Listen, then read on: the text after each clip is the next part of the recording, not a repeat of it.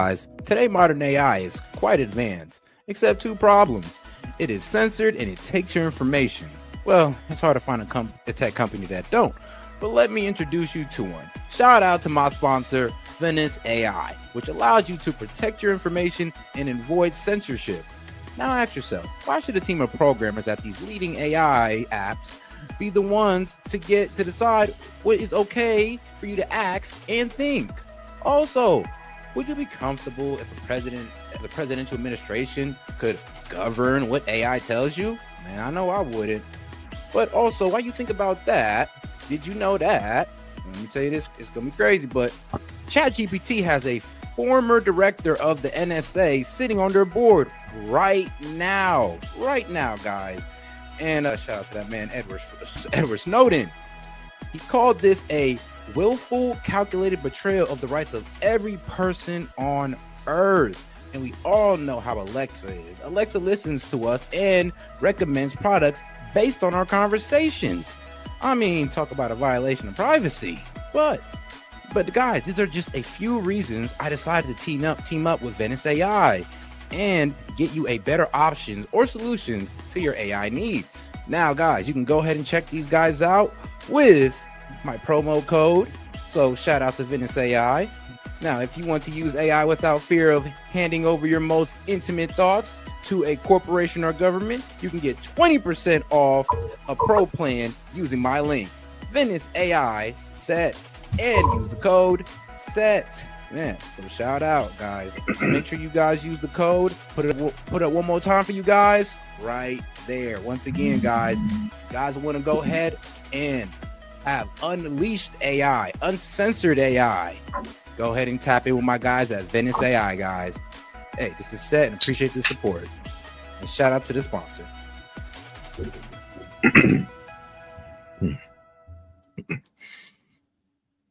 All right, and we are live. Yo, this is S.E.T with S.E.T Media, guys, and I'm back with another one. All right, guys, we got a bit of a problem here because Trump got fake numbers on the jobs report. So yeah, we're gonna get into that and a whole lot more. But all right, guys, let's make sure we double tap that screen and like the video. Let's get more people on the conversation. All right, let's get right to it with President Trump addressing the press. Are you gonna go into talk with Putin before your deadline coming? I mean, 10 days while in the. Well, we'll see what happens. We're gonna have some meetings and we'll see what happens. Oh, yeah. Mr. President, you had the job report today. Oh, yeah, I think so. And if you look at before the election, the same kind of thing happened. And I think you'll see some very interesting information come out. But you have to have honest reports. And when you look at those numbers, or when you look at just before the election, and then after the election, they corrected it by 800,000 or 900,000 jobs. Yeah, I would say so. Yeah, the last time a dramatic revision like this was done in such a high number was in 2020, like right before the election, they made a huge revision. So this is why this is so strange. And here's the thing, I mean, like, why pump up Trump's number just to pull the carpet and, reveal low numbers? And then here's the thing, I mean, it still evens out to about 100K jobs a month, but then Trump would have had a stronger argument to get, Powell to cut the rate. We have a great relationship. We have a great relationship with South Korea. Are you ready? Are you open to negotiate with Brazil? The Brazilian President Lula said he'd like to call you. He requested a conversation. Would you talk to him now? He can talk to me anytime he wants. So are you open to tariffs? He can talk to me anytime he wants. What is on the table for Brazil? Well, we'll see what happens. But I love the people of Brazil. What is you at the top? I love the people of Brazil. So why do you want tariffs? They don't seem to be related to trade with the president. It's so crazy. It's funny how like they say tariffs are bad for us, but these countries are wiling out about it as if, think about it. If it's a tax on the people, then why are these countries losing their ish about it? Like, think about that. People running Brazil did the wrong thing. 7 years from the time that you learned that people were being stolen from Mar-a-Lago to the time that you took from Jeffrey Epstein Yeah, I don't understand your question. Submarines being deployed. Say it. They are being deployed. Nuclear submarines. Oh yeah. Well, we had to do that. We just have to be careful. And a threat was made, and we didn't think it was appropriate, so I have to be very careful. So I do that on the basis of safety for our people. And guys, man, let's get started off on a good note by double tapping that screen and liking the video. Let's get more people on this conversation by double tapping that screen. Appreciate the support, guys. A threat was made by a former president of Russia, and we're going to protect our people. I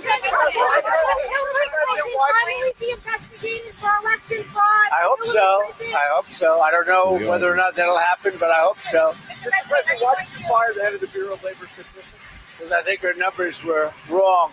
Just like I thought her numbers were wrong before the election. Days before the election. Extremely wrong. I mean, like, you're off by over 200,000 jobs, and it was an overestimate. And I'm over here thinking, like, well, how'd you overestimate? Well, we're waiting on these reports from these jobs. So what? You didn't get these reports, so you decided to make the numbers up? She came out with these beautiful numbers for Kamala. I guess Biden/Kamala. And she came out with these beautiful numbers trying to get somebody else elected. Then right after the election, I think on the 15th, November 15th, she had an $800,000 or $900,000 massive reduction. Said she made a mistake. That woman's numbers are Drastic. Yeah, one of the governors, as you know, the Federal Reserve has just announced she's resigning. I understand it was over the fact that she disagreed with somebody from her party. She disagreed with Too Late. You know who Too Late is? She disagreed with Too Late on the interest rate. So we'll see what happens. But we just found out that I have a open spot on the Federal Reserve Board. I'm very happy about that, John.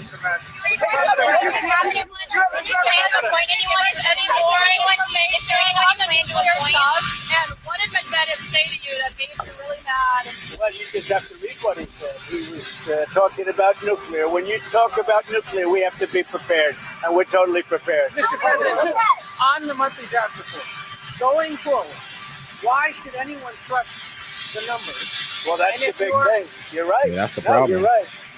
Why should anybody trust numbers? You go back to election day. Look what happened 2 or 3 days before with massive, wonderful job numbers, trying to get him elected or her elected, trying to get whoever the hell was running. Because you go back, and they came out with numbers that were very favorable to Kamala. Okay? And here's the more egregious part. It's almost as if, like, here's the thing. Trump was pushing for a rate cut. Powell didn't want to give the rate cut. He was because expecting the economy to slow down on, well, the job growth. Now, according to the revision, it did. And Trump was pretty much right about, yo, Powell, you should cut the rate, even though he didn't know how serious it was. So, yeah, she does need to get fired. Like, she pretty much fudged the numbers to the point where we couldn't take a much needed assessment of how the economy is doing or how the job market's doing so we can make the right call on the rate cut. They're trying to get him elected. They're trying to get her elected. And then on the 15th of November or thereabouts, they had an 800,000 or 900,000 overstatement reduction right after the election. It didn't work because you know who won, John? I won. But here's the thing. Your supporters have had issues with these numbers. I've had issues with the numbers for a long time. But today, we're doing so well. I believe the numbers were phony, just like they were before the election. And there were other times. So you know what I did? I fired her. Right.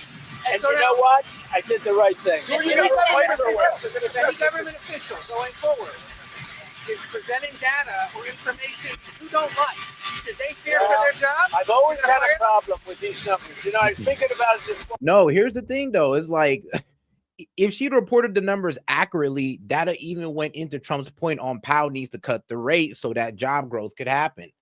Instead of fudging the numbers and promoting it like, oh, what you mean? Like, the job market's good, 100K, like we're doing 150K a month, guys. But no, really, we're only doing about 100K a month. I mean, the actual number is 600,000 over the past 6 months. And you guys just been bullshitting us when we could have actually been cutting the rate and getting some real job growth. Like, yeah, that's a problem. Before the numbers that came out, I said, who is the person that does these numbers?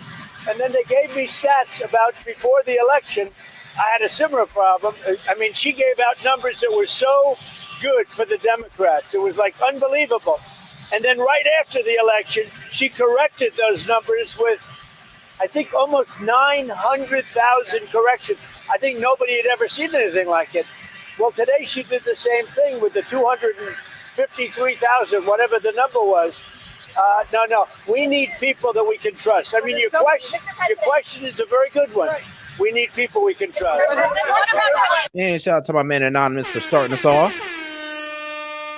He says 229 more weeks of Trump. Buckle up, Dems. I mean, when you say it like that. Switzerland. What would you like to see from You know Switzerland? who you plan to replace her with? I've got about 3 very good. I have a lot of good candidates. I will say everybody wants it. I've had more phone calls, but I have 3 people that They actually have a background in labor. I can do a long-term thing or I can do a temporary. It's a 14-year term. Right, but do you put someone in who actually has labor statistics experience? I put somebody in who's going to be honest. So are you thinking long? That's all we want. I have a choice. I can have 4 months. I can do a short term, or I can do a 14-year deal. So we'll see. We have a lot of people. We get a lot of good people around. Can I ask you a construction question? Switzerland. That was a shock. The tariff rate with Switzerland. It was higher than other European. Well, the problem with Switzerland, we have a $40 billion deficit with Switzerland, and I spoke yesterday to Switzerland. But we have a $40 billion deficit with Switzerland. That's a big deficit. Question on the construction. Can I ask you a question on the construction? You say you're raising $200 million. You're donating a bunch. Others are as well. Are you blocking foreigners from donating money to build that addition? Honestly, I never even thought of it, but it doesn't matter. I'm putting up my money, but it doesn't even matter. They've wanted a ballroom at the White House, Right. and it's been very popular. When we put it out You're yesterday. not ruling out that a crown prince or some European I'm not or looking. Asian I'm not official would looking give for money to that. I mean, You have very strong nice. restrictions as to who can donate. I mean, here's the problem. I mean, if they did, then no, I'm not mad at it. That's the thing. I mean, it saves them money. Shoot, why not let the Saudi prince pay for it? And we go by the restrictions. Are you going to publicize the name? It's not a lot of. I mean, it's not that much money. Will It's you funny, release but- the names Are of you the gonna donors? Yeah, I'll do Did you that. hear from Steve I didn't even start yet, by the way. But when I do, I'll release How many it. donors do you think it's going to take to get to $200 million? Maybe one, me. But You would cut that check yourself. I would, yeah. Did you talk to Steve Witkoff today on his journey to Gaza? Did you talk to Steve Witkoff? I did. I spoke to Steve Witkoff. He had a great meeting with a lot of people, and the primary meeting was on food. And he also had some other conversations that I'll tell you about later. But he had a meeting on getting the people fed. He also had to address the bombing of the Christian church, the rumors of Christians being spit on. I mean, trust me, Witkoff is getting busy down there in Gaza. Hopefully, he's not, taking in the propaganda, though. And that's what we want. And I'll see you later on. In terms of the penalties on India, what numbers are you looking at, and are you going to be having a conversation with? Well, I understand India no longer is going to be buying oil from Russia. That's what I heard. I don't know if that's right or not, but that's a good step. We'll see what happens, okay? On tariffs, obviously the Treasury is taking so much money right now. Some Republicans have been pushing for tariffs that can go out. They said, move the money back. There are a lot of people that would like to see us do sort of a dividend to the people of our country. It's something I consider. How much would you I also want to pay off debt, but there's a possibility I do a dividend.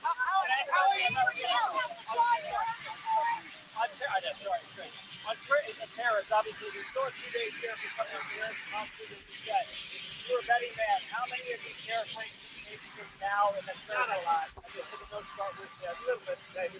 If somebody could convince us that, they have a case, like Switzerland was complaining, but Trump has always stood on the position that, look, man, it's negotiable. But if you guys don't want to come to the table, I mean, he's going to set the rate. He's going to set the tariff. He's going to set the terms, and that's that. I mean, well, he's going to set the terms on our side. It's like, all right, cool. You're going to get that 25%. You can go ahead and keep your terms on us, but you'll be paying 25%. All right, guys. let's get right to the next video. Thank you. Right outside of the White House, President Trump, moments ago, looks like about to make some comments to the media.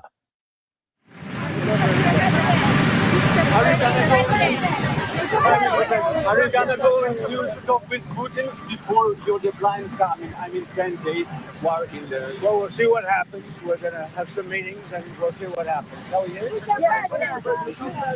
Mr. President, you said the jobs report today were rigged. Oh, yeah, I think so. And if you look at before the election, the same kind of thing happened. And I think you'll see some very interesting information come out. But we got ready. You have to have honest reports. And when you look at those numbers, or when you look at just before the election, and then after the election, they corrected it by 800,000 or 900,000 jobs. Yeah, I would say so.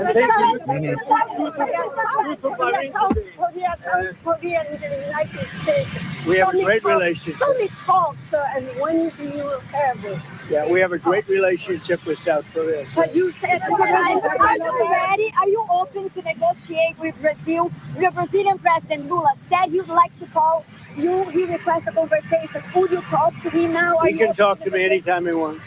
So are you open to tariffs? Yeah, he can talk to me anytime he wants. What is on the table for Brazil? Well, we'll see what happens. But I love the people of Brazil. What evidence do you have? Why you can't do I love the people of Brazil. So why do Submarine tariffs? They don't go seem to to Russia. be related to trade Because with the people running Brazil did the wrong thing. What evidence do you have? 7 years. 7 years from the time that you learned that people were being stolen from Mar-a-Lago to the time that you picked that you took Jeffrey Epstein. Yeah, I don't understand your question. Oh, I'm done. As soon as he said Epstein, he was like, "Yeah, you know what? I'm just gonna go ahead and ignore you." Being deployed. The nuclear That's a good move. Where are being deployed the nuclear submarines. Oh yeah, well we had to do that. We just have to be careful. And a threat was made, and we didn't think it was appropriate, so I have to be very careful. So I do that on the basis of safety for our people. A threat was made by a former president of Russia, and we're going to protect our people. Will Hillary Clinton finally be investigated for election fraud? I hope so. I hope so. I don't know whether or not that'll happen, but I hope so. Mr. President, why did you fire the head of the Bureau of Labor Statistics? We got 400 plus y'all in here. Appreciate the support, by the way. But yes, let's make sure we double tap that screen and like the video. Let's get more people on the conversation by double tapping that screen. Appreciate the support, guys. Because I think her numbers were wrong, just like I thought her numbers were wrong before the election. Days before the election, she came out with these beautiful numbers for Kamala, I guess Biden/Kamala, and she came out with these beautiful numbers trying to get somebody else elected. Then right after the election, I think on the 15th, November 15th, she had an $800,000 or $900,000 massive reduction. Said she made a mistake. No, that woman's numbers are. Say it. Yeah, the one of the governors, as you know, of the Federal Reserve has just announced she's resigning. I understand it was over the fact that she disagreed with somebody from her party. She disagreed with Too Late. You know who Too Late is? Yeah. She disagreed with Too Late on the interest rate. So we'll see what happens. But we just found out that I have a open spot on the Federal Reserve Board. I'm very happy about that, John.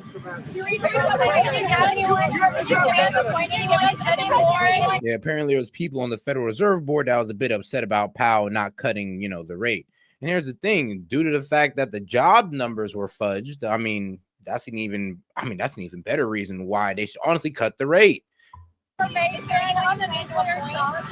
what did Medvedev say to you that made you really mad? Well, you just have to read what he said. He was talking about nuclear. When you talk about nuclear, we have to be prepared, and we're totally prepared. Mr. President, on the monthly jobs report, going forward, why should anyone trust the numbers? Well, that's and if you're right. No, you're right.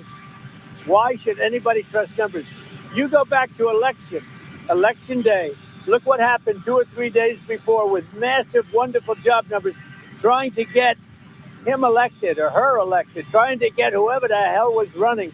Because you go back and they came out with numbers that were very favorable to Kamala, okay? to trying to get him elected, trying to get her elected. And then on the 15th of November or thereabouts, they had an 800,000 or 900,000 overstatement reduction right after the election. It didn't work because you know who won, John? I won. But here's the thing. Your supporters have had issues with these numbers. I've had issues with the numbers for a long time. But we're doing so well. I believe the numbers were phony, just like they were before the election. And there were other times. So you know what I did? I fired her. Right. And you know what? I did the right thing. And here's the problem, though. It was like phony in the wrong direction. The numbers made Trump look good. Now, all of a sudden, the numbers come out and it's like, all right, so we had slow job growth for the past 2 months. And that's even goes into Trump's point on why Powell should have cut the rate. But here's the thing. How could Trump prove that point if this lady over here pretty much putting out false numbers or not waiting for these businesses to turn in their surveys on how much jobs they've, or, you know, how much jobs they've created or how much people they've hired? Instead, she just says that they got people in there and just inflates the number, like without getting these jobs, without getting the reports from these, employers. Like that's what's weird about this.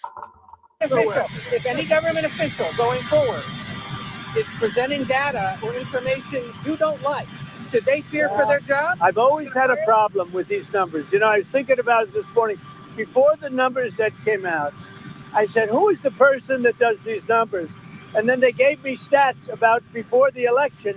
I had a similar problem. I mean, she gave out numbers that were so good for the Democrats. It was like unbelievable. And then right after the election, she corrected those numbers with, I think, almost 900,000 corrections. I think nobody had ever. And remember, this lady was appointed under Biden, but you could take that with a grain of salt because she had bipartisan support. I mean, believe what it says. She won like 86-8. So yeah, she had bipartisan support to be in that position. So we can't even say this was a leftist person. Never seen anything like it. Well, today she did the same thing with the 253,000, whatever the number was. No, we need people that we can trust. I mean, your question is a very good one. We need people we can trust. What about Switzerland? What would you like to see from Switzerland? You know who you plan to replace her with? I've got about 3 very good. I have a lot of good candidates.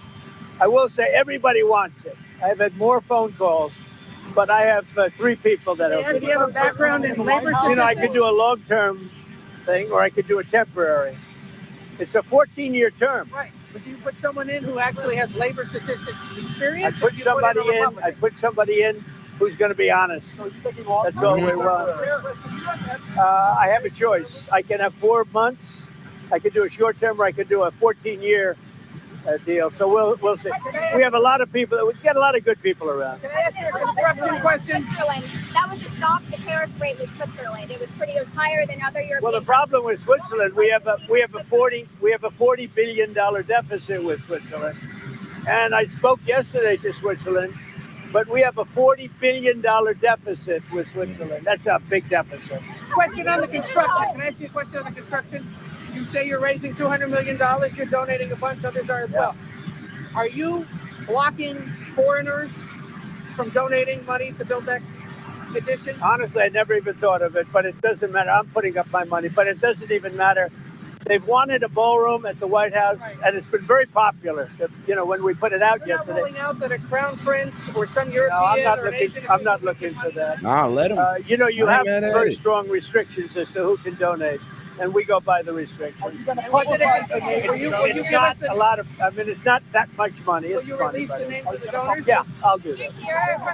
I didn't even start yet, by the way. But when I do, I'll release it. How many donors do you think it's going to take to get the $200 million? Maybe 1, me. But you would cut that check yourself.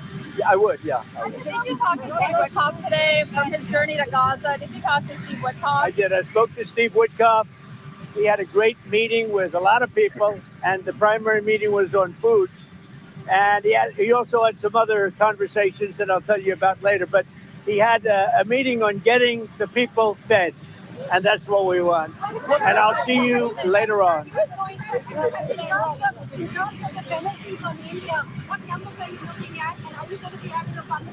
Well, I understand India no longer is going to be buying oil from Russia. That's what I heard. I don't know if that's right or not, but that's a good step. we'll see what happens. Okay. Yeah, maybe that'll push Putin towards a ceasefire. I mean, most likely not, but hey, at least he's trying.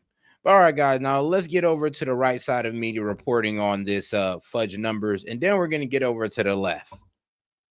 For the first half of the year, and this is the case I'd made if anybody's sitting at the Fed table. For the first half of the year, core GDP was up only 0.9% at an annual rate. So it's softer. I would say to you, the economy is a bit weak. You heard it here earlier in the week. Keep an eye on the jobs market. And according to new data today, that was pretty good advice. The July labor report revealing America added just 73,000 jobs last month, lower than expected. And take a look at these revisions from June and May. Exactly. And that's why this lady was fired, because she overly, like I said, she added 125,000 jobs to the statistic of May, and also added 133,000 jobs in the job statistics of June. And this is why I say she added it, because these come in from surveys and reports. So pretty much you didn't, and they said that, the reason why they're wrong because, certain company didn't have the reports in. Okay, then, so doesn't that mean their numbers shouldn't have been inflated? Doesn't that mean the numbers honestly should have been lower than expected if you're honestly being honest and actually, assessing all the information that you have all together? Like, I don't know. It just seems a bit weird. But shout out to our man Jay. He's like, the TDS tears go in the pink eye. Done. Well, and shout out, man. Yeah. Make sure you guys double tap the screen and like the video, guys. Over 250,000 less than originally reported. President taking a Truth Social saying the Federal Reserve better wake up. Powell is a disaster. Drop the rate. That's probably the nicest thing he said about Powell today. Okay, Gary, we don't have any tequila on set for you, so no drinks, but you're going to have to opine on what's going on here with the jobs picture and the Fed and how it all rolls together. Well, the president's 100% right. And here's the stunning part. On Wednesday, Jay Powell had these numbers. These revisions are happening. My little sampling of the economy, it is slowing. I have a nice little radio show where I ask people to email me on what's happening in their businesses and in their cities. And there's a slowdown going on. For the life of me, why he's not a half point lower right now and why he didn't cut this week, I just don't get it. And I know people saying it's political. And here's the thing, though. Now, I can't even blame Powell, though. We can't, because I remember what Powell's argument is. He's like, well, according to the job market, according to the numbers, we're seeing increased employment across the board. So what do I need to cut the rate for? Now, if we were being honest about this lady was being honest about those numbers, that'd have been another argument that Powell had to get around. Like, all right, now you see the job numbers are kind of slowing down from the beginning of the year. Don't you think we need a rate cut? I just think, I don't think he really knows what he's doing. They have, like, I think 200 analysts. I'm just one person. I see it. They have 200 analysts. I think they might even have twice that, but who cares? The president's 100% right. No, he shouldn't be 1%. That'll import inflation again if you go too far. But definitely be a half point lower, 3/4 point lower, and it will not kill anything. It will not destroy the world. It will not create massive inflation. I just don't get it. Jackie, when you think about what he and others at the Fed know going into those. But all right, guys, now let's get over to the left side of media with CNN. Let's see what they have to say about it. No, they're not going to be too nice. Firing the messenger.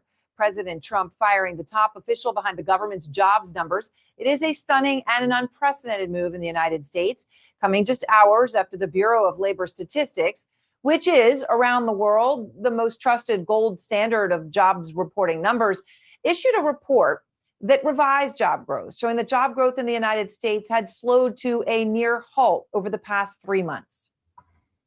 Yeah, and the problem is that it was these dramatic cuts in it. And here's the thing, they revise, but the margin of error is never like 100,000 jobs. That's a large margin of error. Maybe 5,000, maybe even 20,000.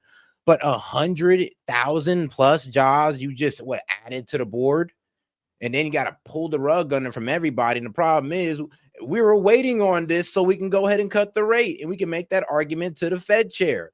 But for some reason they was hiding this, And the thing is, like, they were making Trump look good. So I'm not going to say it's a conspiracy against Trump because they was making Trump look good. But now that the numbers are lower, now y'all just making Trump look good and right at the same time. Mr. President, why did you fire the head of the Bureau of Labor Statistics? Because I think our numbers were wrong. So the jobs report today were rigged. I think so. I think you'll see some very interesting information come out. But you have to have honest reports. And when you look at those numbers, or when you look at just before the election, and then after the election, they corrected it by 800,000 or 900,000 jobs. Yeah, I would say so. Of course, just to be clear, that revision he's talking about under Biden didn't happen after the election. It happened months before it. And here are some more facts. Erica McEnterharfer is a And shout out my man Parabolic Curvature. He says revision of growth for May 2023 was 308,000 jobs. No, that's crazy. When I was doing my research, it said that a revision to like this hasn't been done since 2020. So it's been 5 years since they've done a cut like this or a revision like this. So I'm going to have to go ahead and look that one up, Parabolic, but I got you. A 20-year U.S. government veteran. She was confirmed to run the BLS by the Senate with overwhelming bipartisan support. Senator JD Vance at the time, of course, backed her, voted for her. And to be clear, her termination tonight is for political reasons. There's no evidence the jobs numbers were manipulated as Trump is claiming. There's no one credible or serious who's saying any such thing. Today's report was bad. It did show bad numbers. Not because of the numbers. I mean, that's not the thing, though. It's like we're okay with the bad numbers. The problem is, why did you guys portray good numbers? No, why did this lady portray good numbers and all of a sudden pull it to the bad ones? Because here's the thing, y'all could have ran off on that and that'd have been perfectly fine. But then that'd just put into Trump's point on, yeah, we need a rate cut. Were cooked, but because there was weakening in the economy, in large part over that 3-month period with all the uncertainty and the constantly changing tariffs and threat of 160% tariffs at some point because of the tariffs. And the chief global strategist at Principal Asset Management sums it up by writing this: the downward revisions to the past 2 months inflicts a major blow to the picture of labor market robustness. What's more concerning is that with the negative impact of tariffs only just Parabolic, you got that wrong. The Bureau of Labor Statistics originally reported a gain of about 339,000 jobs in, non-farming non-farm payroll. However, when the June 2024 report came out, May's figure was revised down by 54,000 jobs, not like the 125K, which is today. So no, the jobs that were revised back then was about only 54,000. That's what I'm saying. I'm like, bro, I can even get down with that. But 125K jobs that are being revised, like I said, is double what you're dealing with. Starting to be felt. The coming months are likely to see even. Yeah, the 300K you're talking about is jobs added. It's 339,000 jobs to be exact. Clearer evidence of a labor market slowdown. Now, the negative impact of tariffs only starting to be felt, we'll see, because the numbers keep changing. But and those are jobs gained, not revised. So when you're saying revised, you mean jobs that they revised and they took away from the job market, saying that no, this is the actual numbers that was added. No, the actual numbers that was revised in May 2023 was 54,000. The 300K you're talking about is jobs gained in May of 2023. Happened over those past few months since Liberation Day was Trump's own doing. But of course, tonight he's firing the messenger. And as we've seen in the past, when the numbers were good, right, those very months that have now been revised downwards originally looked pretty good. And that was good for Trump politically. He wanted the world to know about them then.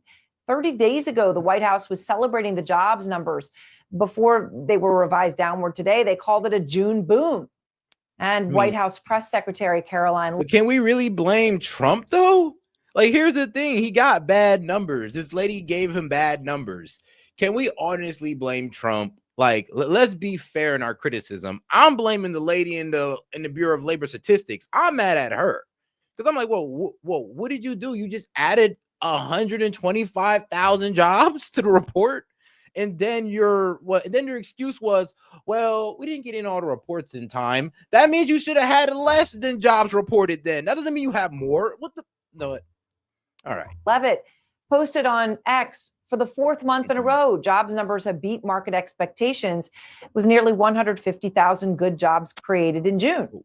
And even during Trump's first administration, just listen to then Press Secretary Sean Spicer when he was talking about jobs numbers that made Trump look good. Because it did. I talked to the president prior to this, and he said, to quote him very clearly, they may have been phony in the past, but it's very real now. Of course, everyone laughed then. Harder to laugh about things like that now. The truth is they weren't phony before Trump took office the first time. They aren't phony now. They weren't phony when he was in office.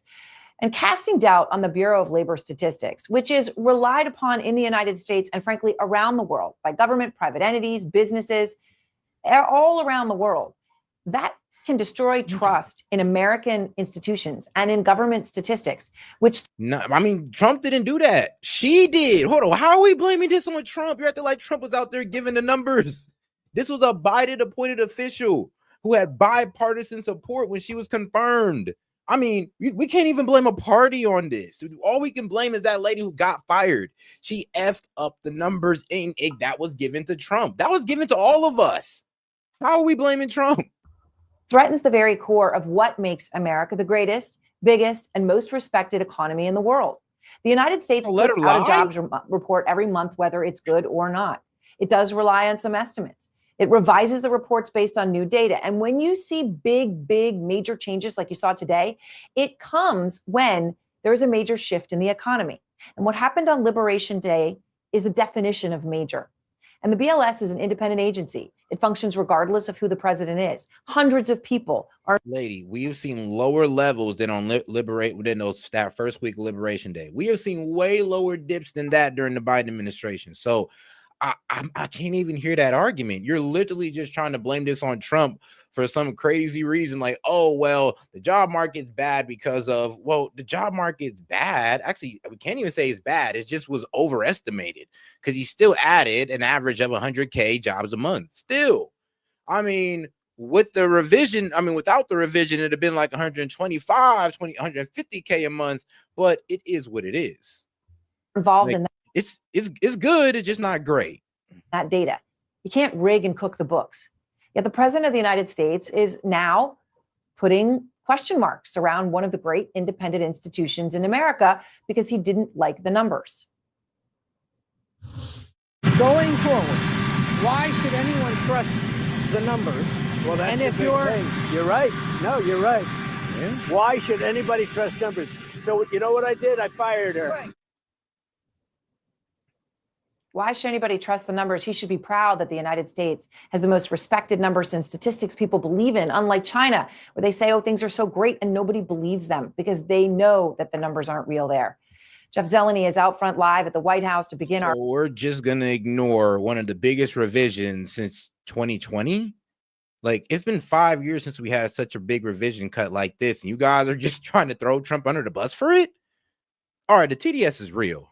That is all right. And Jeff, this is a major escalation in Trump's effort to shape the government in his image, right? When you talk about firing people for political purposes, the first person that comes to mind is not No. This is competence. She was wrong, drastically wrong. No, this is a competence thing. It's not even about political. And here's the thing. In 2023, she was there then and she fucked that one up. So first, it was 54,000, and now we're at 100K, over 100K in revision of jobs. Like, what do we want her to get to? What, we're trying to let her hit a high score or something? Like, what y'all want? 500K in revisions? Like, yeah, she needs to get fired. This is a competency type of thing. She's not competent enough to do the damn job. Be the head of the Bureau of Labor Statistics. Here we are. What more are you learning?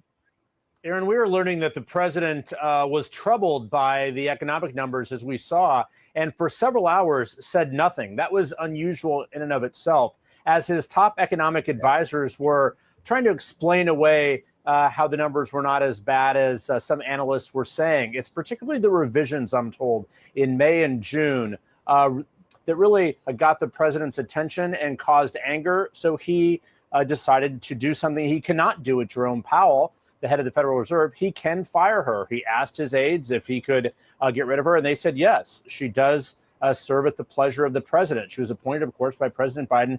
But as you said, she was confirmed in the Senate by a vote of 86-8. That does not happen routinely. It was JD Vance, but also Marco Rubio, now the Secretary of State. So there is no sign in her history that there's any type of politics involved here. In fact, these are always apolitical reports. But the narrative that was being set in that the economy was not as good as the president would like was not acceptable to the president. So he started a new narrative today. Rigged numbers. Where does that sound? It sounds familiar, right? He said that. Yeah, it would be rigged numbers because I'm like, all right, well, where are you getting this overestimation? And then here's the thing. If you look it up, they said, oh, well, there like a lot of companies didn't turn in their reports, or we didn't get the reports in for all the sectors. All right, then why did you inflate the number like that? Like, what? You just estimated that these guys were going to say they were going to report high numbers? Isn't that fudging the numbers? Aren't you giving a false report to the president and the people of the United States? And we don't find, and here's the thing, like I said, if it's a small revision, I'm not going to be mad at that. Like, okay, there's a margin of error. I understand that, but this goes way outside the margin of error. You know, that the process was cooked. So we asked the president on the South Lawn just a short time ago, as he left the White House to head to his Bedminster golf resort for the weekend, what evidence is there that the numbers are rigged? And he did not point to any new evidence. So the bottom line here is this is going to set a precedent that these numbers may not be believable. But is Congress going to investigate? Some former members of the BLS, are saying that Congress should investigate. Of course, Congress is largely at recess, so the Senate is still in town. We will see. But Aaron, for all of the firings, this rings a bit different. Yeah, Congress should investigate. I mean, like, yeah, it's like, lady, you've been in this job since Biden, since 2021. You've had some crazy revision cuts, and now you've reached a high score of 125K, 133 actually. So yeah, what's going on? Like how are you doing? How are you running this statistic? Give us the rundown. Like, please explain to us how you get to this, how you got to 100,000 jobs, 150, 177,000 jobs added to the economy just to cut back 125,000. Please explain that math. Because it's the reputation of the U.S. But the bottom line, the economic numbers are what they are. Oh. And that does not change at all, regardless of who is leading the BLS. Aaron? No, it absolutely doesn't. Of course, lack of confidence, such a concern. Thank you, Jeff Zeleny. Sure. And out front now, Neil Kashkari, President and CEO of the Federal Reserve Bank of Minneapolis. And President Kashkari, I appreciate your time tonight. I mean, an unprecedented firing of the head of the Bureau of Labor Statistics. The jobs report was obviously very disappointing. What's your reaction to this response? Bad jobs report, fire the head of the jobs numbers. Well, I have to, I can't really comment on the president's personnel decisions. That's up to the president. We at the Fed obviously lean on and rely on the best economic data we can get, both from government sources like the BLS, the Bureau of Labor Statistics, and private sector sources to inform us in the economy. And so, we want the best data we possibly can get. Now, I'm not that surprised that the labor market is slowing. The data was worse than I had expected, but when tariffs go up, you expect prices to go up and the economy to slow. And we're seeing both of those effects. Goods prices are going up and the economy is slowing. And that's a real challenge for the Fed and for any central bank. And here's the fear mongering once again. We are one day into Trump pretty much giving the deadline now, right? So all the tariffs are now solidified. And here's the most wildest part. The fear mongering starts again, just like on April 2nd, where they predicted the same thing. And here's the thing. It's like, I understand that. All right, cool. Job growth is going to slow down. There are seasons to this stuff. There's a lot of explanations, but just to put the whole economy and say, well, jobs are slowing down. And, so that means everything's about to fall down with it. I'm like, yo, chill. You guys are going off one bad day in the market. Remember that. So you talk about needing to trust the numbers as you make decisions at the Fed, right? At the Fed, the decision about interest rates, nothing more important for the economy. So the president today said that the reason he's firing the head of the BLS, the Bureau of Labor Statistics, is that she was manipulating the job. Because, inflation's still good. The CPI is still looking good. So prices have not risen like this man is claiming like it will. And here's the thing, we're still waiting on it. It was supposed to happen in July, but nah. data for, quote, political purposes. Do you see any evidence of that there was politically motivated manipulation of the data? Well, the data that I've looked at, which is both the BLS data, private sector data, and then we talked to companies all across the country. It all basically says the same thing, that companies have been very cautious about hiring because of all of the uncertainty that we've been under. If you look at the wage growth, both private and government measures of wage growth of the average worker in America, wage growth has also been gradually declining. So all of these together point to the same thing, which is a gently softening labor market. And so that tells me that's probably what's really happening in the economy. So I guess if when he uses the word rigged and scam, I guess it would assume that everybody's in on it, certainly not just the BLS. I mean, if their jobs are being eaten up like crazy, like through the first 2 quarters, I would not be surprised if there's a slowdown eventually. Like, yeah, it makes sense. But to bet to say that this, oh, well, since jobs are slowing down, the whole economy is about to go with it is ridiculous. But hey, all right, now let's go on to an MSNBC report, right? So accusing Trump of trying to cook the books is like, make it make sense. Today, Fox News commentators reacted in stunned silence to a brutal July jobs report that was way below market expectations. Crucially, the report also revised the previous jobs data from the last 2 months, which is standard practice. This happens a lot. It's a hard thing to measure. That turned out to be the worst part of today's report, right? So the revisions reduced job growth for May and June. You're right. It is standard practice. But when the revision is this big, that's where it's like, okay, yeah, this needs to be brought under speculation. And the numbers that are being reported are the real numbers. The revised numbers are the real ones. But the problem is the inflated numbers. Like, look, if it was 58,000, all right, cool. We can get down with that. But 258,000 jobs. Yeah, I mean, why is it so inflated? What were you doing? Just counting jobs just in case? By a combined 258,000 jobs, like enormous revisions. Basically, what we have now is the worst 3 months of job growth since the pandemic, worse than any 3 months under Joe Biden for his entire presidency. And how did Donald Trump respond to that bad? Here's the crazy thing. It's her job to give out the right statistics. To give a revision that deep, that's a problem. That means you're not doing your job right. It's not on the administration. This is on Trump. Oh, not my bad. Not on Trump. This is on, the lady that got fired. Why? It's her job to put out the most accurate statistic possible. Yes, you can have revisions, but not this big. Because then that means that, hold on now, what were you doing? There's a margin of error, but that's going a bit too far. News published by the Bureau of Labor. Like, to put this on Trump is honestly, you're just being petty at a certain point. Like, what does he have to do with the Bureau of Labor Statistics and their fudged numbers? Like, that's on her. That's on them. You trying to blame Trump about this is just, honestly, it's outside his pool. Statistics Commissioner. So you know what I did? I fired her. Right. And you know what? I did the right thing. Why did you fire the head of the Bureau of Labor Statistics? Because I think her numbers were wrong. If any government official going forward is presenting data or information you don't like, should they fear for their job? I've always had a problem with these numbers. We need people that we can trust. Why should anyone trust the numbers? Well, that's and if you're right. No, you're right. Why should anybody trust numbers?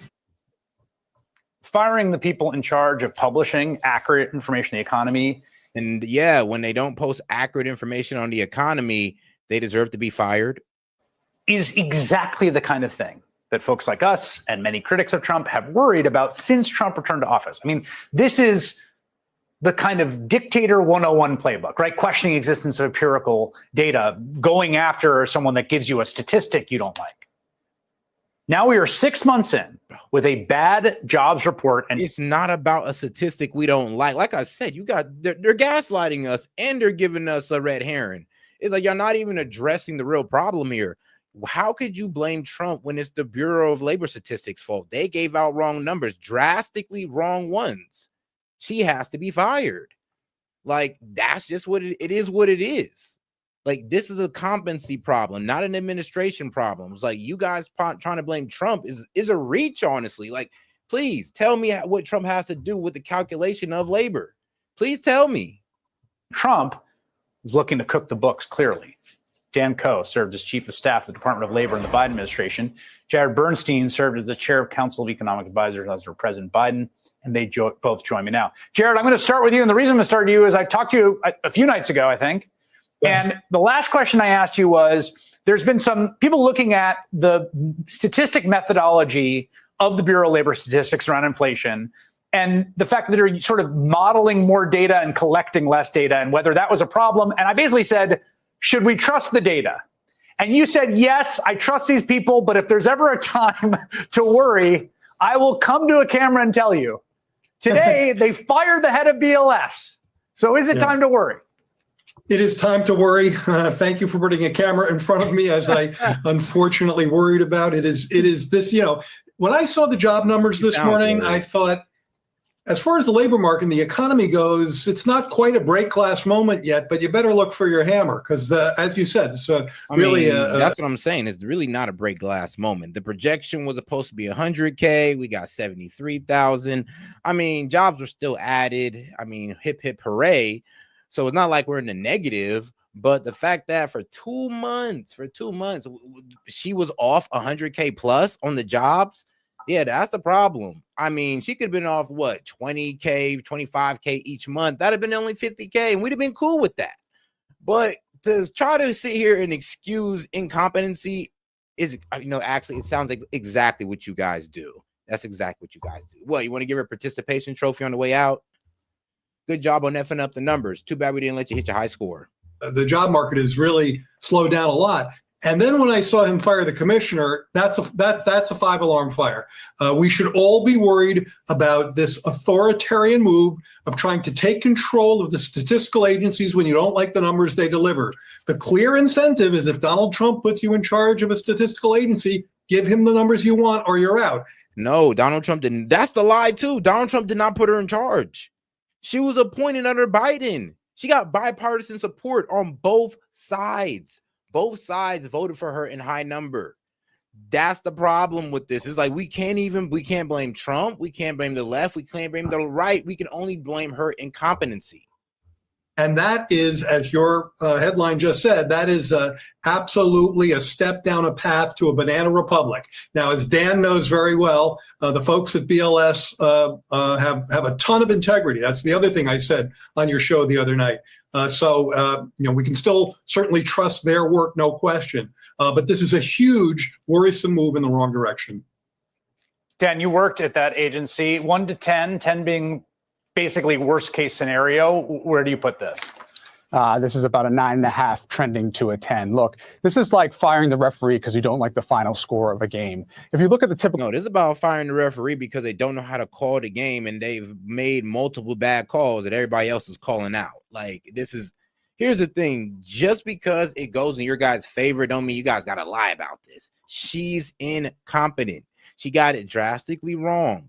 There's nothing wrong with firing her because she got it drastically wrong. It's not even about politics anymore. It's just about, you were wrong. You've been wrong a lot of times. This is a high score for you. We ain't gonna let you get no higher. Timeline of how this works. The BLS commissioner isn't even presented with the data until the Wednesday before the announcement. By the way, the president claimed that he first saw the jobs data this morning. That's almost certainly a lie. Typically, the president and his senior team are briefed the day before the jobs numbers come out. There's another thing I want to point out, too, is there's two different surveys within the report. There's the establishment survey. That's a survey of businesses. There's also a household survey, which is a survey of households and demographics. So another thing that's a concern here is all the demographic data, not just race data, but immigrant worker data, is now at the mercy of this new BLS commissioner. You know what the president feels about DEI. So all of these things could, in theory, be manipulated by a loyalist that Trump appoints. Yeah, and that's the thing, though. She wasn't a loyalist. Now y'all mad that she's out of there. Yeah, she was appointed under Biden. She got bipartisan voting, so Republicans voted for her, too. I'm a bit confused on where you're trying to go with that argument, my friend. Here's the thing. She's not a loyalist to Trump. And she's not a loyalist to the Democratic Party, according to her political resume. She's bipartisan. She has no political affiliations. Wow. I want to read you there just some of the reaction because I thought it was notable that you have a bunch of conservatives, Trump's former person at BLS coming out and saying this is incredibly alarming. You've got Scott Winship. This is Scott Winship at AEI saying Powell firing would be bad. This is much worse. It's an attempt to strong arm the objective fact-checking process. You've got William Beach, who was in this position totally groundless, sets a dangerous precedent. We are seeing, people really ring the alarms. Orrin Cass. As the party of participation trophies and DEI, this is expected. You're really just trying to cover up for this lady's incompetency, and it's honestly it's on character, it's on code with you guys. So I'm not even mad. At least y'all consistent. Who's another conservative economist saying you don't fire the head of BLS when a bad jobs report come out. My question is, shouldn't we be hearing from Republican senators right away, right now? We absolutely should. I'm sorry. Shall I respond to that? Go ahead, Jared. Yeah. Go ahead, Jared. We absolutely should be hearing from Republican senators, obviously Democrats, anyone who can restrain this kind of an action. Now is the time to step up and do your job. You accepted this job because you were going to defend democracy. Well, you can't have a democracy that drives in the dark without headlights, which is exactly what happens when you take control of the statistical agencies. That is the process by which countries, really lose control of their economy and their information flow. So absolutely, yes. Here's the thing, your argument goes against what y'all saying, and this is what I'm saying. Well, the situation goes against what they're saying. Because remember, she's getting fired for giving Trump overly good numbers, inflated good numbers. Pretty much, she made Trump look good for 2 to 3 months. And then the revision came out, and then the numbers, here are the real numbers. So we can't, let's be real. If she was to sit there and cut the numbers and cut all of it and make it seem like the economy was bad on jobs, the job market was slowing down, and then the revision comes and we find out that we actually added jobs, then yes, that would be scandalous. But it's hard to call this scandalous when it made Trump look good for 3 months. But here's the thing, though, if we'd have just kept it real, or at least keep it close to accurate as possible, then Trump would have more information and go on to the Fed about, you need to cut these rates. One of your arguments was that, you're predicting that the job market is going to slow down. Well, guess what? Here it is, my friend. What's the holdup? Members of Congress need to step up. Well, here's another thing, Dan. The stock market just posted its worst week in months, right? And that was because of renewed economic fears, because the jobs numbers are bad and the tariffs are back on, and we got the highest tariff level in years. And here's the thing that I'm sort of stunned by. You would think the business community en masse, the Chamber of Commerce and CEOs and people on Wall Street would understand what this means. It's not just this is good or bad for Donald Trump. These are the numbers that everyone in the entire economy, every global financial player, every domestic financial player. Bro, are they arguing? See, that's what I'm saying. It's y'all not understanding the argument here. The argument is, why is she so dramatically wrong? Over 100K jobs, that goes outside the margin of error. The argument is, why was she so wrong? Why was there such a cutback? We're okay with maybe 50K jobs in total, but 200K is crazy. So that's you guys are missing the argument here. You guys are just arguing on, you got to deal with the numbers. We're okay with the numbers. The numbers still say that Trump added 100K jobs over the last 6 months. The numbers are still in the man's favor. We're just wondering why she was so dramatically wrong. Every planner at every company is using this data. If this data is mucked with, it screws everyone. It seems pretty important that all of those players speak up right now. Right. If you think tariffs are bad, the entire purchasing power of the United States is based on people believing that our system is sound and honest. And so if the notion that we are now questioning what the data is coming from the Department of Labor, that makes our dollar weaker and it makes goods for Americans more expensive. I want to say one other thing, too, which is that the BLS commissioner is appointed on a 4-year term. I want to ask y'all something. Whose job is it to come out with that labor statistics? Whose job is it? Is it Trump's? No, it's the Bureau of Labor Statistics, and she's the director. So it's her job to make sure that information is as accurate as possible. Her job and nobody else. She got her job under Biden, so we can't even call it a Trump appointee or a loyalist. And then she got bipartisan support under Biden, so we can't even say she's a full-on liberal. It's on her. I don't know what's so. Maybe it's because it's a woman. Maybe because it's a woman that I don't want to put no blame on her. I don't know, but this is the wrong time to sit here and be like white knighting right now, guys. This is the wrong time. So when we came into the Department of Labor, we had Bill Beach. I worked closely with him. Jared worked closely with him. And you know what? He was an economist. He was a very smart economist, and we trusted him. And of course, there were downward revisions every now and then, but that's part of statistical sampling. It's the reality of math. And so that's what's so tragic here, is that he's trying to put this on the commissioner when it's really just the way science works. Yeah, I mean, one of the things he said today was the job numbers were rigged to make statistics. And in statistics, there's a margin of error. And if you go outside that margin of error, then that means there's definitely some effed up. Well, that means the way you calculate those numbers, it was flawed. It was skewed in some way, shape, or form. So how did that happen? And trust me, the margin of error, I'm pretty sure it would at least be within that. I don't know, maybe like 10K to at least 70K jobs. You could go ahead and F around and get wrong on, but 200K? Like, come on now, guys. That's not fun. That's suspicious. And thing is, it's all for Trump. It was all to make Trump look good. I feel like you dem should be upset. And here's the thing, we're not mad about the numbers. We're okay with them. Seeing the job market slow down after it was so hot in the beginning, that makes sense to me. I'm okay with that. But what I'm not okay with is her fudging these numbers, making Trump look good. But for real, she should have been as close to accurate as possible so Trump can make a better argument to the Fed. Me look bad, and then he whines about 2024 when there were big downward revisions, which he said came out November 15th, which is a complete lie. They were actually down. Yeah, the last time there was a revision of this size was during the pandemic, close to when Trump was getting out of office. Were revised in August before the election, which was, if it was a plan to get, Kamala Harris elected, it was not particularly well executed because the revisions came out.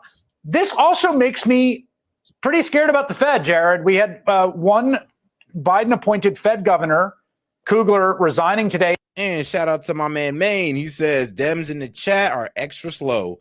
I mean, look, man, they're just doing their heart. They're doing whatever they can to blame Trump for this, and it doesn't make sense. I mean, like, look, just blame the lady who got fired and just leave it at that. I mean, there's no need to make this such a big story, but I see they need to win. And Trump doing a victory lap, saying she went, he should go too. Like, this does not give one confidence about what he's going to do there. Exactly right. I mean, Donald Trump is very explicit about stacking the court wherever he can, whether it's the court, the Fed, or now our statistical agencies. And shout out to my man Hellbat. He said, just got here. What numbers were false? The job numbers. Yes. The job numbers that are reporting that we was getting like 150 to 170K job growth a month, where we was like, where they said we added like 7 to 800K jobs a month. Well, that's been revised. Well, my bad, 7 to 800K so far in jobs, 700 to 800K so far in jobs. That's been revised to about 600K jobs within this past 6 months, which is still 100K jobs a month. But why was this lady wrong on 200K jobs? Well, 230,000 jobs. It goes outside the margin of error, and that's why the numbers were false. But we got the revised numbers now that show that the job market was kind of going in a downturn. It was actually going in a downturn in May and June, and now it's up a little bit in July. That is... So it was up a little bit in July. Authoritarianism 101. Basically, when you live in an alternate reality, as I would argue Donald Trump and many of his minions do, and the numbers don't reflect that reality because they're accurate, and you're over there in La La Land, you have two choices. You can adjust your policy to the numbers, to the incoming data flow. That's what we did, and that's what virtually every government, left or right, has done. Or you can just attack the messengers, fire the numbers purveyors, and try to get the cooked reality you're looking for. That is exactly the path to destruction of our society. I take this extremely seriously. It's exactly what I worried about when I was on your show the other night.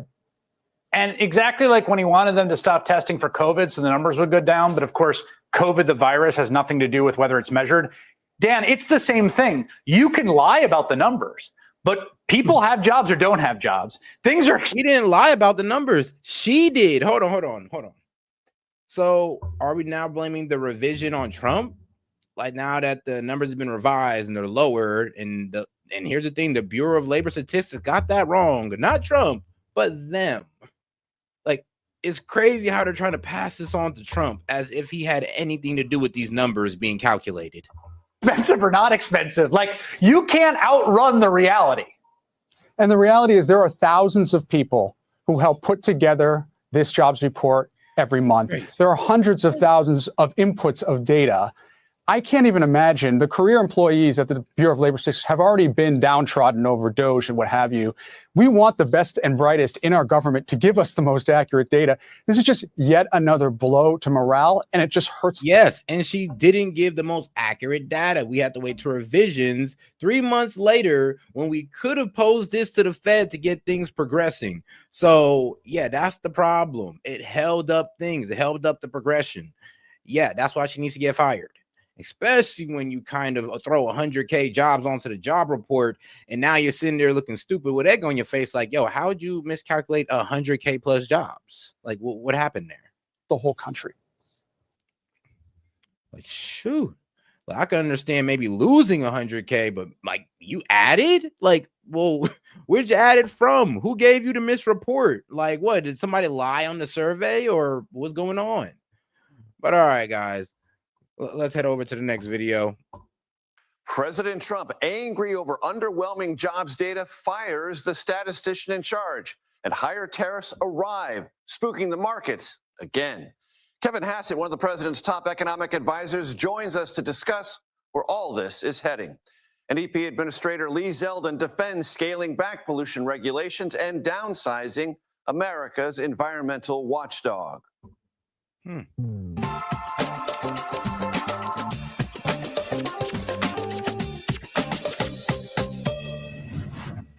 Hello, everyone. I'm Major Garrett in Washington. Welcome to The Takeout and happy Friday. President Trump talked today on social media about repositioning. And shout out parabolic curvature and statistics. A 4 to 8% margin of error is acceptable. Her change based on the number of people in America is 0.074. How is that not acceptable? Nah, bro, come on now. And you put the entire population. Come on, bro. I don't think that's the way to add it up there. Like, nah, that's not the way to add it up. You would take it from the actual number she proposed, and then from the number that's given, and that would be inside the margin of error. There you go. You can't add it to the whole population. That'd be incorrect. But I see where you're going with this. American nuclear submarines against Russia. This in response to social media. The 100K that she proposed and 177,000. All right, that's the number. The millions of Americans, that don't matter. We're going with the number proposed, and from there, and how bad she got it wrong. And now the margin of error was, all right, was it 4% or 8% less than the actual number, or the 4%, 8% more than the actual number? There's your margin of error. I mean, I don't like, you can't really add the entire 350 million people to that. A saber rattling by a Russian official. The Secretary of State only yesterday dismissed as a second stringer with no real clout in Moscow. It was hard, therefore, to discern if this was a serious matter or not. But nuclear is nuclear, and presidential utterances containing that word concentrate the reasonable mind. The real nuclear move? Well, that came a bit later this afternoon, when the president fired the commissioner of the Bureau of Labor Statistics. That agency gathers data on, you guessed it, the American workforce, its size, jobs created, jobs lost, sectors expanding, sectors contracting. Yeah. This morning's job report showed meager jobs gained and contained revisions. Revisions are not at all uncommon, but these revisions showed 258,000 fewer jobs than had been reported the 2 previous months. Incensed, President Trump cried foul, manipulation, politics, saying the head of the Bureau had been appointed by President Biden. True. Also true. Exactly. The person in question, Erica McIntyre, has a doctorate in economics and has served as a labor economist for presidents of both parties at the Census Bureau and Treasury Departments for upwards of 2 decades. The president provided no evidence of jobs data manipulation. During the day, His top economic advisors and interactions with reporters at the White House did not disparage the data, but said other economic trends pointed in positive directions. The independence and here's the thing, they're trying to say Trump cooked the books. No, the Bureau of Labor Statistics cooked the books. I mean, like I said, you trying to put Trump's hands on this, it doesn't even make sense. They're outside of Trump. They do their own work. They're the ones who got this wrong. Like, that's the problem.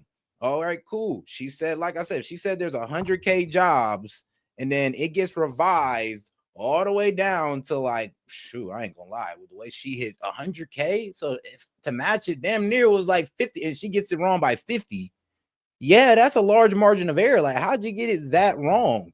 Like, you're supposed to be collecting all this statistics, all this data, and then, like I said, look up the excuses that, well, oh, we were still waiting on some data to come in from some of these companies and some of these sectors. And I'm like, well, doesn't that mean you should have lower numbers because you didn't have the added numbers? So what's going on here? reliability of government jobs numbers has now been thrown in. And revisions are normal, but this goes outside the margin of error, in my opinion, because it's just so drastic. Like 100K, 200K jobs she had to revise on within those 2 months. That's 100K jobs she done misquoted on a month. That is crazy. To question, that's the nuclear part of this.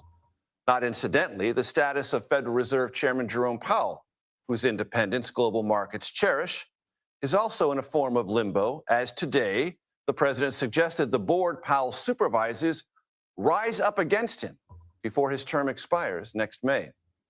And we haven't even gotten to higher tariffs. And here's the thing. How would Trump cook the books if them cooking the books was putting it in his favor?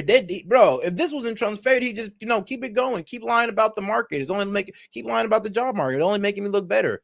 Why would he just all of a sudden just say, you know what, tell the truth, guys, F it, show the real numbers? Like, yeah, don't make sense sometimes, I'm telling you. But it is hilarious and entertaining. Any top U.S. trading partners, and no nation harder hit than Canada.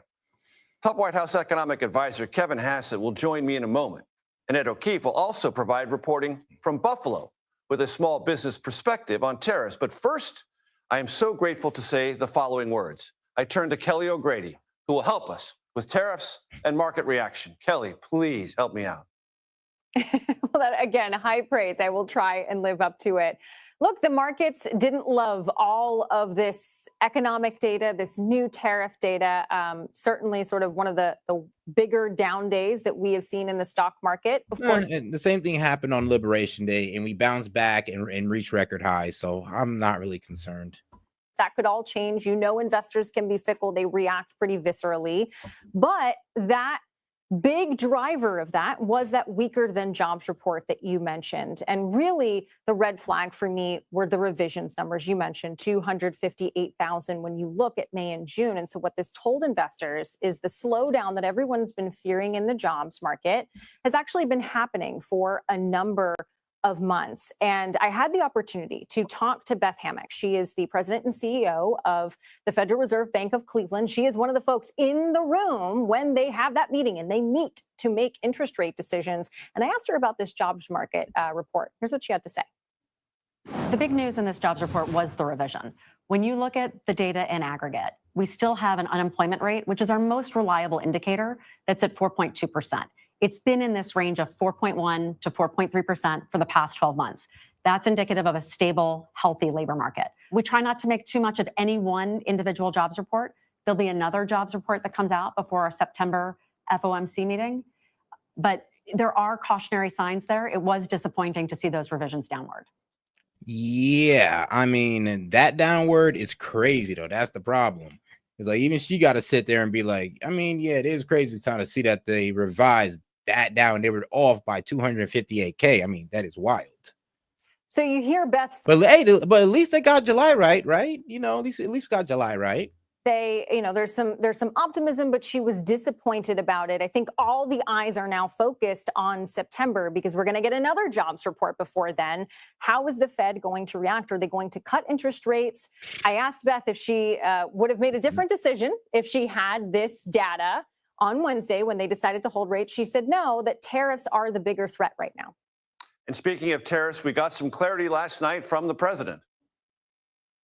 That's right. So we expected August 1st today, all of these different tariff rates to go into play. Now that's been moved towards August 7th. A number of rates have been set for countries like Taiwan, a lot of them lower than what we were seeing in April when the White House came out with that initial reciprocal tariff list. But sort of the big one is Canada, which I know you'll be talking to Ed And shout out to my man Maine. He says Dems do fake-ish just to call for impeachment.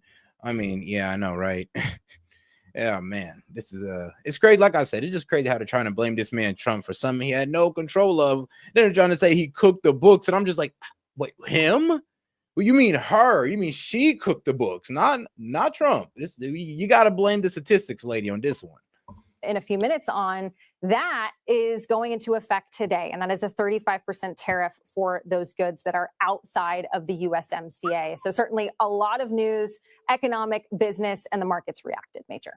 Kelly O'Grady teeing us up to talk to Ed O'Keefe. Guy, where do I go? One or two? I'm going to go right here. There's Ed O'Keefe. He's right there in front of me. And all right, guys, now let's get over quick to this quick little interview that JD Vance did with the Ruthless podcast. All right, let's get right to it.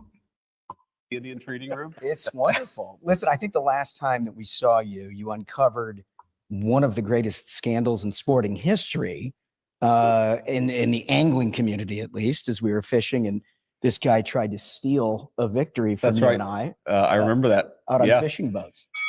Oh no, buddy! They got a fish over there. Oh no! Oh no! That is a dead fish. Man out here doing Look at that fish. It's a dead fish. It doesn't count. It's a dead fish. It has to be alive. I'd like a hand recount of that fish because none of us think that fish is actually alive.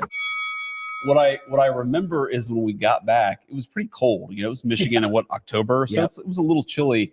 But I was like, it's not that chilly because the fish is frozen solid. And that was my first tip off that we had a sort of stop the steal moment here. But yeah, no, I actually, I was telling you guys earlier, I went fishing. I caught 4 fish last week. It was a big deal. Nice. We were in Nantucket for a fundraiser, and then I was able to get a little fishing in beforehand. So that was nice. Just a touch of normal life. Just a touch of normal life, you know, me and my 9 Coast Guard boats and 4 police boats. But no, man, it's good. It's good to see you guys. Yeah, it's great to see you too. You know, last time we hung out, you were just podcast hosts, and now you have your own TV show. Well, so, we're all moving up in the world. We all have new jobs. We're ticking up a little bit, just a little bit. But no, thank you for doing this. And I know this is going to be all the hard-hitting questions. Okay, good. I mean, we're just going to come at you like hardcore journos. It's actually doing a friendly interview or like an interview with people I like is way more dangerous. That's where you get in trouble. That's exactly right. Because when you're doing a super hostile interview, first of all, you pretty much know what they're going to ask, and you're kind of like ready for battle. I think it's when you let your guard down. Actually, is when I've gotten the most trouble. But it's good. Okay. Let's get into it. let's just wade into really I won't say deep shit, or you'll have to bleep it out, I guess. But, no, I think they've taken the governor off of us all together. Right. That's just still good and unfiltered. Well, I want to start with probably the most important discussion happening in our country today, which is Sydney Sweeney. Yeah. So the Democrats have essentially been like, Sydney Sweeney represents like a Nazi white supremacy issue. Do you think it's that deep? And do you think attacking Sydney Sweeney is how they can win back young males? Is that a good move? Yeah, my political advice to the Democrats is continue to tell everybody who thinks Sydney Sweeney is attractive is a Nazi. that appears to be their actual strategy. I mean, it actually reveals something pretty interesting about this. Apparently, if you have appreciation for white genes, you're a Nazi, and you're celebrating the Aryan race, you damn Nazi. I mean, it doesn't make any sense, but I mean, the reach was hilarious. Though, which is that you have like a normal all-American beautiful girl doing like a normal jeans ad, right? They're trying to sell jeans to kids in America, and they have managed to so unhinge themselves over this thing. And it's like, you guys, did you learn nothing from the November 2024 election? Like, I actually thought that one of the lessons they might take is we're going to be less crazy. The lesson they have apparently taken is we're going to attack people as Nazis for thinking Sydney Sweeney is beautiful. Great strategy, guys. That's how you're going to win the midterms, especially young American men. Their course correction lasted about 30 seconds. That's right. Lasted 30 seconds. Somehow has gotten even crazier. But again, it's just so much of the Democrats is oriented around hostility to basic American life. So you have a pretty girl doing a jeans ad and they can't help but freak out. It reveals a lot more about them than it does us. No question. Duncan? Yeah. So I think this is important because you're obviously a really cool, normal guy. And so I have to imagine we can wrap the interview there. Thank you guys. We're done. Like having gone fishing with you and everything, I know that from experience. And so I have to imagine becoming vice president of the United States is sort of a jarring experience. Yeah, it's at some weird. level where it's like you kind of have an idea of what you're getting into, but you really don't. That's right. And I'm curious in this first 6 months, which has been incredible, and you guys have accomplished so much. Is there one thing that is like, this is crazy? What's the craziest thing you've been sort of roped into here in this first 6 months? Oh man, that's a really good question. I mean, there's so much I could talk about, just the job, about all the interesting conversations you have in the Oval Office with the president. I mean, we're here in the Eisenhower Executive Office building. For those who are watching or listening, like across the street is the West Wing, right? Which is where I have an office here, but my main office is in the West Wing. And so you do all this cool stuff. But two things I would point out. Number one is I really miss driving. That's kind of the craziest thing, is I don't drive a car anymore. I haven't driven in a week. And I remember, I mean, it's, you know, obviously a very tragic, but ultimately a good moment for the country because the president survived. But when you had the shots ring out in Butler, PA, I was asked to be the VP nominee a couple days later.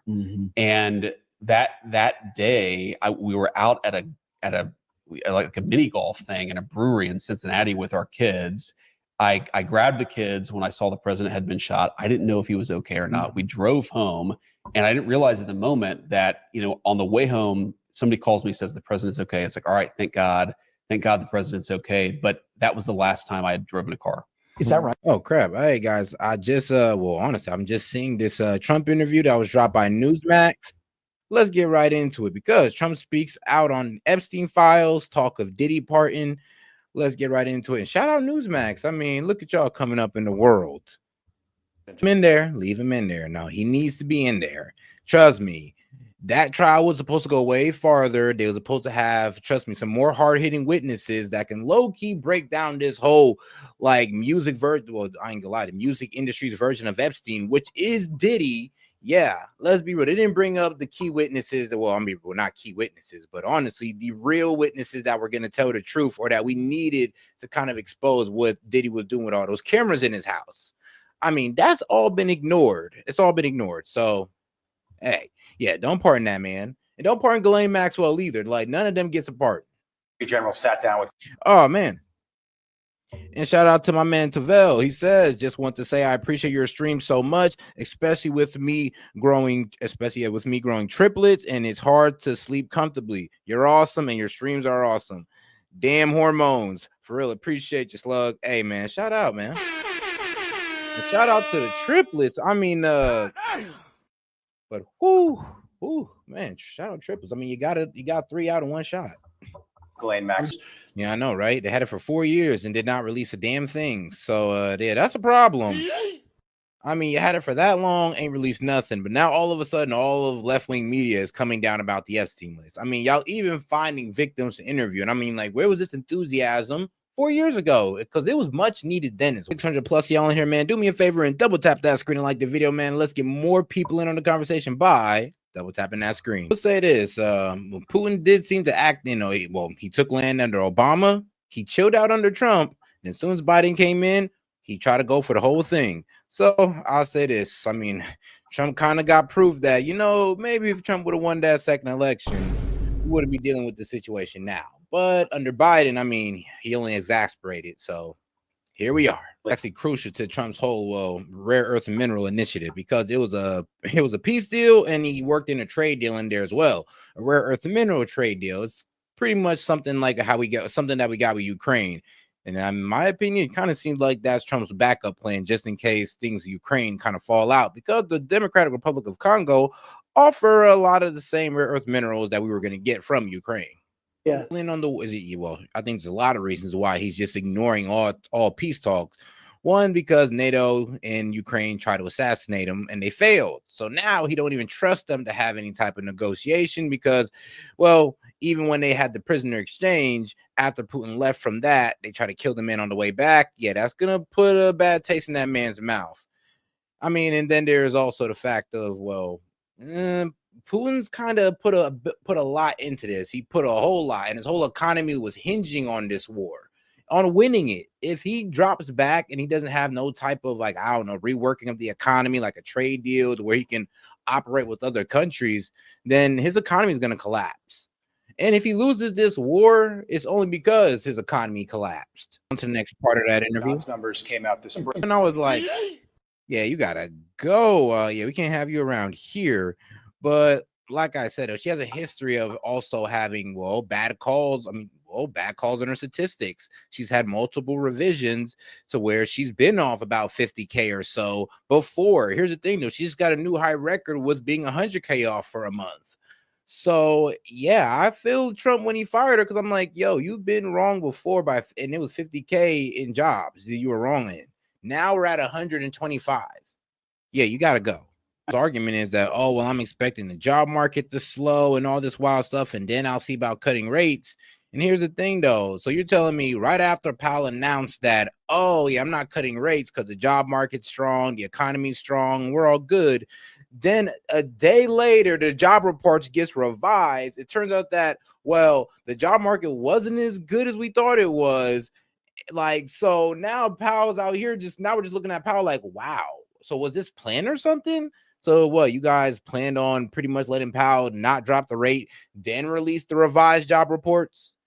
Like, this is where it does kind of seem a bit scandalous. What is this, the last one here? This cycle, 2026, historically, Republicans have struggled when Donald Trump's name's not on the ballot. How are you going to make sure Republican voters turn out in 2026, just 15 months away? It's a great compliment, right? When I'm not on the ballot, we don't do well. It's the truth. It's the truth. But I'm going to be out campaigning and working very hard. We have great candidates. And, you know, they're saying we had the greatest 6 months in the history of the presidency. We have done so much, the big, beautiful bill, the whole thing. I mean, everything. And that's the biggest tax cuts ever, the biggest regulation cuts ever. Less people, wait till you see the boom that this country goes through in 5 or 6 months from now with all of the things that are happening.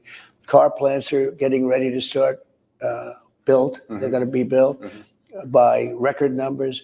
The AI stuff is crazy. What's going on there? Billions and billions, trillions of dollars is being, and it's all going to start very shortly now. It's amazing. We've taken in almost $17 trillion of investments in this country. And when you see what happens, we're going to have a successful country like I think we've never had before. Your administration has been very open about the fact that American women are not having enough babies. We know that you have addressed this. Yeah, that birth rate has declined. And here's the thing, the Dems don't want to address that. They just want to flood in a whole bunch of illegals. Or, well, I don't see this one flooding immigrants in general.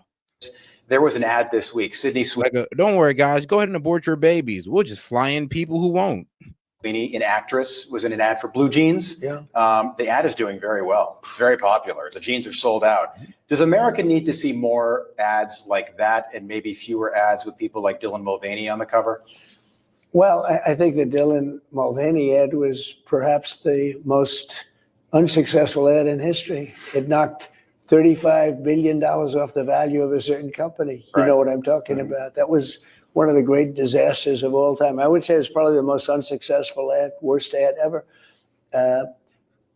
You know, advertising's a very funny thing. I've done ads where I thought they were lousy and they turned out to be iconic. And then I've done some that I thought were beauties, they're going to be fantastic, and they weren't so good. So to each his own. But the Dylan Mulvaney ad was a total disaster. You've been very open about wanting an expedited deposition from Rupert Murdoch. This is somebody that you were close with, and this is the Wall Street Journal Epstein case. Do you think, maybe the better question is, why do you think the Journal is attacking you like that? Well, it's funny because the New York Post has been terrific. He's have a really good man. Keith Poole runs it, and they've been great. The Wall Street Journal has been terrible. They've been so bad. It's like a gossip page. It's like, it's not the Wall Street Journal, it's gossip. And when they write things wrong, I feel I have to protect myself. I have to protect my voters. I have to protect And hey, Seth, how you doing? So shout out Seth. She says, song request, please play soon. Can't stay long. I'm gonna see liberals no matter what you say. Trump loves if he trolls y'all. Y'all think y'all think hurt his feelings. Y'all think y'all hurt his feelings. Man, look, the thing is about these Dems is actually hilarious. One, they're trying to blame the job market on Trump. Well, the miscalculation of the job market on Trump, I would say that. The miscalculation of the job market, you can't blame on Trump. I mean, low numbers, which is not really low numbers, because like I said, when you work out the number, he still added over 100K jobs a month. When you work out the total numbers of jobs he's added so far to the economy, adjusted for the revision, still net positive. But all right, Seth, just go ahead and send that to me. And if I don't do it, I wouldn't be here with you. I wouldn't be, frankly, I wouldn't be president. I wouldn't, who knows what would have happened if I didn't fight back. I mean, it turned out to be a whole phony thing, the Russia hoax, and many other hoaxes too. That was just an offshoot, but many other hoaxes. And so I feel I have to protect myself. Wall Street Journal, I find to be very, very dishonest as it pertains to me. And I believe we got one more video left. Emails, Mr. President, suggest essentially that Hillary Clinton personally approved the Russia hoax. With Obama. With Barack Obama. And my question is she finally going to pay for what she did, or does she get a pass again? So, you know, we had her, and I had her right under the sights, and I told the people, look, you can't do this to a president's wife, an ex-president, and she was Secretary of State, but you can't do this to the wife of a president. And if you remember, well, I'll tell you how I feel about it in a sec. If you remember, I was at a rally, and it was after the election, and they said, lock her up, and I said, no, look, we won, just relax. And I didn't do what other people would have done, what they would have done. And then they went after me, and they meant it. I said, you know, it's amazing. I always felt that you shouldn't be doing this stuff. And I let Hillary off the hook. I totally left her off the hook. And then I let her off the hook for what? And then I come in and they did the same thing to me. The difference is they actually meant it. And they hurt a lot of people. And it was all a hoax. And now they have it in black and white. No, I think they should pay a price. How directly? By the way, it's a very big price. It could be the biggest scandal in the history of our country, but it continues onward. And that continues onward. You know, that scandal has continued from the beginning. They have everything they do is a hoax.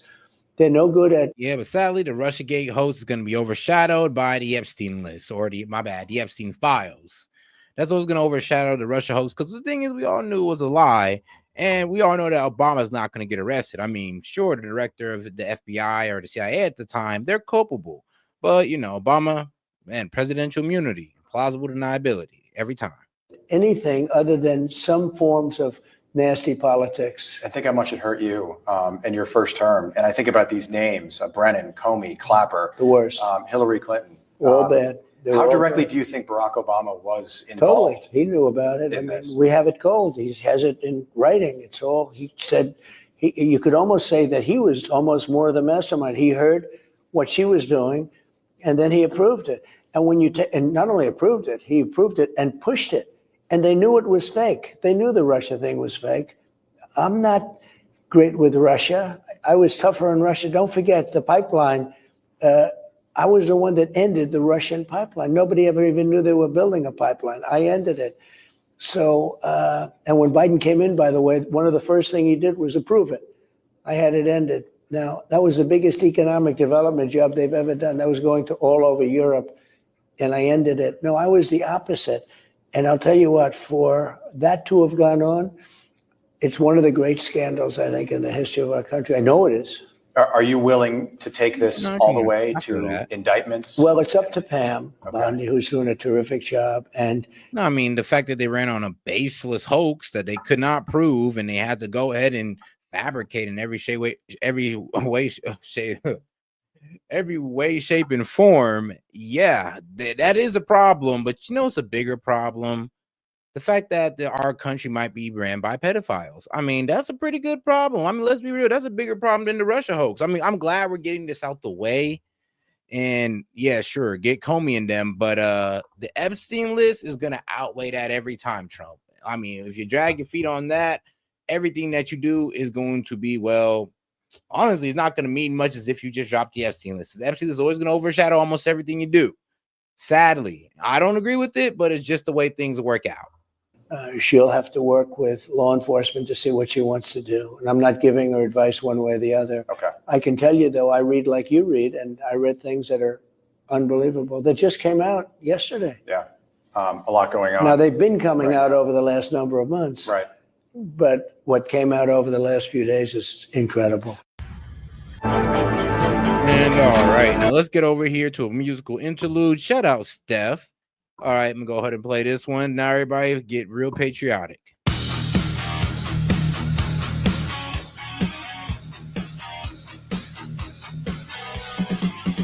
They say the flag's just cloth and thread, but it draped my daddy's coffin bed. He bled for it, now they curse his name while burning down what he died to save.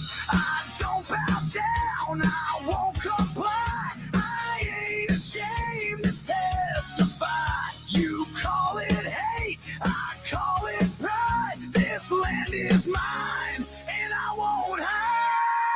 You can blacklist, you can ban, but I ain't playing to your scam. Don't like my roots, then call her hers, 'cause I ain't moving. I'm America first.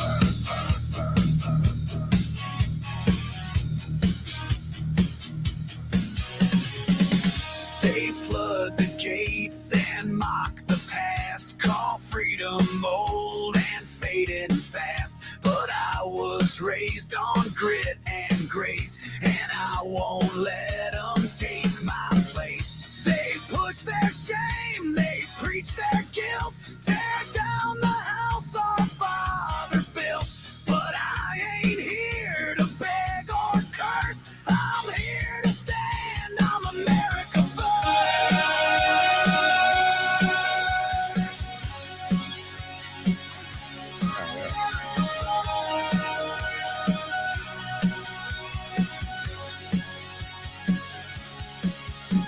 You call it toxic, I call it home.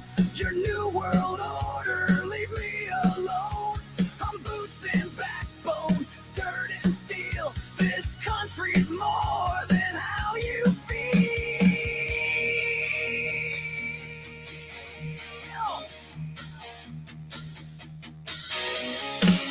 You want my land, you want my guns, you want my silence, I've got none. You want my boys to wear your skirts, you can all go pound sand, I'm America first. Call me crazy, I don't care.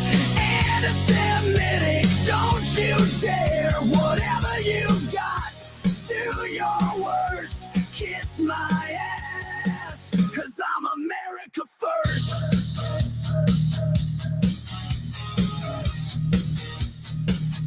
I'm America first.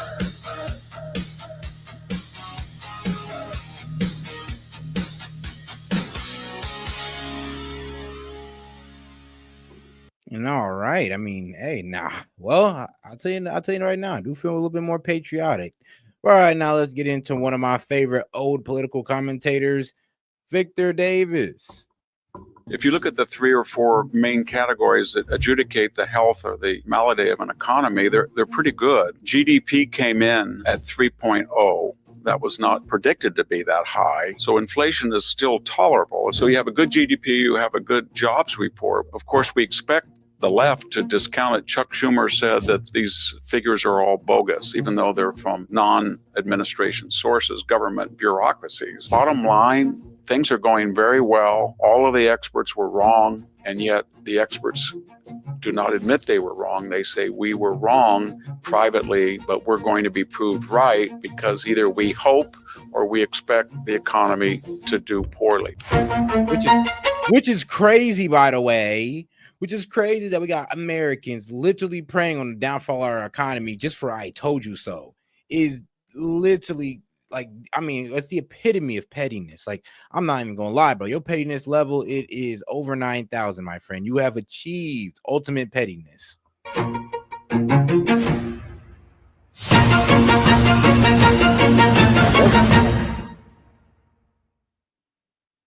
Hello, this is Victor Davis Hanson for the Daily Signal. I'd like to talk about the economy here at the beginning of August. We've just finished July. We have some of the July reports, but mostly they're still from June. If you look at the 3 or 4 main categories that adjudicate the health or the malady of an economy, they're pretty good. GDP came in at 3.0. That was not predicted to be that high. Yeah. The inflation rate may have just come out for July, and there's different reports, but it's about 2.7. It was 2.6 in May. Yeah, inflation went up by 0.1%. GDP grew 3% as a whole. So as a whole in our GDP, I mean, like I said, that is economic growth that they don't want to admit. I mean, think about it like this. These guys are literally complaining about the 3% GDP growth. And they're like, well, it's in the short run. When we get to the long run, everybody's going to see the economic turmoil that we were prophesizing. All right, guys. All right. January was 3.0. For the year, it's about 2.4. So inflation is still tolerable. It's not growing, an annualized rate at 2.4. So you have a good GDP, you have a good inflation rate, you have a good jobs report. We're about 4.1 unemployment in the month of now. June. We picked up 150,000 new jobs. That wasn't predicted. As far as money coming into the Treasury and going out, we had a historical May. We'll wait and see what June and July are like. Actually, that's the problem. He says 150 jobs, but they were off by 125,000. So really, they said it was only like what 25 to 30,000 jobs that was added in June. Not thinking what in July it was like what 70,000. So yeah, that's that margin of error. That's why she got fired. Like when we sit there and say 150,000, but the actual number is 30,000, it's like that's a little bit too far off there. But we actually had more money coming into the Treasury than the government spent. Now, that was conditioned. But my point is, I want to gauge the reaction to this good news. Of course, we expect the left to discount it. Chuck Schumer said that these figures are all bogus, even though they're from non-administration sources, government bureaucracies. We had a member of Congress come on and say that Donald Trump fudged them. On the GDP, we had the Wall Street Journal say, well, that's just because momentarily because GDP is measured also by imports and exports, and we had fewer imports and more export. But isn't that good? Yep. But they said that was an aberration. So we've had people. I mean, we're selling more than we're buying. I mean, is that not good? Attack this. Most of the people said, well, as far as more money coming in than going out, that's only because of May. It will never be true again. Well, we've had Mays in 2024, 23, all the way back to 2017, the first year of the Trump administration. This was the only one in which we had more money coming in, a surplus. Then we get to the question of Jerome Powell. He's the head of the Fed. Usually the Fed cuts rates when they're worried about political and economic instability, and that means basically a recession. Now, remember that the Wall Street Journal, New York Times, Washington Post, and our main media organs all told us in May when Donald Trump was talking about art of the deal tariffs, I'm going to announce a high tariff, then negotiate down to 10 or 15%, which is precisely what he did.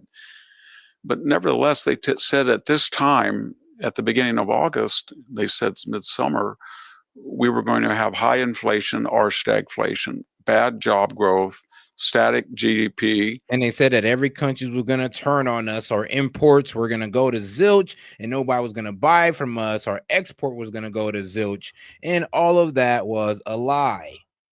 So yes, that's why GDP went up 3%. But like I said, the Dems just ignore that and they'll go with one bad day in the market means that the entire year just going to be economic turmoil, just like y'all did in April. And a trade war along with a Wall Street collapse, basically a recession. Well, Wall Street stock prices are at historical highs. Every one of those predictions was wrong.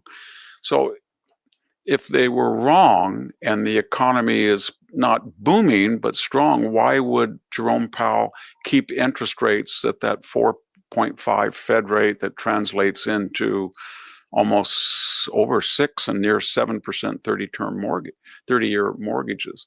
After all, the Fed is supposed to lower rates when we have recession. So he was, with all this recessionary talk, you thought that he would lower rates. Now he says he's looking at the economy and he's not lowering rates because he doesn't yet see a recession, but he's been told that he was worried about the economy. If he's worried about a trade war and tariffs and soft job growth, which was predicted but didn't happen, why don't you lower interest rates? And the fact is, yeah, no, get ahead of the curve. I'm like, if you're foreseeing this and you want to wait till it happens to go ahead and put the fixer on it, why not just fix it before the problem happens? I mean, like, what? You want to literally wait until we're in economic down spiral to cut rates? Like, you want to wait till something goes wrong instead of just, getting ahead of the problem and cutting rates now so we don't even got to deal with it? Like, Powell's thinking is like, it's like he's speaking out of both sides of his mouth. Like, I just don't get it. Is that if you look at the interest rates that he did cut right before the 2024 election and his all over the map attitude toward interest rates today, there is no logic. Yeah. Because if he's worried that the economy, inflation it's gone up 1/10 of a point and it's steaming, and then he's going to keep interest rates that high. So now he's rejected the earlier prognosis that we were in a recession. It makes no sense. Why is this important?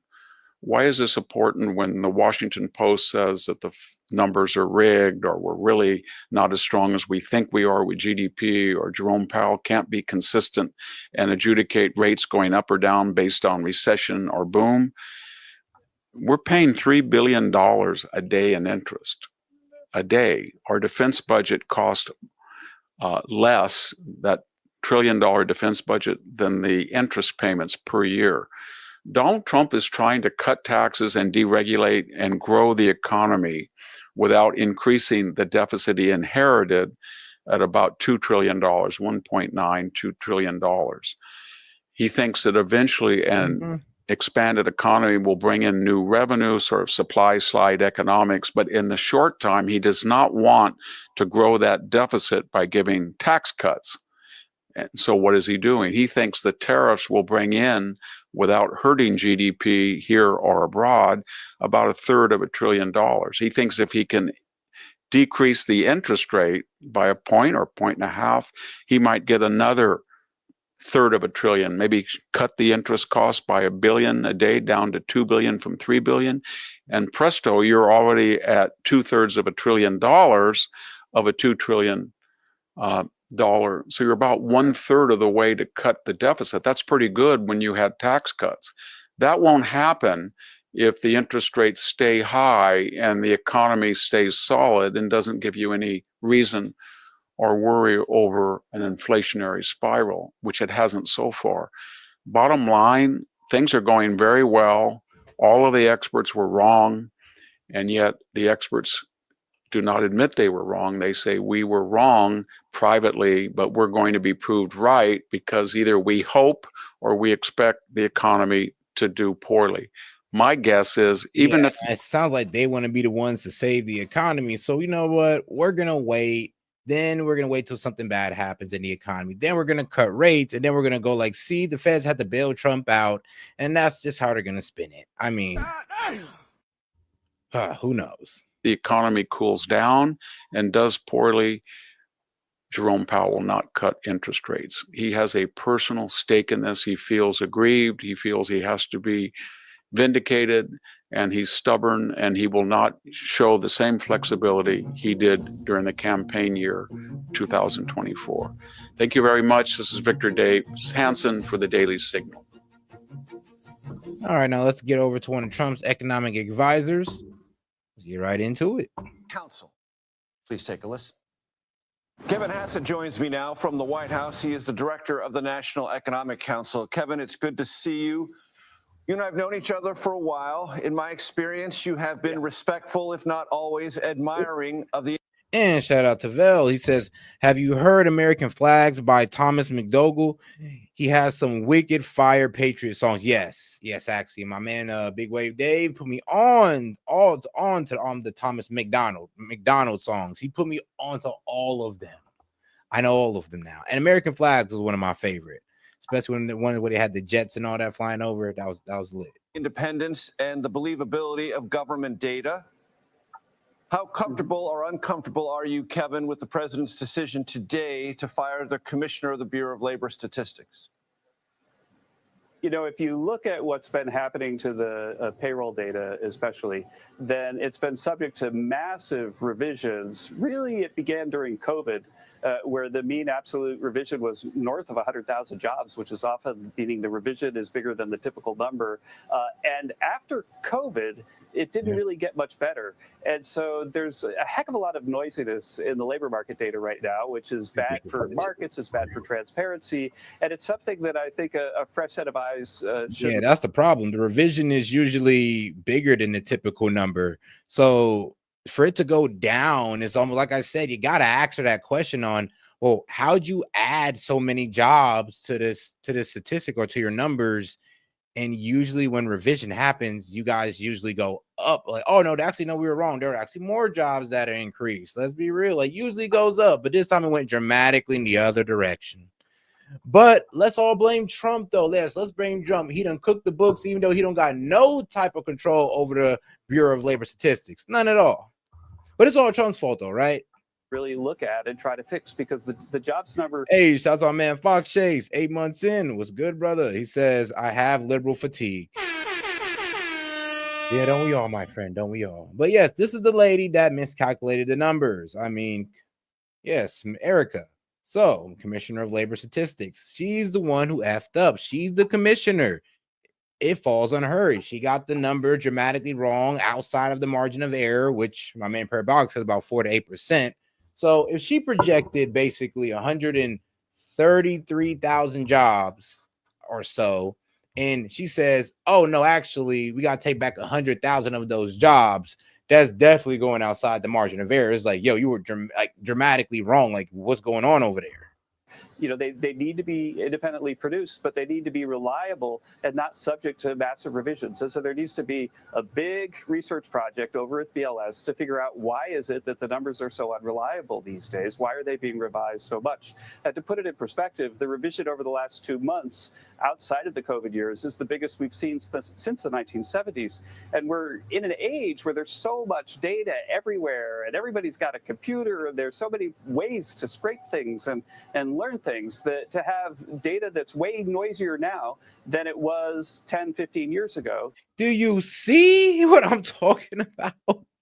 It's like previously 291 revised 33,000. And I remember my man Parabolic was trying to tell me, like, what you mean, Seth? That's not too out far side of the margin of error. Yes, it is. Oh, yes, it is.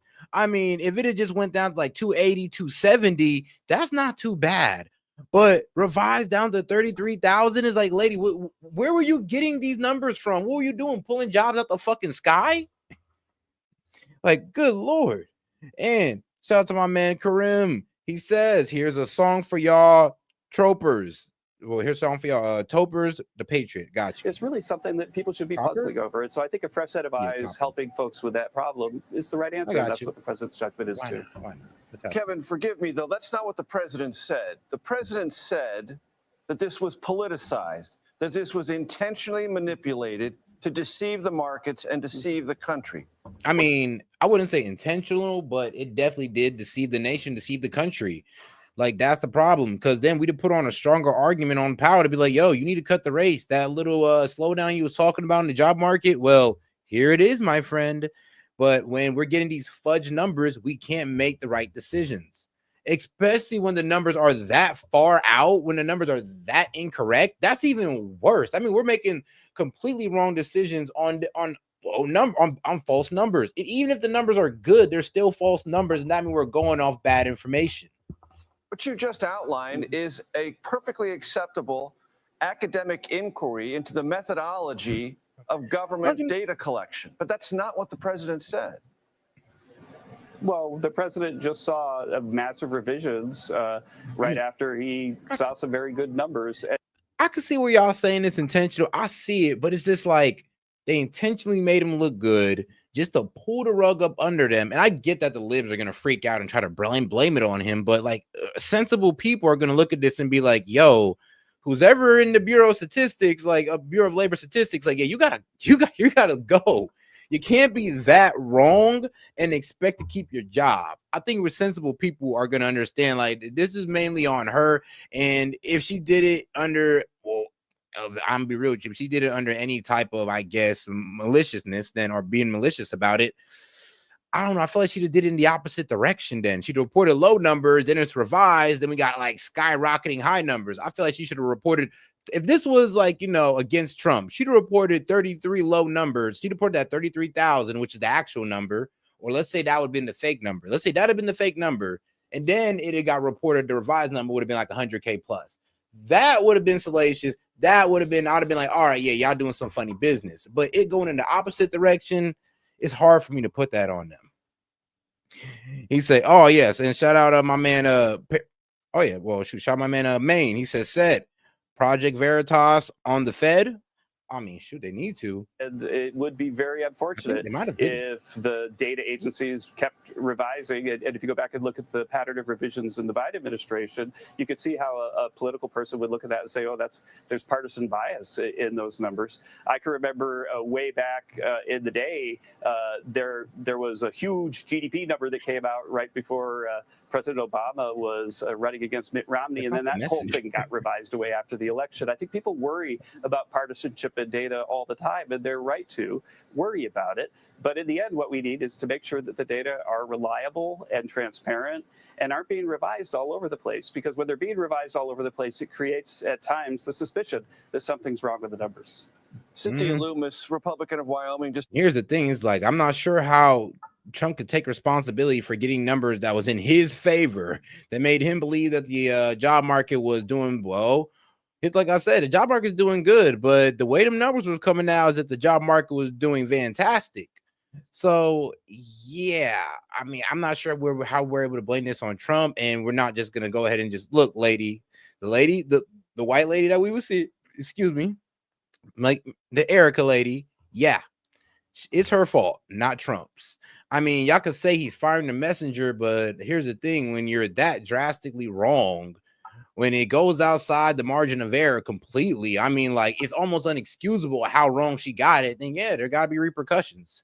Like, what? We want competent people in there, do we not? Told reporters on Capitol Hill, Kevin, the statistics are what they are. I think it's kind of impetuous to fire the statistician without first knowing whether the numbers are inaccurate. Mm-hmm. Well, if you look at the sequence of revisions that we've seen and how enormous they are, then, like, think about it. The mean absolute revision post-COVID is bigger than a relatively healthy number that came out this month. It's bigger than that number. So that revisions are bigger than the numbers they're trying to estimate. That's a problem. That's a clear problem.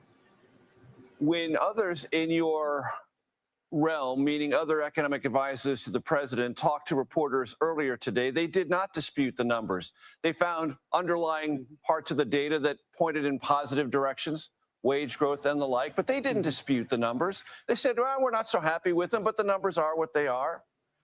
And you know, Kevin, that in this environment in which we now exist, the president's action will be interpreted as something he didn't like, and therefore, because he didn't like it, he took an action. Doesn't that raise in the minds of anyone who is a nonpartisan observer of market data that there is, by the president's own actions, partisanship now demonstrably inserted into this? I think that the president hopes, as we all do, that we'll get a person that we can all trust, can put the numbers ahead of everything else. And that when you see revisions. And here's the thing. If you look into this lady's history who got fired, like I said, she was appointed under Biden. She got bipartisan support in the Senate or in the House where she got confirmed. It was 86-8. So she got bipartisan support. So Dems and Republicans felt comfortable putting her in that position. And she F's up like this. So, like I said, it's really hard for me to sit here and blame the Dems or Republicans, or it's crazy to even blame Trump. It's just her. I just think she just was not good at her job. And the Dems are just trying to spin this as a way to blame Trump. Correlated with political things, then you can wonder about it. And so it's very natural, as the president has done throughout the government, for him to want to put his own people in important jobs. And this is one job that he's going to change, but it's, there's hundreds of jobs that he's changed. My conversation with National Economic Council Director Kevin Hassett will continue after a break. And here's what else is still to come. Kamala Harris's first interview since her election defeat, not running for governor in California, but which we will get in later on today. But well, the Kamala Harris interview. But all right, man, let's get into a musical interlude, man. Shout out to my man, what was his name? Because Cry Germ. Yeah, Cry Germ. Shout out. He says, Topper the Patriot. Tens of thousands. All right. And as entertaining as that was, I mean, shout out to the bars. All right, guys, let's go ahead and get on to the next video here with our guy, JD Vance. All right, let's finish up with this one. Right? Yeah. Wow. Yeah. That was it. Getting that phone call. And then we pull into my driveway. The governor of Ohio sends the highway patrol to sort of do, basically some security for the house for the next couple of days. On what was about to happen. Yeah, which we didn't know it at the time, but because I was like one of the plausible contenders and that had just happened, he sent the highway patrol of Ohio to sort of take care of us. And I didn't realize that was it. I would never drive a car again. The other crazy thing is, so we were home we were in Cincinnati last weekend. And I actually didn't realize this until this moment, that we went on a 3.5 mile hike with our kids, and it was hot as hell in Cincinnati. It was one of these 94 degree, 95% humidity days in southwestern Ohio. And I was looking and I saw the mill aide, who's the person who carries the nuclear football. And she was sweating like crazy with this 50-pound pack. Yeah. And I was like, wait, you have to come with me when I go on a hike with my kids? And then it kind of hit me it makes sense, but you must hate my guts right now. I just made you run through southwestern Ohio 3.5 miles. She's absolutely miserable, but you got to do what you got to do. And my wife actually asked the Secret Service afterwards. She was like, do they just hate the fact that we still try to live a pretty active, normal life? And, yes. and the Secret Service is kind of it was well, half of them really like it because it forces them to exercise, and half of them, absolutely hate your guts. Basically the conclusion. Well, you mentioned Cincinnati. We can't get through a single interview with anybody without this guy injecting Ohio. Hamilton, Ohio. Yeah, proud native. Man's proud of his town. That's right. Hey, shout out Hamilton, Ohio. Hey, that's great. One of my best friends is from there. That's just part of it. Go Big Blue. Yeah, absolutely. But that's a reference to the Ohio State fans to the Hamilton. Yes, that was a Michigan shout out. That was not a Michigan shout out, to be clear. That's exactly right. That's exactly right. But as you know, in our hometown, just a few days ago, there was a horrible incident. Everybody saw it play out on the internet. And, just people saw it in Cincinnati. People saw it around the country. And, every city has its down days, its down months. But I'm wondering, you guys have done so much to keep people safe around the country from a federal level. What more do you think cities can be doing to make sure that people stay safe in their cities, in the coming months and years? I think the biggest thing, and obviously we can help this at the federal level, but the most important thing that states and cities can do is to actually solve the law enforcement recruitment challenge that we have. Yeah. So a big part of the story, what happened in Cincinnati, I assume you're talking about this terrible brawl that happened in southwestern Ohio. You had, basically a woman who was just an innocent bystander who got punched in the face by a grown man. That's being investigated. Hopefully those folks are brought to justice. Just a really disgusting act of violence. But part of the story there is that there weren't enough police officers at the Cincinnati Jazz Festival. Why aren't there enough police officers? Because there aren't enough police officers in Cincinnati. And if you talk to local law enforcement, they'll tell, sometimes you hear heartbreaking stories of a fourth, fifth generation cop who says, I tell my son or daughter, do not go into law enforcement because it's so uncomfortable, because they got attacked so much, especially back in 2020, 2021. And that's just left a really bad hangover. So we've got to get the best and the brightest into law enforcement. I think the most important thing is local governments. You know, you still got a lot of blue, big city mayors, people who maybe have some memories of the defund the police moment. Maybe they themselves were actually advocating defund the police. They've got to say, okay, this was a crazy moment. We got to support our local cops, and we got to get good people back into law enforcement, because pretty much every big city police department is really understaffed. You're going to have stuff like that, right? Because, I mean, look, Cincinnati's not the biggest city in the world. You got 300,000 people, give or take, in the actual city proper.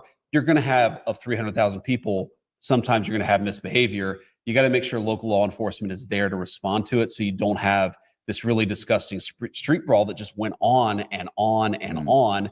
People got hurt. It's really terrible. The way to fix it is to get good people back into law enforcement. Yeah, that's good. That's good. So one of the things that really, y'all already heard me go off about the situation. I mean, every guy who was, like I said, these guys, the white guy and the black guy, they were fighting. It was a one-on-one. The white guy slaps the black guy, and then the white guy gets jumped by 15 other black guys who literally had nothing to do with the situation. I already said it was BAB, bitch ass behavior. I think resonates with all of our audience, certainly with us, about you and being here, is just you're a normal guy, as Duncan was saying. Just you can kind of identify with how you deal with it. So now you got this gig, right? We're all familiar with Hillbilly Elegy, your story. You had a lot of tough jobs over the years. I have. And now you're like Tom Brady's backup in some way.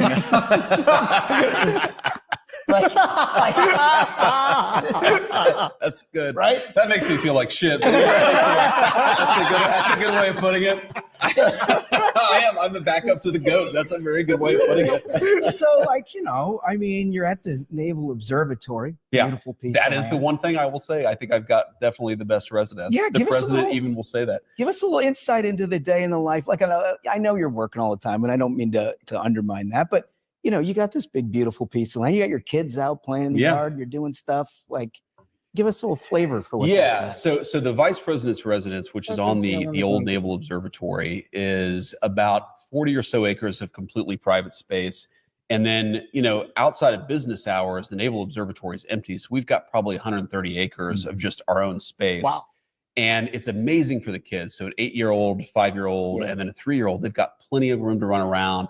I mean, like for example, a couple of weeks ago, there's like a running track there that's really nice. And I was running, it was sort of later in the day, and there were just lightning bugs everywhere. And it kind of hit me like, oh, when was the last time the kids were just able to like catch lightning bugs? See nature, right? Yeah. Or fireflies. I think it's a regional thing. I think if you're further west, you call them fireflies. Anyway, so I take the kids out there in a golf cart, and they're just running around catching lightning bugs at 8:30 at night. Yeah. And my wife's like, it's time for bed. And I'm like, but they're having such a good time. It's just like moments like that you think you sort of have to give up, but you're on such a private area that it actually preserves a lot of normalcy. Yeah, that's what I was going to ask. And like Usha and I could go outside and have a beer and just sit on the porch and watch. Like my favorite thing growing up in Southwestern Ohio, absolute favorite thing is like a summer thunderstorm. Yeah. And DC's got a lot of those. They said, you know what, man, we're gonna give you some hard-hitting questions, JD Vance. Man, y'all lied. There was no hard-hitting questions. Y'all did not make that man uncomfortable one time. Days of the Colbert show. Enjoy some of his final days. I mean, why be a dick? At least he had, Kamala.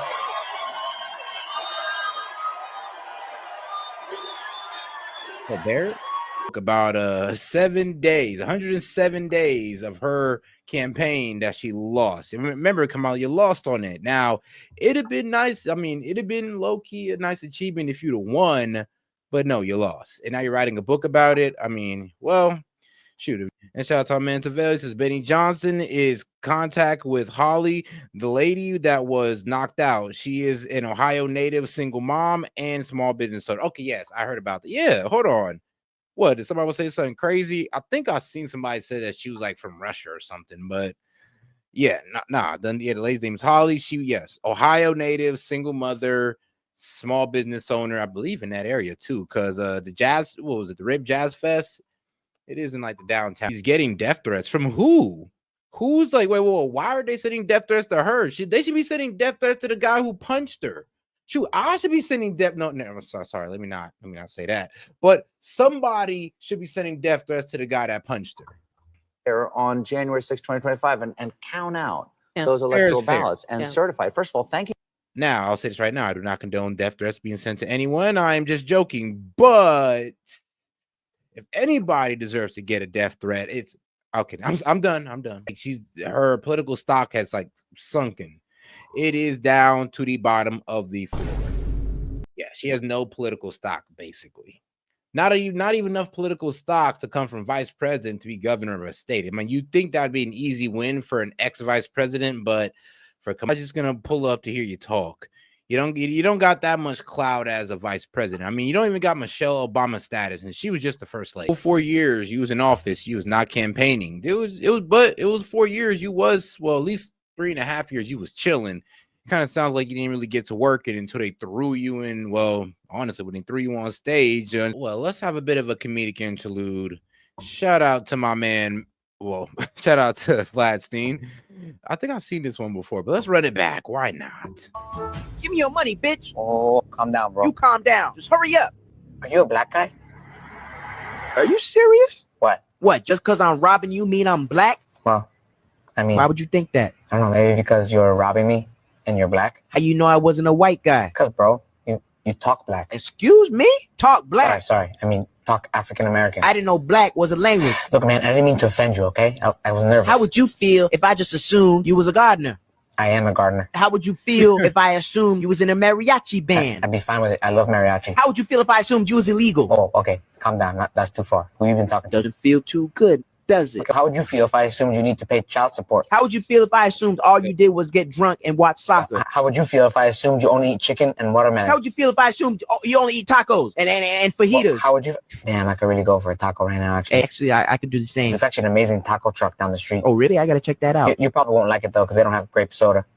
You know the difference between a Hispanic and a stoner? What? Stoners have papers. You know the difference between a black father and a boomerang? What's that? Boomerang comes back. What's your favorite band? One Direction? What's really long and black? The line at KFC. That one's kind of funny. I like that one. It's good, right? I like One Direction. I'm not going to lie. It was a good one, right? Yeah, it wasn't bad. Good old racism, man. It could bring us all together, man. It could always bring us together. But all right, guys, let's go to the coolest dictator in the world, Bukele. El Salvador's President Nayib Bukele is now allowed to run for office as many times as he wants. After his party passed major constitutional changes. The reforms pushed through quickly with little debate. Oh, so he's pretty much saying, I'm not really a dictator, but I can be in here as long as I want. You just got to vote me out and find somebody better than me. And if you do, then that guy might end up, well, deceased. But we'll see. We'll see how things work out with Bukele, because it always starts out on a good note. Like, oh, come on now. We got democracy. Then democracy just turns into covert assassination so that guy can stay in power. Also extended presidential terms from 5 to 6 years and eliminate the second round of voting. Now Bukele, who calls himself the world's coolest dictator, is popular for his tough stance on gangs, but critics say the change. Oh, and shout out to my man Maine. She said she's not called heels up, hairs for nothing set. And shout out to my man Maine. Hey, and appreciate you for paying that extra $2. We are at 5, so I can go ahead and run that video for you. Changes weaken democracy and increase the risk of one-man rule. Even human rights groups are raising alarms as power becomes more centralized. Here's more from El Salvador. Democracy took a sharp turn in El Salvador this week, right into the waiting arms of its wildly popular, self-proclaimed cool dictator. On Thursday, President Nayib Bukele's party rewrote the rule book, quite literally, with the swift passage of sweeping constitutional reforms in the country's legislative assembly. I mean, when you turn the country from one of the most violent countries in the world to one of the countries with the lowest crime rate and lowest murder rate in the world, I mean, let's be real. You might have just secured your leadership for next 10 years. They're not going to want to let this man go. He came in, he locked up all the not illegals. He locked up all the gang members, and then crime went down drastically. Now everybody feels safer.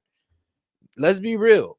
Only a dictator could have pulled that one off because he had to skirt a lot of rights to do so. This man was kicking indoors. F due process. He's kicking indoors. He's locking up you and your gang member cousin, and he's going to let you out once he find out that you're not gang affiliated like your cousin. But your cousin going to stay in that jail. And that's what he did to pretty much El Salvador. Kicking indoors and locking people up. Presidential term limits have been abolished, and the term itself has been extended from 5 to 6 years, and the second round of elections has been eliminated. Hey, my bad, Jet. My bad. But shout out my man Jay. She's not called Heels Up Hairs for nothing. My bad, Jet. I don't know why I said Maine. Now, what does that mean in practice? It means that Bukele can now run for president as many times as he likes and win big as he has before. With this reform, we are giving power to those who should always have had it, which is the Salvadoran people. Supporting or not supporting a president, supporting or not supporting a deputy, supporting or not supporting a municipal council. It's simple. If you, the Salvadoran people, agree with how a president did his work, then you can vote for him again. And if you don't agree, you vote and vote for him again and again and again until you feel like he's just not your president no more. You want to get him up out of here. By that time, he's feeling himself. He's all in power now, and he don't want to go nowhere. And now we're trying to overthrow Bukele in about the next 5 to 15 years. Well, 10 to 15 years. Hope not, but I mean, I can see it happening. Vote for a better option.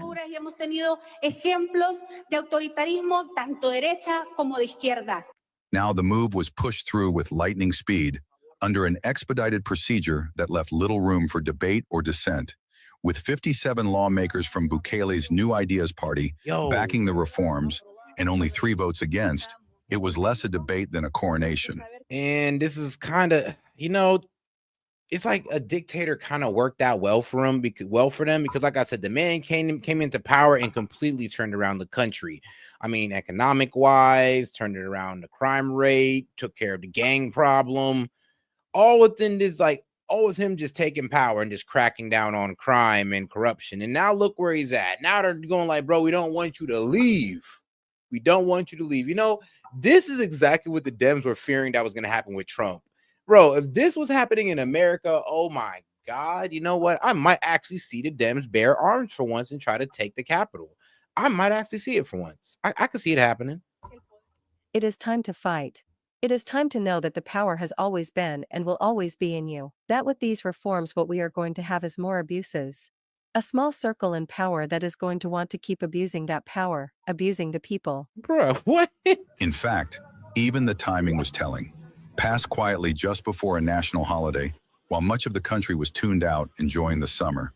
It is a textbook power move, the kind that would make strongmen from history nod in approval. Now, Bukele, 44, first became president in 2019 and was then re-elected in 2024, despite a clear constitutional ban on consecutive terms. That ban was swept aside by a 2021 Supreme Court ruling. Made possible by a convenient purge of independent justices and their replacement with Bukele loyalists. The court then declared re-election a human right. But now, the Constitution itself has been bent to match.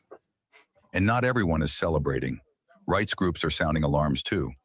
Amnesty International warned last year that El Salvador has merely swapped gang violence for state violence. And more than 75,000 people have been... Yeah, so bro, are you serious? Who would you rather? Police that are cracking down on crime or criminals that are cracking down on innocent civilians? Pick a struggle. Actually, I'll pick one for you. I'd rather you deal with the state. There you go. Actually, Bukele already picked one for you. You're dealing with the state. And if you're a gang member, you're gonna get your ass locked up. If you're breaking the law, you're gonna get your ass locked up. We haven't seen no proof of anybody disagreeing with Bukele and getting locked up for that. Then we have a problem.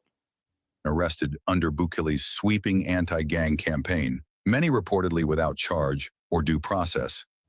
But Bukele remains unshakably popular. His iron-fisted security plan has slashed murder rates, and for many Salvadorans, that's enough. Bro, they had the highest murder rate in the world.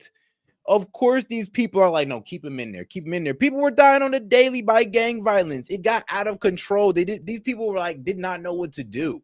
This man comes in there and turn it all around. Yeah, bro. This man is literally like their savior, like at a certain point. It's like they want to keep him in there. He saved them from the gangs and economic destruction. I can see Bukele staying in power for about 10 to 15 years at this point. Brings such joy to all the Salvadoran people to once more have such a cool president as Nayib Bukele, who has ruled these last 4 years. Well, some might say Nayib Bukele still needs to do more. Of course, he still needs to do more. But what happens is that in 4 years he cannot fix the junk of a country we had. El soberano pueblo de la República del Salvador en América Central. And he knows it. World's coolest dictator, he once called himself, tongue firmly in cheek. And now it feels more prophecy than punchline. With these latest reforms, Bukele has achieved something extraordinary: legalized permanence. He just found a way to stay in power forever.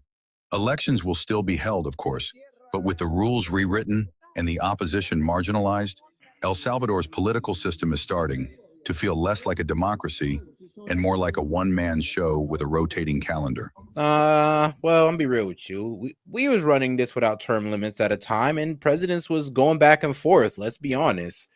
So we can't sit here and pretend like Bukele can't lose, because even when we had term limits, even when we didn't have term limits, presidents was still getting swapped out left and right. I mean, apparently back in the day, Americans were pretty fickle people when it came to their politics, until that boy Roosevelt came along. But shout out to my man Hellbat. He's like, there's a reason why it's called a murder capital. I mean, exactly. But no longer, though. No longer are they the murder capital. Because Bukele didn't comment after the vote, maybe he didn't need to. After all, in El Salvador, power no longer knocks. It lives here indefinitely. Sus aliados, sus socios. Hey, man, stop hating on my man Bukele, man. Let him get it off. Let him get it off, man. It ain't even a dictatorship yet. Wait till election, and when his competitor goes missing, then we can start throwing shade. Then we can start throwing the accusations. But for now, it's damn near like America back in the day before the term limits. Man, let them breathe. Let them cook. Let's see where it goes. I mean, Lord knows we ain't picking none of that bull BS up. We ain't doing that. But I mean, let's see how it rocks with them. To the Fed board. Meet Harel Hizmo. He's a principal economist working inside the Federal Reserve. So you write speech. All right, now let's get into my man's video. Yep, shout out to my man James O'Keefe. Principal economist. Right now, I'm preparing for something. I'm gonna do to the Fed board. Meet Harel Hizmo. He's a principal economist working inside the Federal Reserve. So you write speeches for Powell? Yeah, like for certain paragraphs. I'm just really worried that I'm saying stuff like stuff that's classified. Do you deal with classified stuff? It's all classified. Right? Quote, it's all classified. It's all classified. Trump is a crazy person. It's very clear. I mean, he's a dumb guy. Does he hate Trump? And is the feeling neutral? Yeah, of course. Okay. Yeah. And Trump was president. He wanted to stimulate the economy. Right. But he wouldn't do it. And he started raising interest rates, doing the opposite that Trump wanted. Wow. So the feeling is this, that we don't want Trump to be in government. Right. Harel Hizmo, principal economist for the Federal. Wait, what? He's pretty much saying he's low-key slowing down the economy on purpose because Trump is president. He's throwing a temper tantrum out the room. And this was a year ago. So this was under Biden. And it's funny because, Powell, he was definitely cutting rates all through Trump's, not Trump's, but Biden's administration. Because there was a lot of downturns in the economy and high inflation all over the place. So rates had to be cut. Or we was really going to feel it. And is the feeling neutral? Of course. Okay. Yeah. And Trump was president. He wanted to stimulate the economy. Right. But he wouldn't do it. And he started raising interest rates, doing the opposite that Trump wanted. So the feeling is this, that we don't want Trump to be in government. Right. Harel Hizmo, principal economist for the Federal Reserve, says Jerome Powell wants to go down in history as someone who, quote, held the line against Donald Trump, unquote. He's doing it for the legacy. He wants to be remembered in history as somebody who held the line against Trump and somebody who helped the economy. So he wants to preserve his legacy as someone, savior. even though he's Republican on paper, Democrats still love him. Yeah, because he's responsive. Maybe like under Powell, the Fed has changed to think about equity issues like racial issues, think about wealth inequality as part of the mandate, as part of the things we're following. Think about climate change. Aurel Hismo says, quote, people think conservatives are dumb and that the, quote, Federal Reserve would discriminate against those conservatives depending on how out there they are. People think they're dumb. Like, would they be like discriminated against? I mean, it depends on like how like out there they are. How out there they are as you know what? How would I put that on a spectrum for conservatism? All right, are you outright no abortion, or are you okay with like, you know, a little 2 to 4 weeks? Like, I'm like, how conservative are you? It's like, you know, are you overly Christian conservative, Zionist conservative, or are you just a regular Christian conservative? You know, there is a spectrum to it. And shout out to my man Vladstein. He says, how does people not be sus about a pretty woman wanting to ask you questions? I mean, low key, but look, you come on, Vlad, look at these guys. Look at these guys. These guys haven't been on a date with a pretty woman in their life. Now one's in their face and they telling it, and now they're on a tell-all reality show. Like they're talking to these girls like they're on a podcast. Here's the thing, they damn near talking to them like they are on camera. They be like discriminated, and they are.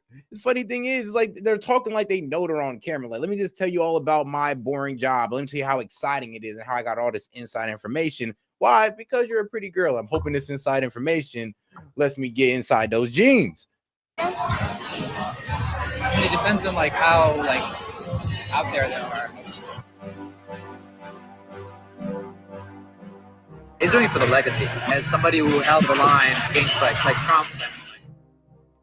In today's unpredictable world, it's all about being prepared for who knows what they have in store for the next pandemic. Our friends and supporters at the Wellness Company have designed this unique prescription-based medical emergency kit that is...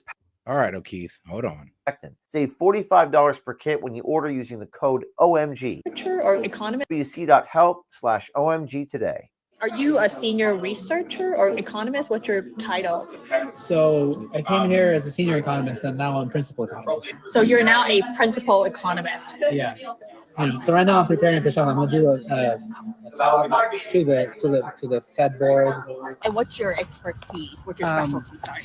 I was a finance professor. Meet Aurel Hismo. He's a principal economist working inside the Federal Reserve. Aurel says he's a former finance professor. I'm not even gonna lie, like he must be getting some baddies or some very attractive women to get like probe these guys, because there's no way they're talking like this.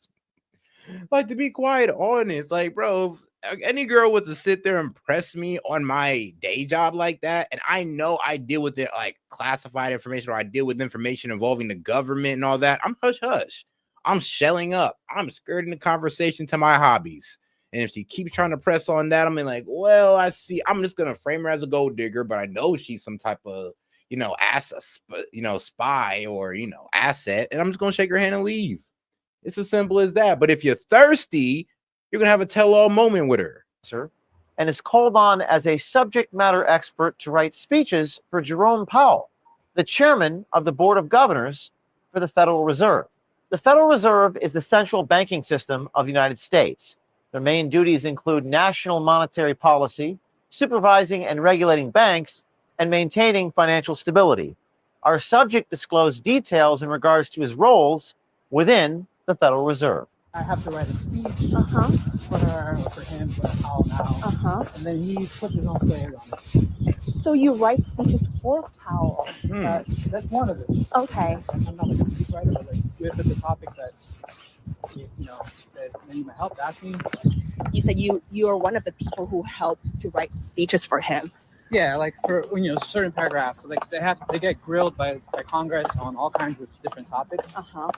And we have to prepare them. We looked up the speech, and it was about the Federal Open Market Committee just a few weeks ago in March of 2024. Today, the FOMC decided to leave our policy interest rate unchanged and to continue to reduce our securities holdings. Our restrictive stance of monetary policy has been putting downward pressure on economic activity and inflation. As labor market tightness has eased and progress on inflation has continued, the risks to achieving our employment and inflation goals are moving into better balance. Arel talked about how he worked on the section of the speech regarding the Fed's portfolio. By the way, after our last date, I actually went and I watched the whole speech that he gave, Powell gave. Oh my God. Wait, I want to know, which section did you help him write? I wrote a particular section. It's like the FOMC gathers, they make some decisions, and then we all get together and say, let's summarize this. And then it goes into like 5 different rounds of edits for different people. So like by the time, like if I'm working on like the Fed's say ideas about like what are they going to do with say like what are they going to buy more with their portfolio size. The FOMC, or Federal Open Market Committee, reviews economic and financial conditions, determines the appropriate stance of monetary policy, and assesses the risk to its long-term goals of price stability. So the Fed has a portfolio of like treasuries and ETFs. So anything that has to do with that, like I have to be involved. Is that right, Henry? Like you have to get involved in what way? To that particular product? Well, in 2 ways. First, before they make the decision, they need to know what is happening and what, if they make the decision, that what could happen afterwards.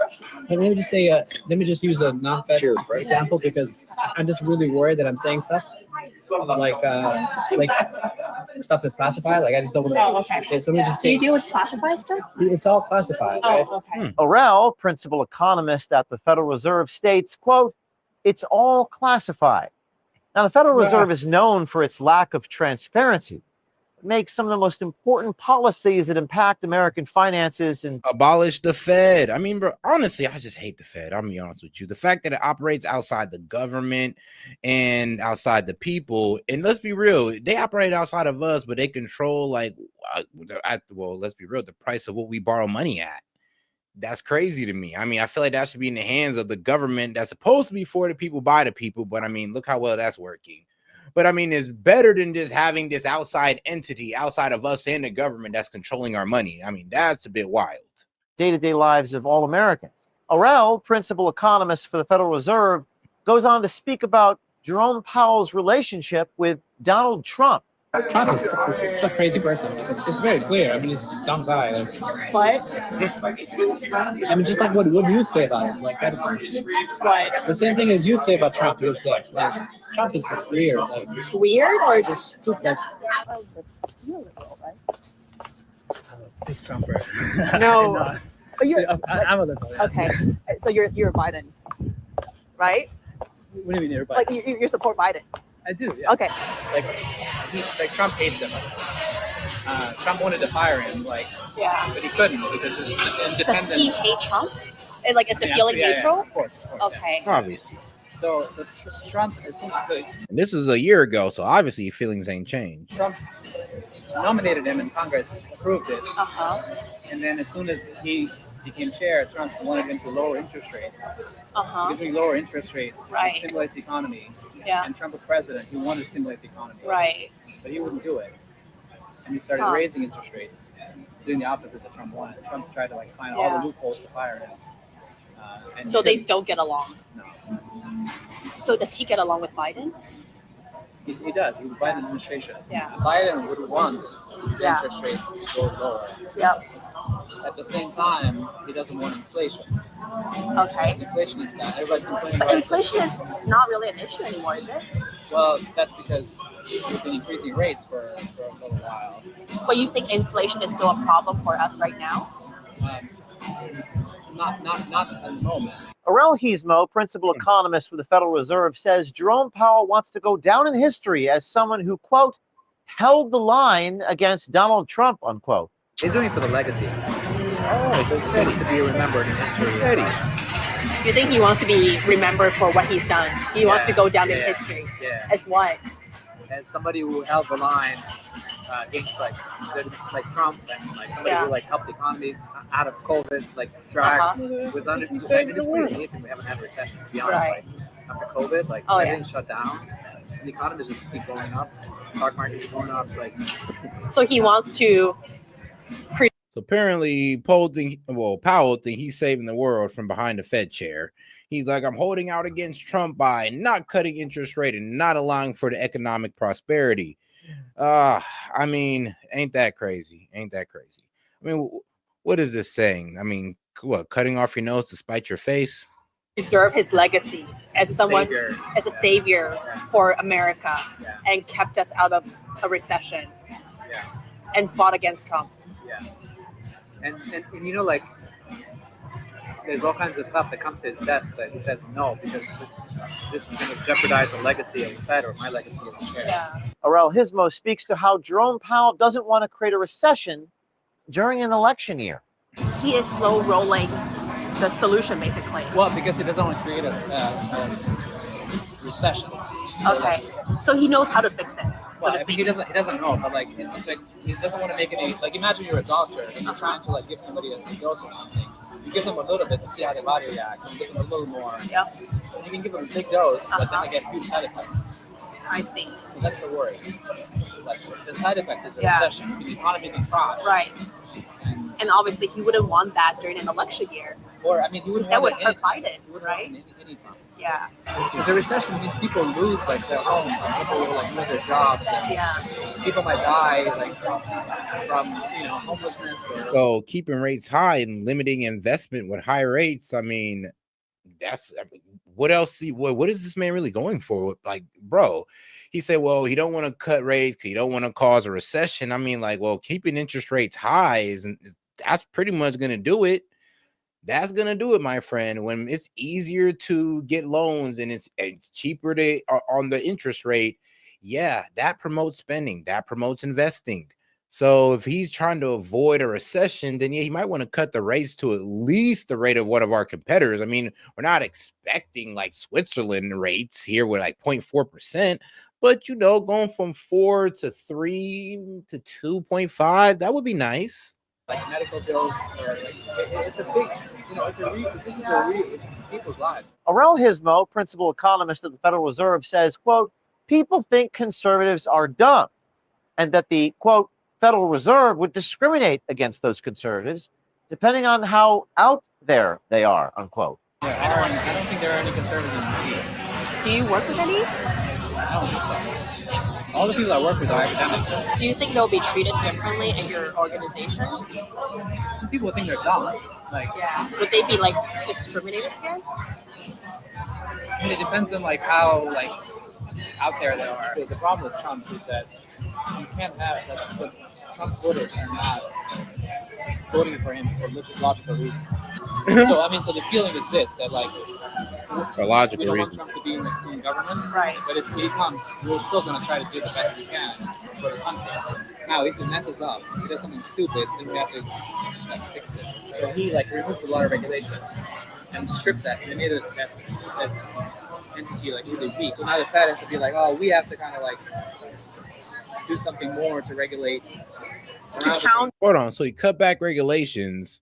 So you kept rates still, or you raised the rates to slow investments because there were going to be high investments because of regulation cuts. Because that means people can get their projects started faster, or they can get into zones quicker.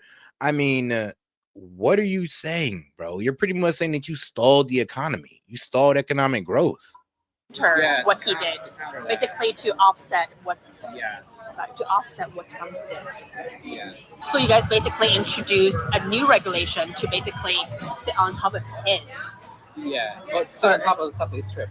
I've had it with all my personal and private information being exposed and exploited by big tech and big government. So I'm joining my friend, economist at the Federal Reserve, talks about. If you're tired of your most intimate conversations being exploited, man, tap in with my people at Venice AI. Go ahead and leave the link in the chat. Appreciate the support. About how the Federal Reserve has changed to think about environmental issues, equity issues, and racial equality. Even though he's Republican on paper, Democrats don't love him. Yeah, because he's responsive. Maybe like under Powell, the Fed has changed to think about equity issues like racial issues, think about wealth inequality as part of the mandate, as part of the things we're following. Think about climate change. What has Powell done with climate change? So he hasn't done anything himself, but like he creates an environment to foster like research in that area, to foster discussion in the area where like it's a friendly environment where we can hire climate scientists. Arel Gizmo, principal economist at the Federal Reserve, says Jerome Powell is responsive, but the question is, responsive to whom or what exactly?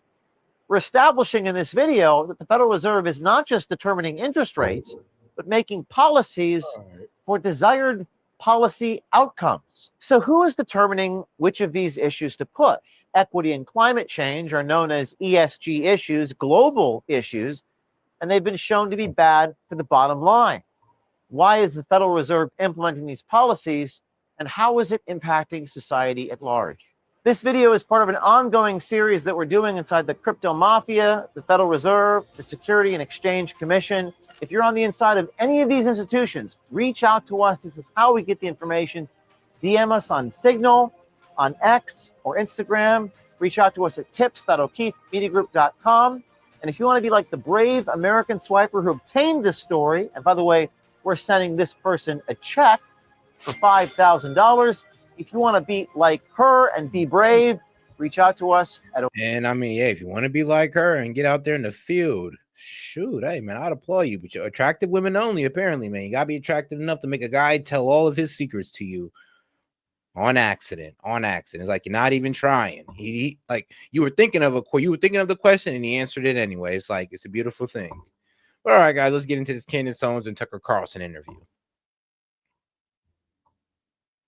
Grateful that you're here. Thank you. I'm so grateful that you're here. Thank you. I'm so excited. With child number 4 in tow, who's just off camera. What is going on with Macron? I mean, it's the craziest thing that's ever happened, certainly in my life. It's been repeatedly crazy, from the Trump call to the lawsuit. I didn't even know. Can you just back up a little bit for those who don't know what you're referring to, the Trump call? What does that mean? So I was called by Trump in February. Emmanuel Macron had visited Trump, and I had done this series about, it was about his wife, Brigitte Macron. And the series got a lot of views, and Emmanuel Macron personally flew to DC and asked Trump to ask me to shut up, to just stop speaking about his wife. And Did you know this was going to rise to the level of international incident? No. And it's actually making me go back, and historically I'm thinking, you know, all the times we were told that a war ended because of this or because of that. If this was one element of negotiation of Emmanuel Macron to Trump, and the topic of why he was, you know, ostensibly there was to discuss the end of the Ukrainian and Russian war, but you're taking Trump aside and you're asking him to shut up this podcaster in the US. I'm wondering if anything that we're told in our history books is real. So that is exactly right. I have wondered the same. That is just absolutely amazing. Mm-hmm.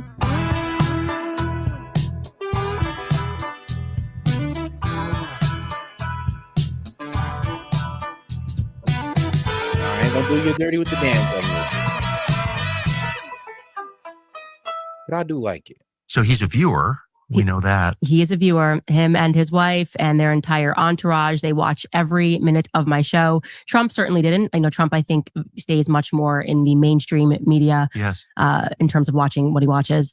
But he must have been completely confused. He sounded very confused. He said he was very confused when the leader of France took him aside. Of a nuclear-armed country. Mm-hmm, during negotiations for Ukraine and Russia to inquire about whether or not he knew Candace Owens. And clearly it was an emergency, because it wasn't like Trump called me 2 days after or a week after. It wasn't like a side conversation that, oh, let's take care of that. I was messaged by the intermediary hours after Macron left, maybe even an hour after Macron had left, and said, like, we need to get on the phone with you. The president of the United States. Well, first, the person said, somebody very close to the president of the United States is asking me to ask you to stop talking about Brigitte's penis. And this is the true face of diplomacy. I love it. True face of diplomacy. And I laughed because I said, okay, no, bye. This seems ridiculous. I kind of questioned whether or not it was even true. But I liked the person who called me very much. And I thought maybe I was being a bit short there because I'm 9 months pregnant, and I was at the time, I think 5 or 6 months pregnant. And I tend to get short the more pregnant I become. And so I called him back and I just said, can you explain to me what's really going on? And that individual told me that it was presented to him as a condition of ending the Russian-Ukrainian war. Like this was something that he brought up in the midst of these negotiations. That's how it was presented to me from a third party person. And then I was just completely floored.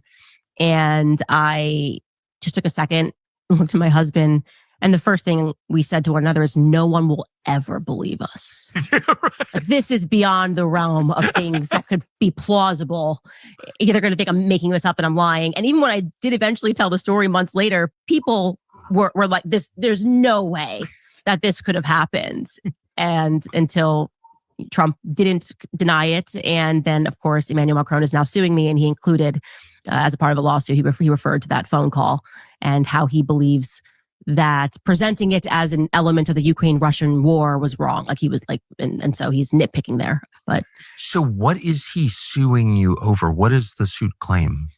Well, it claims a lot. It's 200 pages. 200 pages. 200 pages. And what's really interesting is my series was based on a book. I worked with Xavier Poussard, who is a journalist, a very credible journalist in France, who worked on the story for 8 years and ended up having to move his family to Italy because of what Brigitte and her husband, France is a whole different political system. Certainly is. And they can just bring charges it's against an authoritarian country run completely by Macron. And they pretend that's not true, but it is true. It is 1000% true. And so journalists that first got wise to the fact that Brigitte Macron kind of didn't exist for 30 years of her life were harassed by the government. They filed charges against them for, first and foremost, invasion of privacy. So there was never a dispute when she was bringing these charges about. She never brought a charge against people for saying that she was born a man. And that's what should be made clear to everybody. Like, that's not something that they ever say is not true when it comes down to the legality of it all, when they get into courtrooms. But they first sued for invasion of privacy.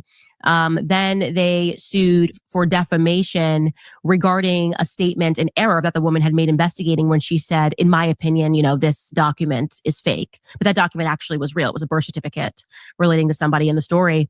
And so it was remarkably petty. And this is what they do. They get very legalistic. We'll keep you in the courtroom. We'll harass you. And for Xavier, things were happening where it was, they wanted him to know that they were following him. Yes. And that the Secret Service was keeping an eye on him. They never actually brought a suit against him until recently, the same time as mine. They're not suing him for defamation, even though he's the author of the book that I based my entire series on.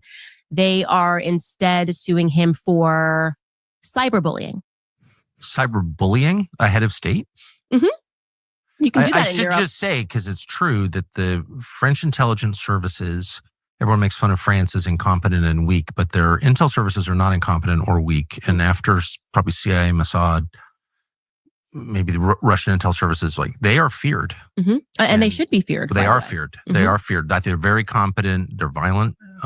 Documented. They've killed people, and they're nothing to play with, really. Right. That's why he picked up his family and he moved. I get it. And so it was this tremendous act of bravery that he did this, putting not just his life on the line, but the life of his wife and his children, because the story here was so demented and so twisted. And just also the broader consideration that you could have an entire state colluding to protect a secret of that magnitude. And what's so compelling about this story, and I get into this in the first episode of Becoming Brigitte, is that by the time it made its way to the English-speaking world, people thought that this was like as always, far-right conspiracy dug up from the trenches of Reddit. And that's not what happened at all. The story begins with Emmanuel Macron and his wife is actually the journalists, the left-leaning journalists, the Condé Nast journalists who wanted to celebrate Brigitte, wanted to do documentaries on Brigitte. This wonderful woman is now empowered, and what is she going to do? And they were kind of getting threatened. They were told to come to the Élysée Palace, and there was only one person that they could talk to. They couldn't find or verify anything about Brigitte's history or Brigitte's past. And they sort of fell down the hole and were like, I don't know why I suddenly feel like I've done something wrong for asking basic questions about the First Lady of France. And so that's kind of where the series begins, and it kind of takes you through what they went through and what many people have gone through since, just trying to learn anything about the First Lady. So to be clear, it's an amazing story, and for so many reasons, but for the one that, let's be real, they should never brought this lawsuit to Candace. They should have just shut up and let Candace, move on from the conversation, and everything would have been good, and this story would have died down. But let's be real, Candace is watched worldwide. The story wasn't dying down as fast as Brigitte Macron wanted it to, and now that she put this lawsuit on Candace, it became what? national news. Now everybody's looking at the becoming Brigitte Macron, which I will be streaming the whole series one day. Sometime, I don't know, I'll try to do it this weekend. I'll try. You just described that this was actually well known in France. It all took place in public, but I don't think 1 in a million Americans had any idea at all until your series came out. And the initial reaction to your series was, well, that now we know Candace is insane. Like, really going off the deep end. The wife's a man. Come on now. And then as the series progressed and became one of the biggest podcast series in the country, and sort of sober people were saying, actually, you should listen to this. This is pretty wild, pretty compelling.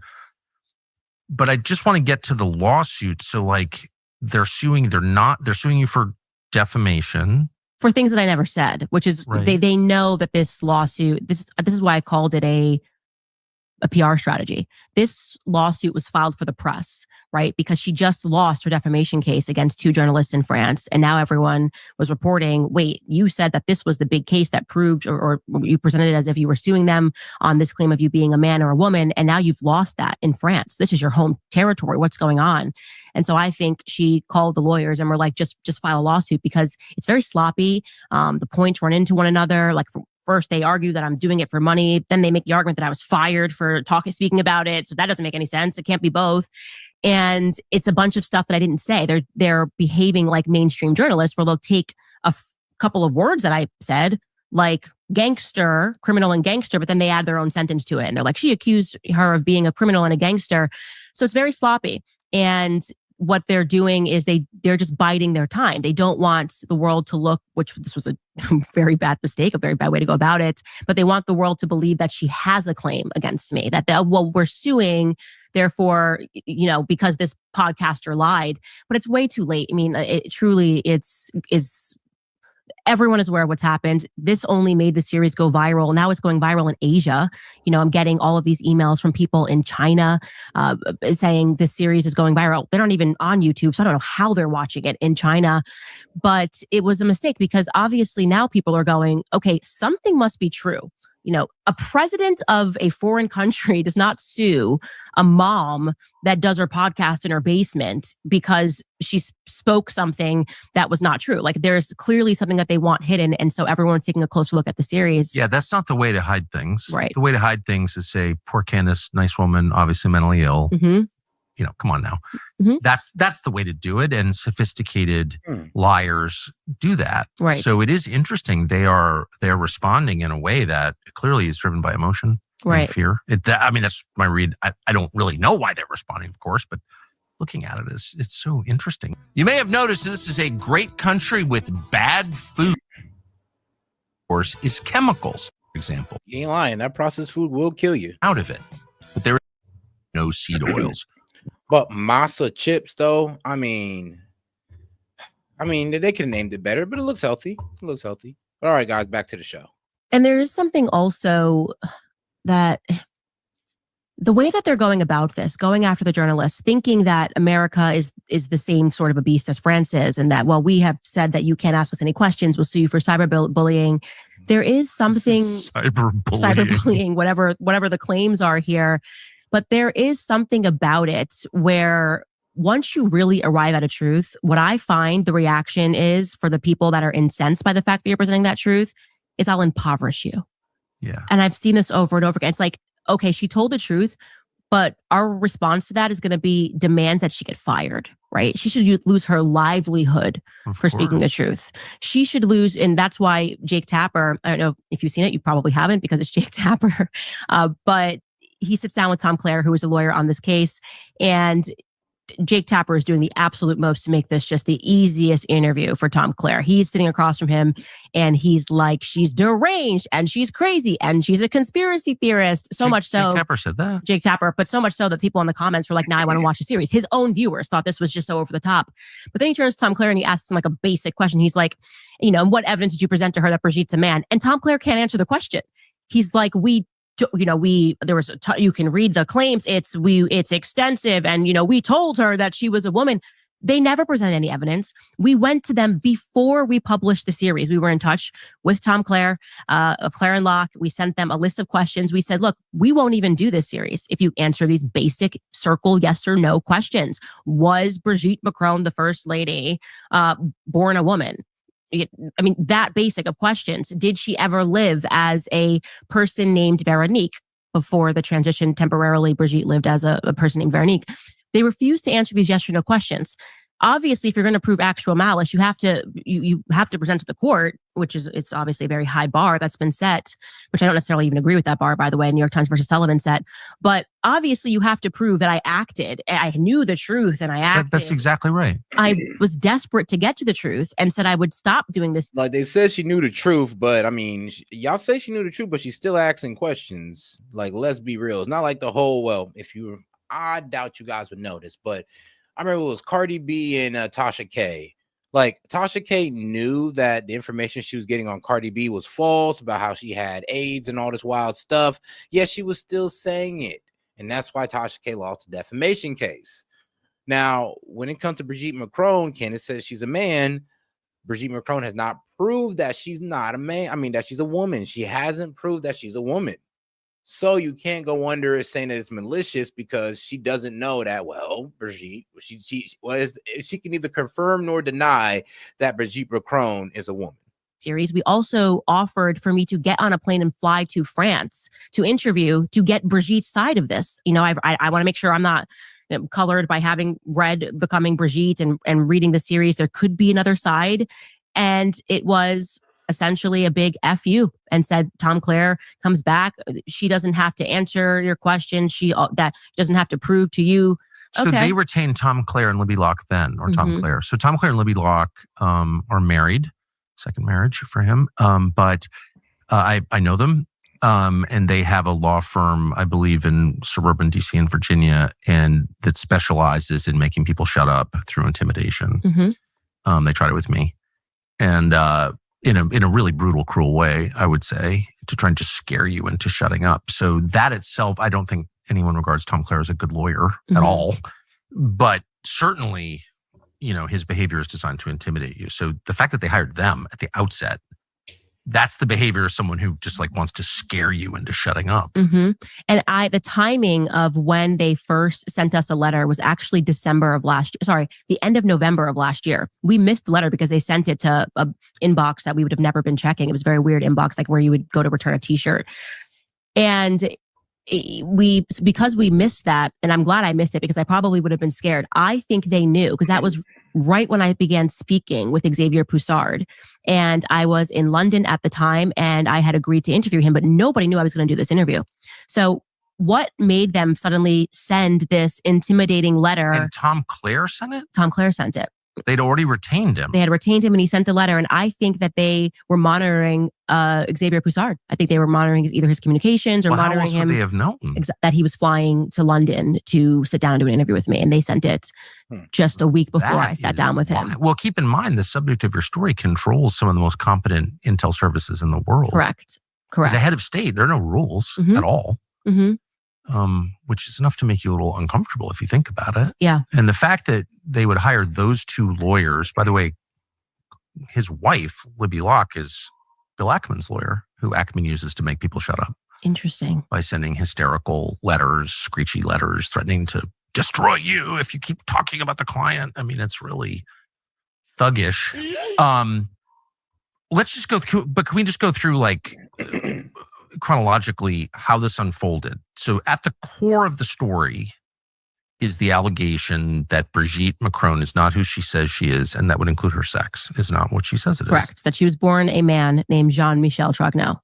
And I'm aware, if you have not watched the series, that sounds crazy because that was me when I first saw the headline. Yes. No. I mean, I was alerted to it by the Daily Mail. I thought it was such a crazy, insane headline, but it was the Daily Mail had published an article saying that with a video of Emmanuel Macron denying claims his wife was a man. And I just thought that's really funny. Like, what could possibly be going on in France that the president has to deny a claim that his wife's a man? But something that caught my eye was just, as I was reading this article, they made no effort to debunk it. Like, it was sort of like, it was that typical CNN, New York Times. So it's so crazy. It's like, okay, but if it's so crazy, just, post some photos of her. Obviously, she's got 3 kids. There's going to be tons of photos of her raising her children. was nothing. They had one solitary photo. And when you look at the photo, it was very obvious. And this is before I got into the details, that she looks a lot more like the little boy that's on the left than she does who they were trying to purport was the little girl that was sitting on the family member's lap. And so I got into it kind of very organically. I was like, this is weird. Like, what's going on in France that the president has to make a comment on the situation? And then I found a website where it explained it. And I instantly realized there is something here. Like, you don't have any photos of yourself for 30 years of your life. And that's what I'm saying. It was pretty easily debunkable. It was like, guys, if somebody said, yo, you're actually a woman. I mean, or let's be real. If they say, Set, you're actually a woman. Like, you've been a woman your whole life. You just changed sex and now you're posing as a male. And I'm like, oh, really now? Bro, I would literally just go to my mom's crib and just go through the little photo album and just be like, all right, then let me go ahead and get this proof and get my defamation case ready. And I'm gonna be on the way. The two photos that you've given have been given to the public from a woman who has quite literally been charged with forging documents. She's a thug. I mean, Mimi Marchand, they had to eventually get rid of her. Forging documents, thuggery, things of that nature, of a criminal nature. She's the only one. Everyone's going to go through her to get any information about your past. This is so strange. I mean, it's so kooky that you wouldn't just, the defense to this is just, hey, could you show us any pictures of your living for these 30 years? You know, you had allegedly 3 children. Did you guys take any photos while you were raising them? Maybe when you were in the hospital? No, Tucker. There's nothing there. So it's an amazing allegation, a stunning allegation, a bewildering allegation. But I think the legal and the moral question is, did you give an opportunity? Did you give the prime minister and his wife an opportunity, the Macrons, the opportunity to respond to the allegation before the series ran? So that's my question. Weeks to respond. And what way did you do that? Did you call them? Did you? Via Tom Clare. It was their lawyer. So they kind of made a mistake. They messaged us first to kind of intimidate us and say, you're working on this thing, or you're talking, Did they say how they knew you were working on it? I am not clear, because what was interesting is in that first letter, they included claims of what I said while I was working at the Daily Wire. That was the previous March. So you're responding to something that I said in March. We're now in December. So what triggered you? And clearly it had to have been that I had just interviewed Xavier Broussard and they were aware of it. So then they said, okay, send her out a letter to intimidate her. And obviously getting a letter for most people, you get a letter from a sitting president of France, you're going to go, okay, well, I'm just going to be quiet and not say anything more because I don't want to get involved in this. But for me, it just made me even more curious. And so to be sure, I said, well, I'm glad we have a line of communication established, because I'm certainly not interested in defaming you. I'm not interested in lying. Obviously, I would do myself a disservice if all of this was complete crap. And it turned out that I had been peddling it. So here are my questions. Very simple, yes or no questions. Did you ever live as Veronique? Who is Jean-Michel Trug? No, refused to answer. They just instantly got... So you presented the allegation to them, which they, of course, were aware of, people had made, others, not you, that she's not really who she says she is. Mm-hmm. And you said, can you explain? Yeah. And honestly, didn't require much of an explanation. We also asked, can you give us any photos of you living through this 30-year period? I mean, pretty easy stuff. If you're actually concerned and you're going to pretend you're so traumatized and defamed because of this story, I would have been like, yeah, of course, here I am. Here's me in middle school. Here's me on a cheerleading team. Here's me the first day I held my first son. Here's me. It's such an easy thing to debunk that it requires the suspension of common sense to believe that this is a conspiracy theory, because it's so easy to debunk, and yet they refuse to do it. And they're being extremely petty and going after every single person that speaks about it. Now, have they ever...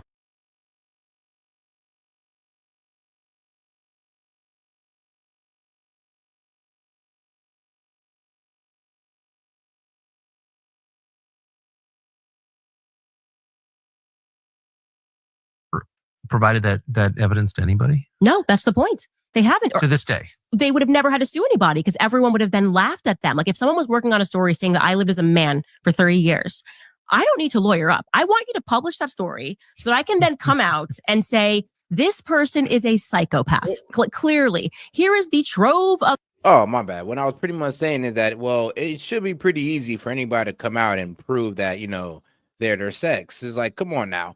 It's One, we could do with blood work. We don't need to have you sit there and be like, what, you need me to take off my pants and just start swinging and all that good stuff? Nah. You good. The blood work will do fine.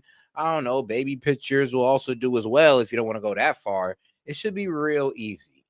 Me growing up with my sisters. Here's my middle school yearbook. To the contrary, even when Xavier Poussard, because he has been worked on this for 10 years and therefore filing paperwork with the government to get pictures, Jean-Michel Trogneau has a military file. He also filed to get Brigitte's school yearbook, where she's allegedly has a picture, and he won that case and then took it to Sacré-Cœur, which is Sacred Heart, and they said, we're not releasing it. I don't care if you won the case. We're refusing to release this to you. So in every regard, something that would be able to dispel this rumor, even her children, where are your kids in this? If that's my mom and she's so attacked and it's so horrifying that she's got to put, my dad, stepdad on a plane to go speak to the president of the United States, way before then, I would have released pictures of me and my mom. Her kids are all adults. I would have said, here's me and my mom growing up on my first birthday, my second birthday. Please, everyone, leave her alone. They won't do it. It's bonkers to think. Have the kids spoken in public? Only one child has ever spoken and called the rumors crazy and upsetting, and that's her youngest daughter, Tefon. And I have a theory about why that is, but again, there's no evidence to supply. Tefon won't go under oath. Tefon won't speak. Tefon won't say, "Oh no, this is." She just says it's very hurtful and it's not true. And okay, Tefon, well, you have the power to dispel this by just releasing some photos of you growing up. You're a 40-year-old lawyer. It's pretty simple to release some photos of you as a kid with your mom, and they won't do it. Here's a revealing and unpleasant fact. Mexico is facing a dangerous outbreak of New World screwworm. And you know what? I did hear that argument of, well, if somebody walks up to you and just asks your wife, well, here's the thing. I mean, you have to put that example on the scale that Candace is. If somebody walked up and said your wife is a man and this Candace owns, and now everybody around the world is thinking that your wife is a man, you're going to need to make some moves, because if it's just some random guy on the street, you can laugh and walk away. But if it's a podcast who's heard around the world, you're going to have to stand on business, like it or not. Sound wrong to you? Does it? And get your bag on the back end. Of course, well, sue them for defamation and get your money. Sound revolting? Well, yeah. Our friends at Merriweather Farms agreed. They sounded the alarm on what could clearly be a serious threat to your health. And it worked. After Merriweather's campaign, Agriculture Secretary Brooke Rollins... All right. Let's get right back. They're not planning on a courtroom showdown here. No. And there's no way. By the way, I engaged with Libby Locke and Tom Clare a long time ago about defamation, and they told me not to go after it because the bar was so high. And I had a very clear case where someone told a blatant lie about me, which we happily countered right away. You've dealt with them before. Yeah. Oh, I have emails from, this is the funny part, I have emails from them. I love you, adore you, watch your show. They're totally soulless, both of them. Yeah, clearly. Yes. The motive here is money, which is fine if that's what you want your legacy to be, because at the core of this case, which most people should be speaking about, is their defense here is I am admitting, which they've never done before, they've now admitting that Emmanuel Macron was only 14 when they met, when he was in that play, 15, she says, whenever this affair happened. And in my suit, they admit that Emmanuel Macron's parents took him away from the school because of this relationship. Do you understand how the audacity of, I'm a creep, I macked on a student at best, and I have the audacity to file this lawsuit? I mean, what is going on in France that you would so willfully put that in a lawsuit, which, by the way, debunks their earlier claims. When he was first running, the press said he was 17. Then when Xavier Poussard proved that wasn't true, then suddenly we're saying he was 16.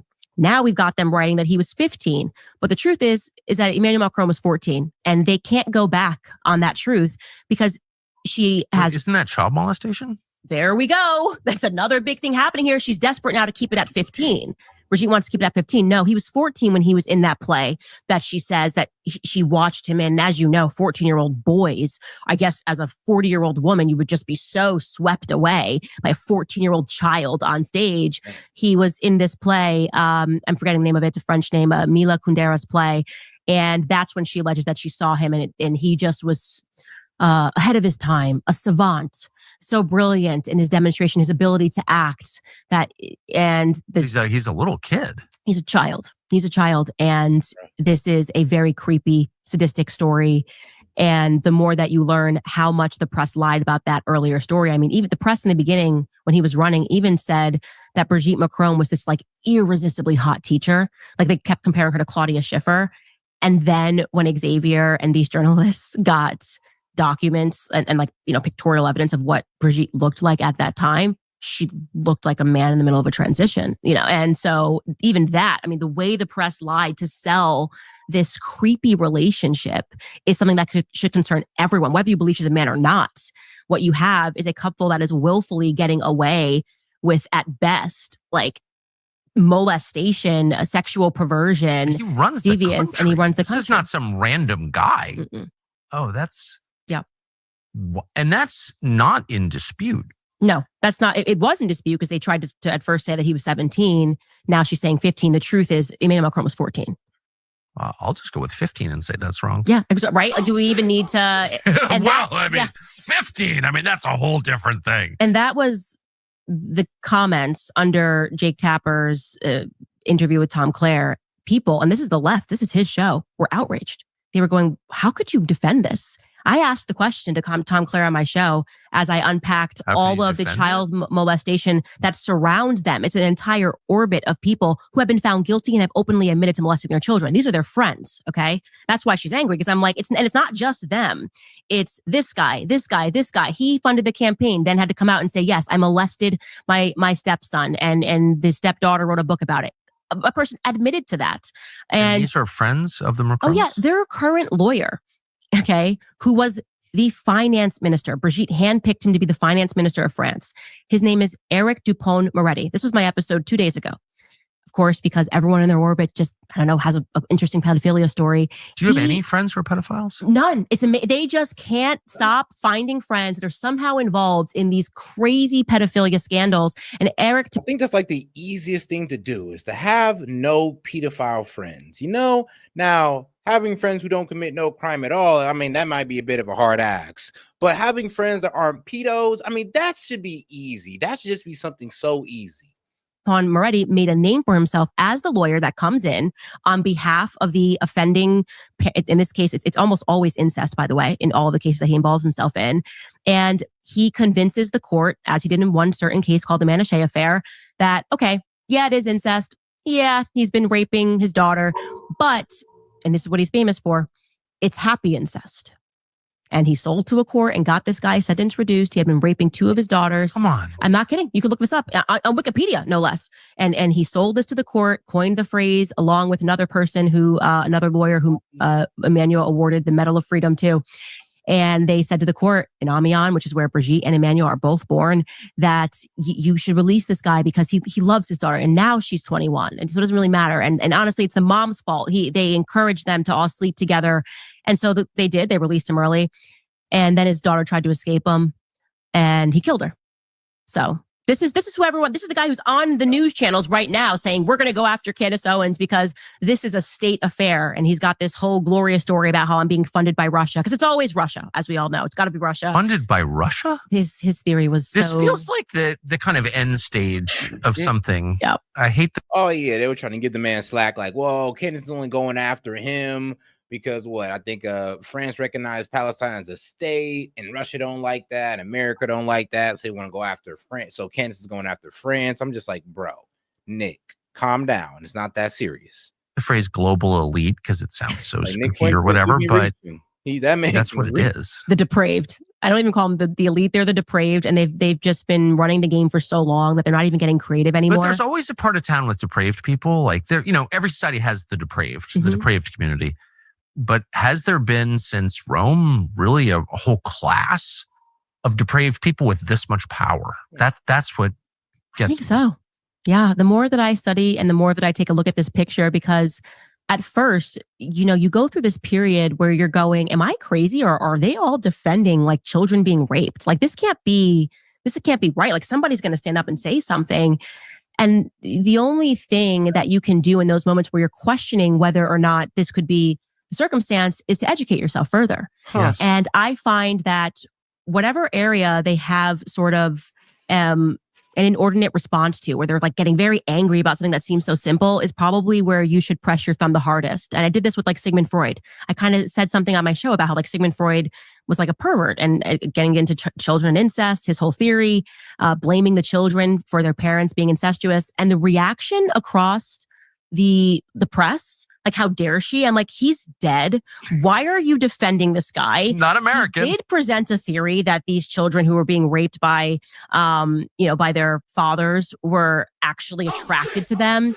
Why are you defending this? And then I got educated about it and started reading books and stunned. Like, yes, this is actually something that he was doing. And I learned this from the person who controlled the Sigmund Freud archives, who wrote this amazing book called The Assault on Truth. But there is this common thread that it brings you back to Paris every time, whether you're talking about Epstein, Ghislaine Maxwell, talking about Emmanuel Macron and Brigitte, you're talking about Sigmund Freud. He studied and then came up with this theory while he was studying under Charcot in Paris, that actually, even though we see all this evidence that these kids are being raped, it is their... All right, just to sum things up. So she's pretty much talking about a lawyer that Emmanuel Macron held to a high esteem. He gave this man an award, and this lawyer would literally pick up cases to try to make incest right, or try to like flip it as, oh, well, no, the father didn't rape his own daughter. It was a loving relationship. They wanted it. And the wild thing is, if you read more into that story that she's talking about, it was a father who raped her child, who's raping his daughter, and he ended up getting his daughter pregnant. And I mean, that's how it was all found out about. They go to court, and this lawyer comes in and frames it as happy incest. Fault because they're attracted to their fathers.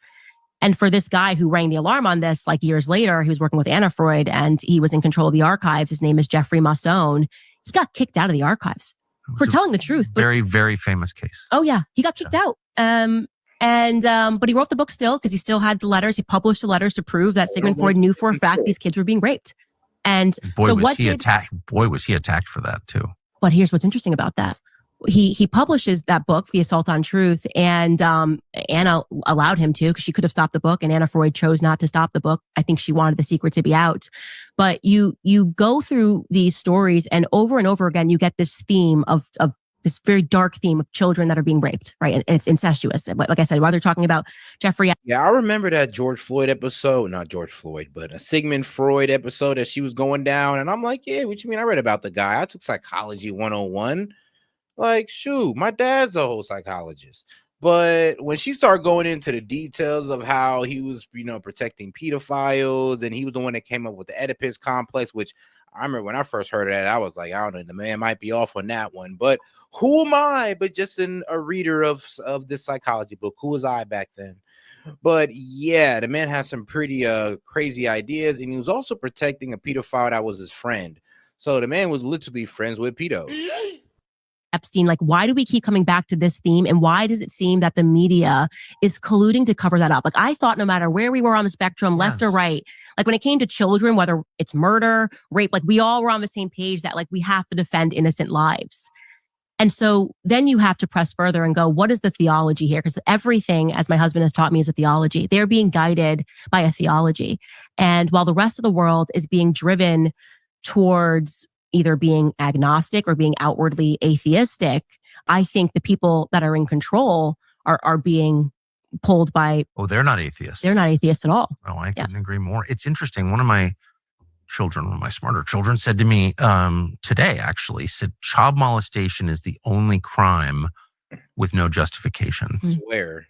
And I had never thought of it that way. And I mean, yeah, I could justify why I would possibly, but I could never imagine it. But I could justify why I would probably take somebody's life. No, I couldn't imagine it, but I could justify maybe an extreme situation where I'd have to steal. But there's no way, I don't care how bad things get, how wild things are, could I ever justify hurting a child in any way, shape, and form.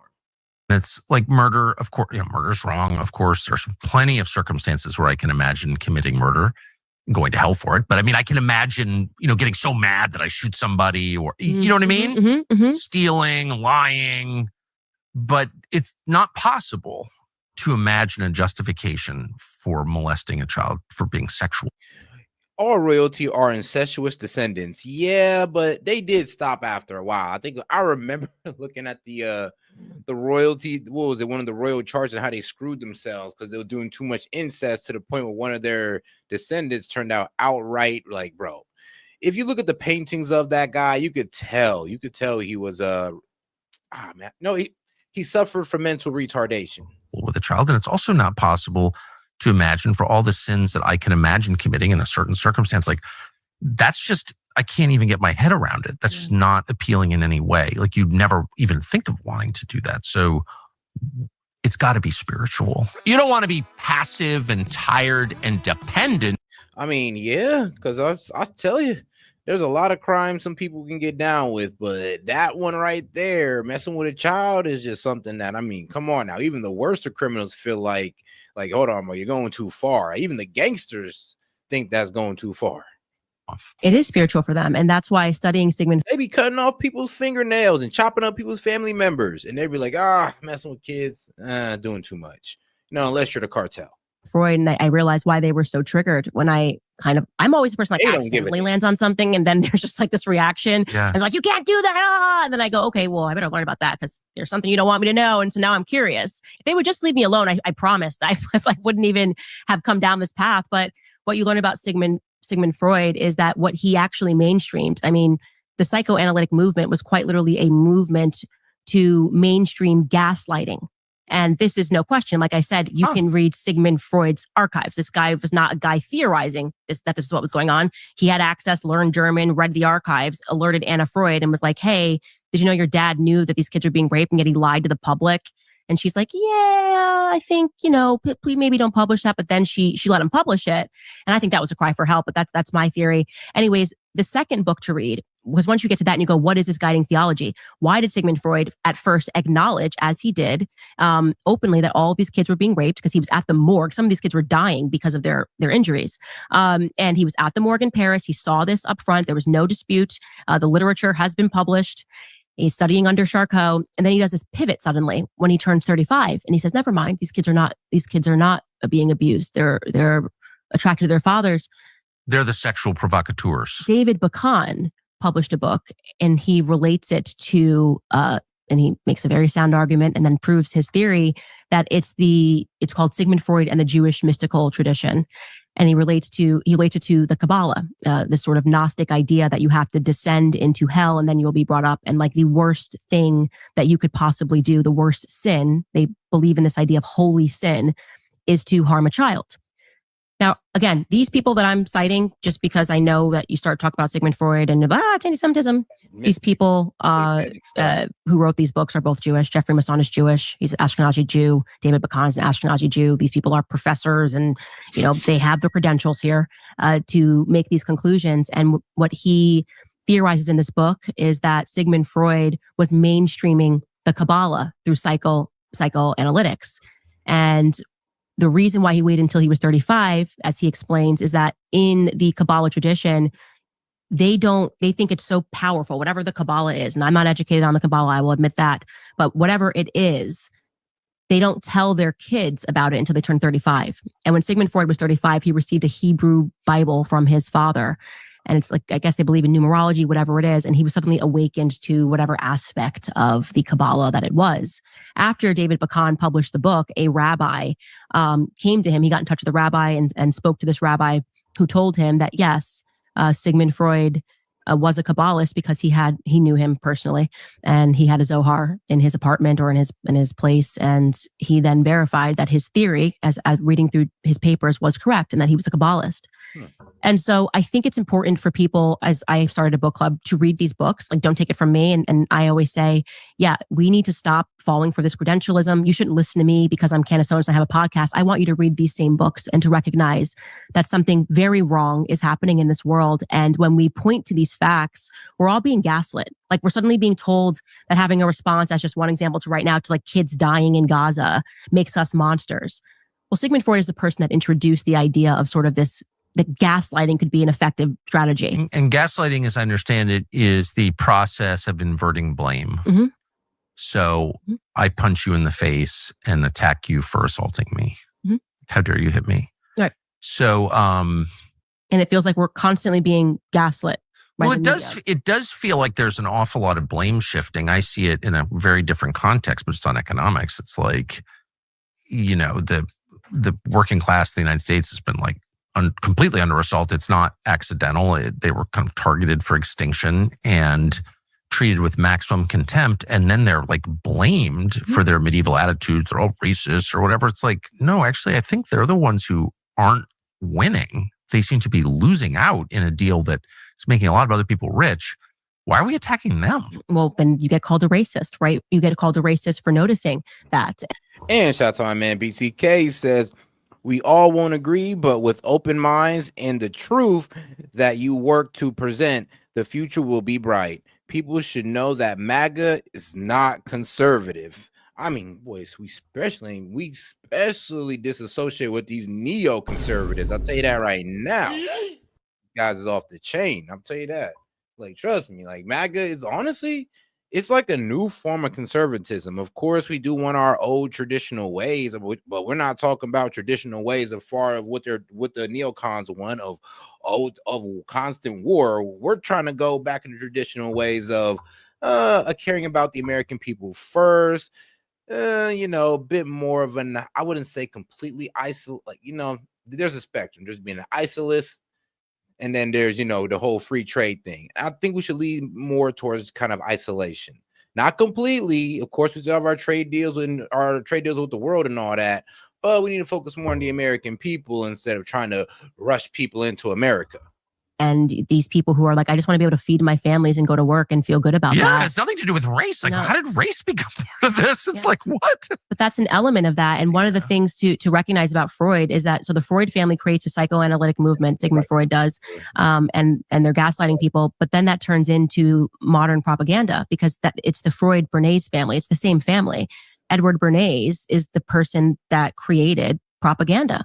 During World War II, the OSS, like they were using him to figure out how can we mainstream, like how can we convince an entire population to want to go to war, to hate Germans. This is the guy that they brought in. So it's the same, like the psychoanalytic movement then turns into propaganda with Edward Bernays and then turns into PR.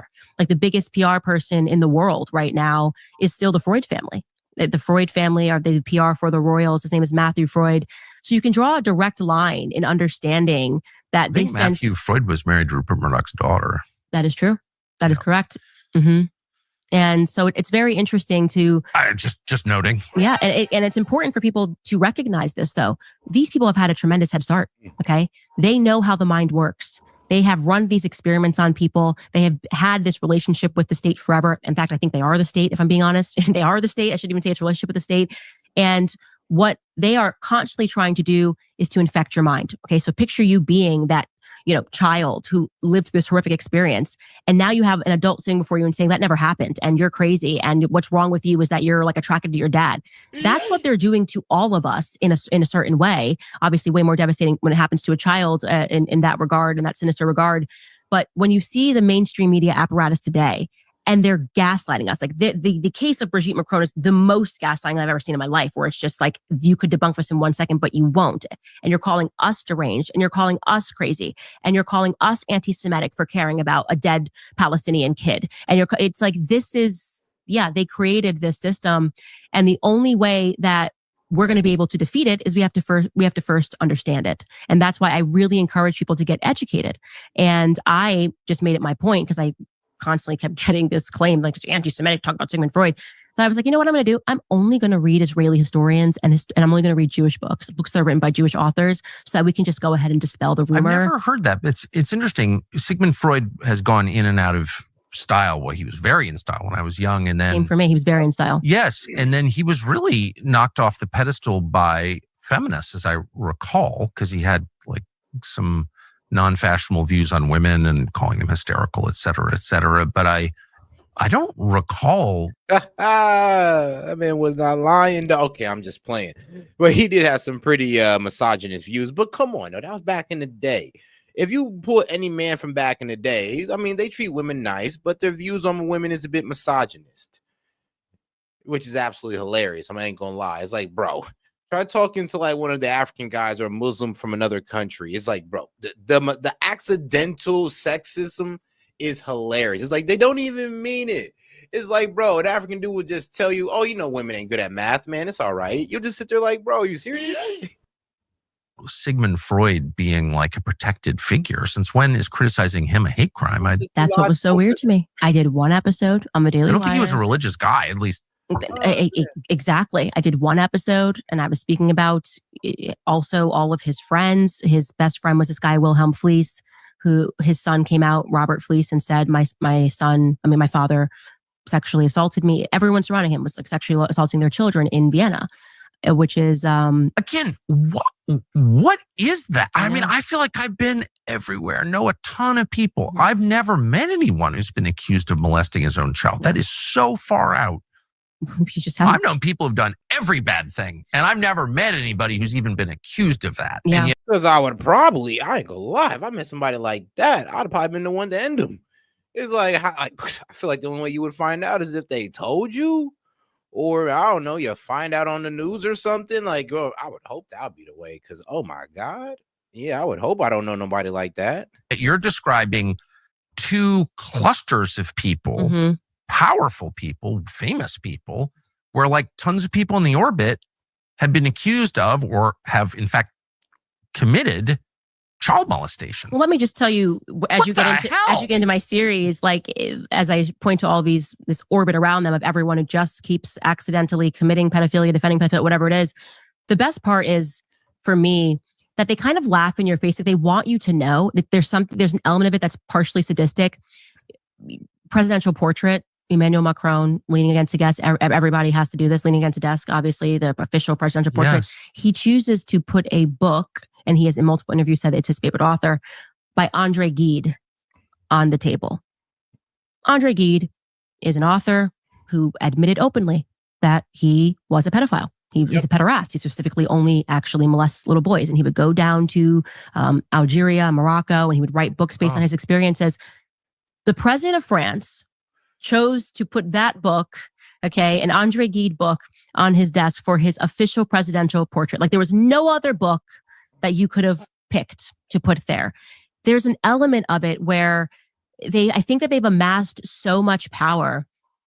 And it's quite interesting because I think maybe Daryl Cooper told you about this, but getting into Bill Barr's father, Donald Barr, yes, who wrote that weird book. Yes. The space, it's called Space Relations by Donald Barr, where he predicts a colony of Khazars, as he calls them, Khazars, Kossars, he spells it, that are so bored with their power. They're so bored with being elite, just getting away with everything, And he then predicts kind of in this fantasy book, Jeffrey Epstein and Ghislaine Maxwell. It's very strange. Got it. And he also was, in the OSS, which was the precursor for the CIA. But there's an element of that when I see Emmanuel Macron engaging in that it's like they want to get caught and they just have so much power that they know that there's never going to be any consequences for it, where you go, why would you do this? You could have put any other book on your desk. You could have put literally. And now, all right, now let's get down to the beef with Candace Owens and Nick Fuentes, which Tucker Carlson and, Candace got into, which was pretty entertaining. You know what? I might as well cover the beef because this does sound like there's going to be beef that's going on for a minute, because they don't like each other no more. But let's get right into it. Well, let's see what they say first, because I was gonna play Nick's response, but let's hear Candace. Here's your next role. You're going to be president. So speaking of theater, I just hesitate even to ask this, but because it just opens up all this stuff I don't want to deal with. But you just interviewed Nick Fuentes. I did, or had a conversation with him. What did you think of that? What do you think of him? I can tell you my experience was entirely fraudulent with him. I never interview people as a gotcha interview. It's always just that he was making the rounds. He's been around for a while, and kind of his story, when I learned it, because he was banned from everywhere, so I didn't actually know what the backstory was with Nick Fuentes, but then I learned it when he was allowed back on X, and Jeremy Boring, who was then the CEO of Daily Wire, did this X live with him. And Jeremy Boring did an event with Nick Fuentes? It was weird. Everything was weird about what happened, but it happened. And Nick told his story, and I was listening in, and said essentially that he was canceled because he started asking questions about Israel. He was 18 years old, and he alleged that it was, very much the fault of the Daily Wire or whatever he said. And I found it to be very interesting. And I was like, oh, I actually didn't know this was the backstory. Like, maybe this really is a person who had, just ahead of everybody else, was questioning Israel and had like a bad hand given to him. So I had him on the show, welcomed him into my home, and he was very nice. We told him, we're going to cut a controversial trailer. We're going to show you like these clips of you talking trash about me, and you can talk about whatever you want for as long as you want. Ask any questions you want to ask. It went great. He left. He said, thanks. We can now be friends. And I am not kidding. We published this 11 days later, and I don't even know how to, he just starts screaming, calling me an effing bitch who set him up. We didn't edit a single. He called him. Oh yeah, he definitely called her the B word. Well, a bitch. Then said, yeah, shut up, bitch. You need to go. You can't tell me what to do. You're just a woman. Women don't tell men what to do. You just shut up and go make me a sandwich. I mean, and that's paraphrasing, but the make me a sandwich part is definitely what he said, which was, hilarious. I'm gonna be honest with you. Like, Nick Fuentes is pretty damn funny. Thing, those 11 days, like 2 weeks before we even published the interview, we told him if there's anything that he wanted us to insert. Like, nobody does that if you go on their show. Yes. And I genuinely don't know what triggered him, other than me at the very end asking him about or talking to him about family. And it was just the rage that was coming out of him was just weird. And I don't know why he did that. I don't know why he did this. And I'd be like, man, you don't know me, man. Look, you got rich. Look, you was rich coming into this and figuring out the truth. I was 18. They took away my bank, 18 years old. And then you want to talk to him about starting a family. Like, I felt Nick in that moment. Trust me, I felt him. I could relate to him in that moment. And Candace did just kind of like, well, oh, you seem triggered. She kind of did what almost every feminist kind of does. And Candace Owens, is not a feminist, but she definitely employed a feminist tactic. But let's be real, that was no need for, just because of that one moment, was no need to go out there and call that girl out her name. Like, come on now. 180, you had access to me. You could have said anything after. Even if he had said in good faith, I thought I sounded a little weird here, could you cut it out? We probably would have cut it out, because I just don't want people to ever not have a good experience coming on our show. That. You know what I'm saying? And also, you want people, I'll speak for myself. When I invite someone on, especially just to hear their views, I want them to be able to express what they actually think. Right. Exactly. And you decide what you think, and you decide how to express it. That's like a basic human right, kind of. Yeah. And so I'm not here to trip you up into saying something you don't mean. I want to hear what you do mean. Yeah, exactly. Right? And he told the story. He did all of that. And apparently then, and I don't know if it was driven by insecurity. He didn't know how his followers would take the interview, but he just did a complete 180, lied to his audience, pretended that he was surprised it was behind a paywall. We spoke about him and how we were going to release it. He said, great. It's a total 180 flip. So I can now say that I didn't listen to other people say that Nick was a bad person. I didn't care about what happened when he was 18, 19. Like, and if you hear Nick's story, it was like, oh, she kind of roadblocked me. The interview was hostile. Y'all saw how she was coming at me. I was like, no, she challenged you on a couple things. Now, when y'all was going back and forth about that personal, who hit who up, who ignored whose existence, that was a bit petty. But when it got down to the debate on race and all the other good stuff, that's when the debate was entertaining. But they did waste most of that debate talking about, drama. In 2026, I sat across from a person, had a conversation with him. He behaved one way in person and then put on a show for the internet. So I actually can say my experience with Nick Fuentes is that he's a terrible person and a terrible human being, because why would you do that? There's no reason to do that. I agree. You could have come back onto the show. You could have had beginning of us discussing various topics. I think in many ways, whatever happened to him was when he was 18 may have stunted his growth. Meaning that he now is responding to the internet, which is filled with people that don't even use their real names. Right? So really, truly, the irony of it all is you could just be... Yeah, he's like the leader of these guys called groypers. And let's be real, these groypers ain't nobody impressive. I think Nick Fuentes needs to realize that, bro, your fan base is a bunch of weak, scrawny, wannabe white supremacist men. It is what it is. Like the IDF soldiers, but he's still funny. I like watching him.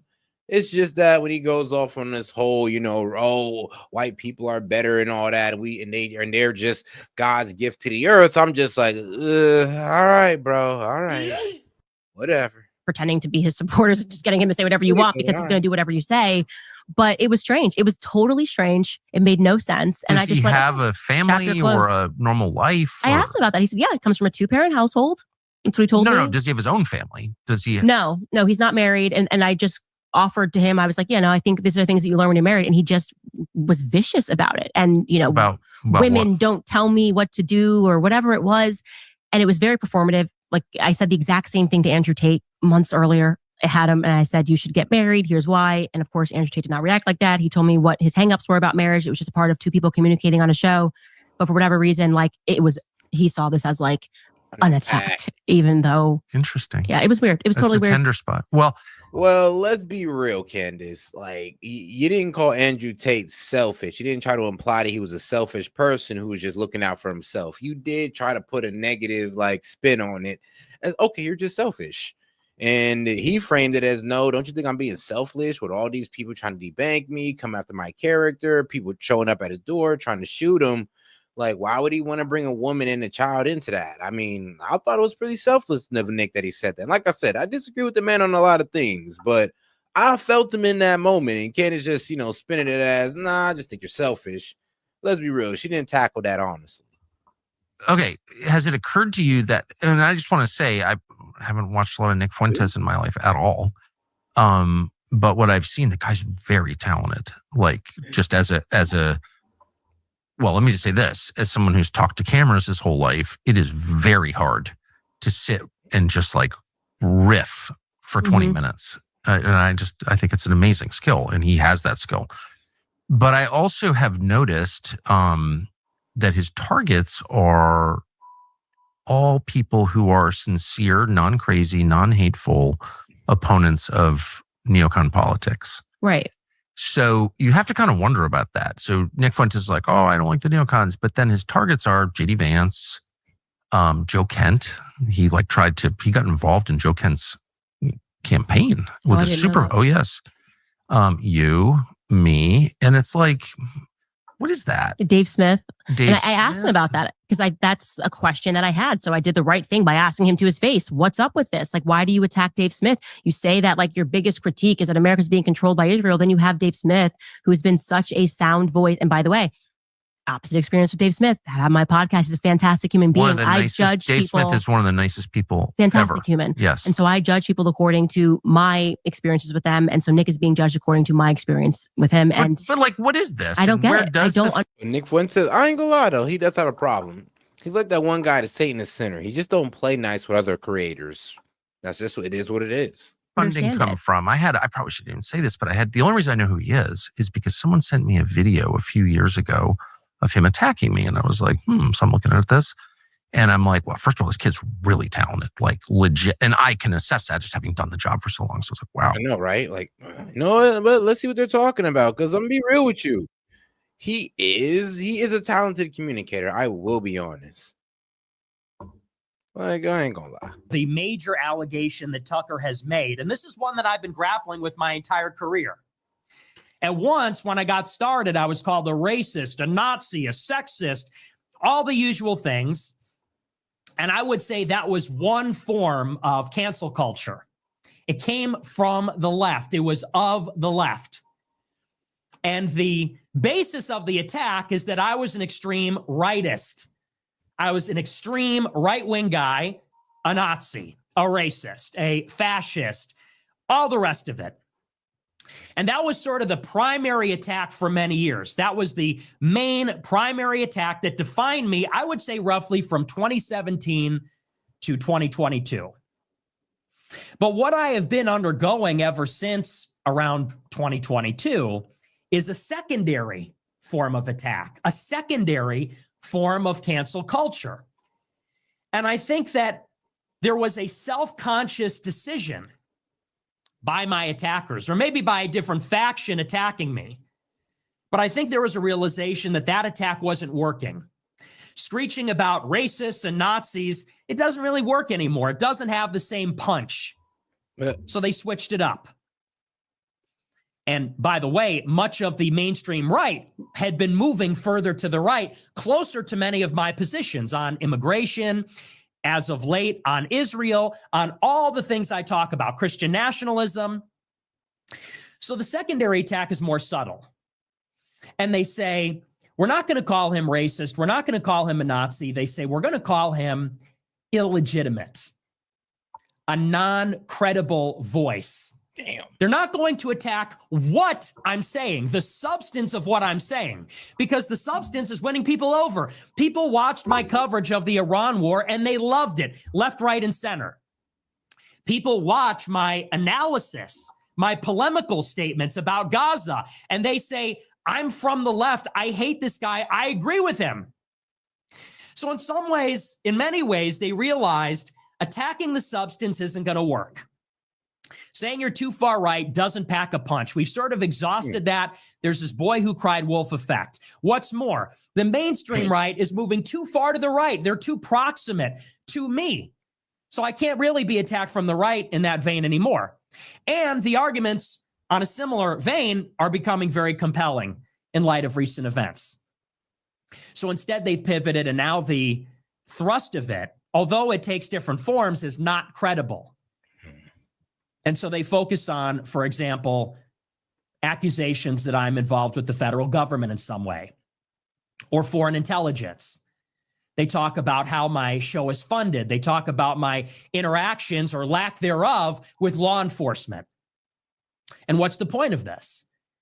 It's to say you're not an authentic, sincere actor. So maybe you might agree with Nick Fuentes, but you can't like him. You can't watch him. You can't follow him because although he says the right things, I'm going to watch you even if I disagree with you. I'll be honest. Is credible, or rather, although he says the right things that you might agree with, he's not credible. He's not authentic.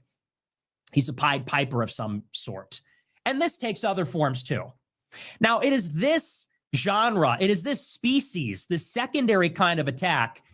This is how Tucker Carlson attacked me today. And many things were said by Candace, by him, personal insults, all kinds of things. But the general thrust of the attack was to say this.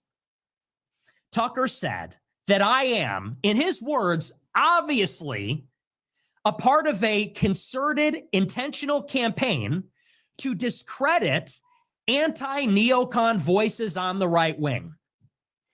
Now, what is loaded up in that statement is that I'm inorganic. I am being put up to this by some organization, maybe government, maybe left-wing partisan, but I am an astroturfed, inorganic voice put up by the left, by government, by some sort of organization with the goal of discrediting by association the authentic opponents, his words, of neocon politics. That's how he characterized it, of the neocons. He said, and this is how he put it. We'll watch the clip and I'll react to it specifically, but just introducing it. He said, this is an artificial category he introduced. He said, you have crazy people and not crazy people. You have crazy, hateful people and not crazy, not hateful people. He said, and there are loads of not crazy, not hateful people like JD Vance, Joe Kent, Candace Owens, and himself that are opposing the neocons. He said that here comes Nick Fuentes, a crazy, hateful person who sounds like them and will damn them by associating with them, will embrace them, wrap my arms around them, and make them look crazy, make them look hateful by association to sabotage them. That is the central claim. We're going to look at that. And maybe people are curious. I'm sure a lot of people tuning in have the same question or have thought that about me in the past. But we are going to break down piece by piece everything that he said. We'll watch the clip and I'll provide the receipts. We'll look at his evidence for this because he qualified the statement. And his evidence was that I only attack the so-called real voices of America first, the real voices against the neocons for no reason, randomly, exclusively. He said, and that alone has led him, obviously, beyond a shadow of a doubt, to the conclusion, without talking to me, watching my show, that I'm an inorganic, bad faith actor trying to sabotage the real opposition. I don't know, Nick. He did not. He said he watched you. He said he's impressed with you. You said you got talent. It's just you don't work well with people. Lots of talent, native talent. See? It's like, so I'm looking at this and I'm like, well, first of all, this kid's really talented, like legit. And I can assess that just having done the job for so long. So it's like, wow, lots of talent, native talent. And he's attacking my dad as a CIA, his dad's in the CIA or whatever. And I'm like, well, that's no, untrue. And my father dies, and I learn actually, was involved in that world. I was completely shocked by it. So no one has to believe me, but that's just a fact. Right. This was in March of this year. And I'm like, well, how the hell would this child from Chicago? My dad was 84 when he passed. Like, who's this guy know who my dad is? And like, he's in intelligence. How would he know that? And so that was his critique of you because I didn't see it. Someone just sent me this video and it was like, you can't believe anything Carlson says because his father was in the CIA and he's a CIA working on behalf of the CIA. Well, I mean, I think it's pretty obvious, and I actually feel emotional in my anger towards CIA. And I think that comes out on the air quite regularly. Right. And so the idea that I'm working for the CIA is like deranged. Well, if it helps, he said I'm funded by Russia now. Since the interview, he then did a thing and said I was funded by Russia. But you would be a lot more likely to take Russian. I mean, look, man, I've been funded by Russia, Hamas, Qatar. Speaking of Russia, Hamas, and Qatar, let me look, man, they wasn't lying, though. They were not lying. I mean, dead ass. They gifted me a lion. Like, so they weren't lying about the Qatari money, but the Russian money, that was going too far. Like, come on, guys. Let's be real. Money that I would be to work for the CIA because you would never take Russian money and you're not Russian. But I really hate the CIA. And I would that's like very offensive to me. So why would you? It's like personal for you. Well, a little bit. Yeah. And anyway, like, who is this kid exactly? Mm-hmm. And maybe it's just an accident that the guy exclusively goes after people who are in roughly the same. And then he gets up there and he's like, making Holocaust jokes. And it's like, is it possible that this is like David Duke? David Duke, every time I had a new show, David Duke would endorse my show. I don't know, who the hell is David Duke? Well, David Duke is obviously part of a campaign to discredit people on the right, obviously. And I think it's very obvious that Nick Fuentes is exactly the same. Doesn't mean everything he says is false. It doesn't mean he's not talented. He's enormously talented. Doesn't mean he's a bad person. I'm not attacking him personally, but he is clearly part of a campaign to discredit non-crazy right voices. That's obvious to me. I've been around a long time. I know it when I see it. Yeah. And I will say, I don't understand it. We were very kind to him. Like, I truly, we almost said, we felt maybe he was a bit lonely. We should invite him back for dinner. That's how good of an experience I had. It's clearly. And then it was a 180. So it's either it's being driven from like a little boy insecurity. And he just was so worried that he just went on the attack because he doesn't know how to have normal relations after being banned everywhere. Well, I think there's that could be one element. The angry gay kid thing going on. Yeah. Or it's what you're saying, where he does this, he's lying. Nah, did you say the angry gay kid? All right, nah. Tucker, Tucker don't like him. Tucker don't like him at all. Lying to everybody and pretending. Tucker barely tried to insult people. He called him the angry gay kid. Saying that things are one way when it's not. I can say why is he attacking Joe Kent, who, Joe Kent worked as a CIA contractor, paramilitary contractor. He's in the U.S. military for years fighting our neocon wars. His wife was killed in Syria in one of those wars. Joe Kent is the single most sincere critic, and I would say the one with the most credibility in the United States to say this foreign policy is bad. It killed my wife. I was a part of it. Joe Kent is actually someone the CIA doesn't like at all because he understands how it operates. And for Nick Fuentes, who's like some child from Chicago who, to go after him specifically, one congressional seat in Washington State. That is random. It's not random, though. It's the opposite of random. Joe Kent was number one on the list of people they wanted to knock off, people who believe in our neocon foreign policy. They wanted Joe Kent out because he could stand up and say, I actually know. I've got the receipts. My wife was killed in Syria. You had to take that guy out. And Nick Fuentes, this child, this weird little gay kid in his basement in Chicago, is participating in a super PAC to bump off Joe Kent. Like, I've been around this my whole life. I know what that is. He said this wimpy little gay kid in his basement. I'm like, well, damn. But I mean, you did come at this man's father, and I mean, did talk about his father. So what do you expect? What do you expect? Just an organized dude. I'm gonna tear your head off. You coming, my dad too. I get it, Tucker. Effort. Yeah. Chill, and he though, also did the thing that David Duke always did, including to me, which is be like, oh, yeah, it's my friend. And everyone's like, oh, Tucker Carlson's been endorsed by David Duke. I've been making like the anti-racist argument my whole life. Right. Like, I'm not for David Duke. Do I think David Duke is right when he's against affirmative action? You bet I do. But I'm not for David Duke. But David Duke would try to discredit people by hugging them. And that's exactly what Fuentes did. He goes out there and meet all these people. Show up, hi, I'm Nick Fuentes. Can I get my picture with you? That's a campaign to destroy credible voices on the right. And Fuentes is part of it. And I know I'm inviting endless trouble by saying this because, this is a kid with a lot of. I mean, the Grand Duke of the the Grand Dragon of the KKK gives you a hug. Yeah, that's not a good look. I mean, at all. I don't care what color you are. If you don't at least look like you squirming a little bit in that picture, dog, you're canceled. Spare time, but it's just personally, I wouldn't care. I personally wouldn't care, but people out there aren't as I guess level-headed as me. Just a fact, and I've seen it a lot. Yeah, and I, you can believe me or not, but I know what I'm talking about. I can confirm he's dishonest. I mean, so it's like you use that as your, like, I could not determine what his motives were. And I said, you know what? I don't have time for this. But all right, now let's see Nick Fuentes at his best right now with a debate against Alex Jones discussing what's going on with Trump. All right, folks, 4 days ago, Trump put out that Justice Department memo. I said, Trump's behind it. People say, oh, you're attacking Trump. And then he came out later and said, no, it's me. Don't ask questions. Shut up about it. I said, this is incredibly suspicious. And now they're running around with the Justice Department meeting with Ghislaine Maxwell. It looks bad. But people taking what I've said out of context when I'm wargaming this, because I think they would have used information against Trump if they had it before. But that said, now the jury's out on Trump. The jury's in on the Democrats and Epstein Island and Bill Gates and Larry Summers and all the rest of it.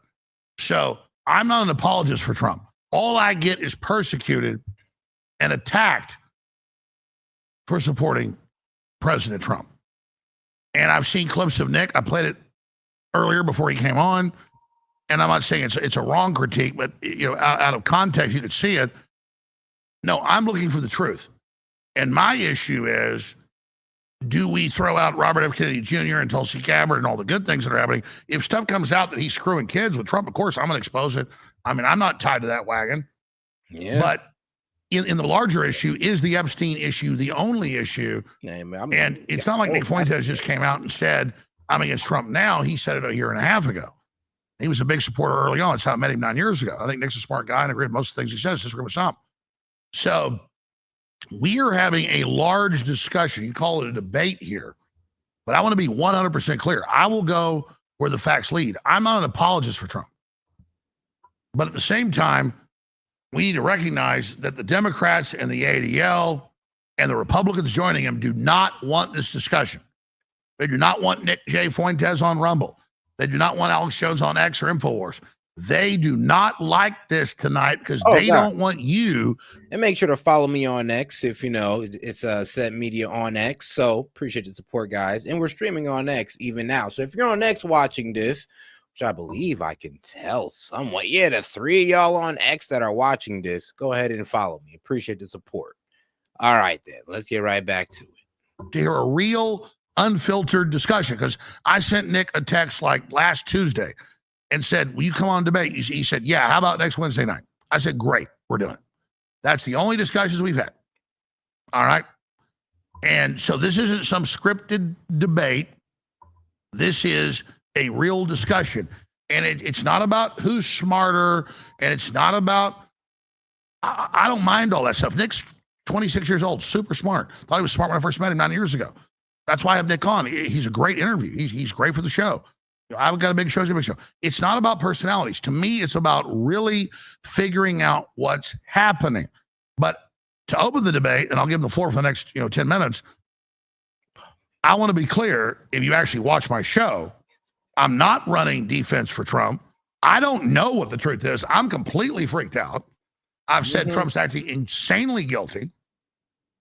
And I've only wargamed every angle of this, trying to figure out what's going on. Because I do a 4-hour show.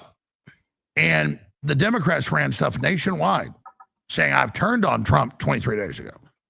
I don't care about being on CNN, ABC, and NPR and every other channel. Those people don't listen to me anyways. But they take little 10-second clips out of context. I know they do that. I just don't want Nick and my viewers to do that. I want you to listen to what I'm actually saying. Clearly, Epstein's Mossad. The CIA has asked Trump to cover it up. I think that's a no-brainer. The question is Trump involved? If he was, where is the evidence? So I haven't figured this out yet. And all I'm doing is stream of consciousness. What you get on my show is what I'm thinking. No scripting, no nothing. And usually my job's easy. Is fentanyl good? No. Is open borders good? No. Is war with Russia good? No. Is Israel attacking Iran? No. My job 95% of the time is very easy. It's these type of issues where I can tell the listeners, I don't know. So Nick, you've got the floor to say whatever you want here. I'm going to shut up for about 10 minutes because I've been talking for about 5. And then I'm going to ask you the question after that. Maybe you can address it now. Okay, we can send Trump to Mars. What comes next? Is this accelerationism? What if Kamala was in? Would that be better? Maybe it would because it pisses off more. I just don't know. So this is one of the few issues where I will tell listeners, I don't know. And all I can do is war game each scenario. And I would just ask people to realize, if you see a 30-second clip, actually go see what I said, because I will then say something completely different because I'm wargaming and don't know. So Nick is simulcast this on Rumble, Nick J. Fuentes, and on X. Great to have you, Nick. Thank you so much for the time. Hey, Alex, great to be with you. Yes, well, we did promote this as a debate and we hyped it up and everything. But I agree with you. I think it is more fruitful as a discussion because, like you, I think me and the audience, we're trying to get to the truth. We want to know what is really going on here. And I also agree with you that we don't know. And that's sort of the nature of it. That's why people have a problem. We just don't know because the government is not releasing the files. And this Epstein scandal has been like many of the other scandals concerning the deepest and most sordid types of corruption. It's concealed, it's hidden. There is not government transparency. And without transparency, there can't be accountability. And so all of this is happening inside of the shadows. Now, that gets to my biggest criticism of Trump. And, you said this a moment ago, and I understand where you're coming from. You say, are there other issues besides the Epstein issue? I've heard a lot of people say this. They say that for the MAGA base, which I consider myself a part of, even though I didn't vote for Trump, I'm the demographic. If the MAGA base is in revolt over the Epstein files, people say, are you throwing out the baby with the bathwater? What about the secure border? What about the progress that's being made, as you say, by RFK Jr., by Tulsi Gabbard, the good things that are happening in the administration? Is it worth it? In other words, people say, if he's failing on one narrow issue like Epstein, which people say realistically doesn't actually affect people's daily lives, they say, is that a mistake? Now, my position is that you can't compartmentalize these issues. Contrary to that take or that defense, I don't think you're capable. I don't think it's possible to separate and cordon off the Epstein issue and say that's over here, and immigration and foreign policy and the rest of it is over there. Because the proposition of the first Trump campaign going back 10 years ago in 2016, or even in 2015 when Trump ran in the primary, he said that the reason that our politicians had failed us over 30 years on both sides, Republican side, Democrat side, the right and the left, he said is not for a lack of trying, not for a lack of will. He said it's because the system has failed us. It's because of corruption. They can't deliver a real victory because they're not beholden to the people. Instead, they're beholden to foreign interests, special interests, donors, political PACs. And there was a suggestion of blackmail. There's a suggestion of a shadow operation happening behind the scenes. So why do we get these policies that are bad for America, like free trade, foreign wars, mass migration. They said, well, it's because the politicians are not really the ones running the country. They're not running the country on behalf of the voters or the people, but rather they're being controlled by the money or the intelligence agencies or by some shadow element, the nature of which we don't fully understand. Now, he said, in contravention of all of this, I will run and I will deliver the real victories. I will reverse all the policies because I'm not controlled by those interests. And there was this foil with him and Hillary Clinton. Hillary Clinton personified that system. And she did come from the Democrat side, but she personified realistically both sides. The Bush dynasty, the Clinton dynasty, the Republicans, the Democrats, the Dennis Hasterts, and the Bill Clintons. Hillary Clinton was the epitome of corruption and the epitome of globalism.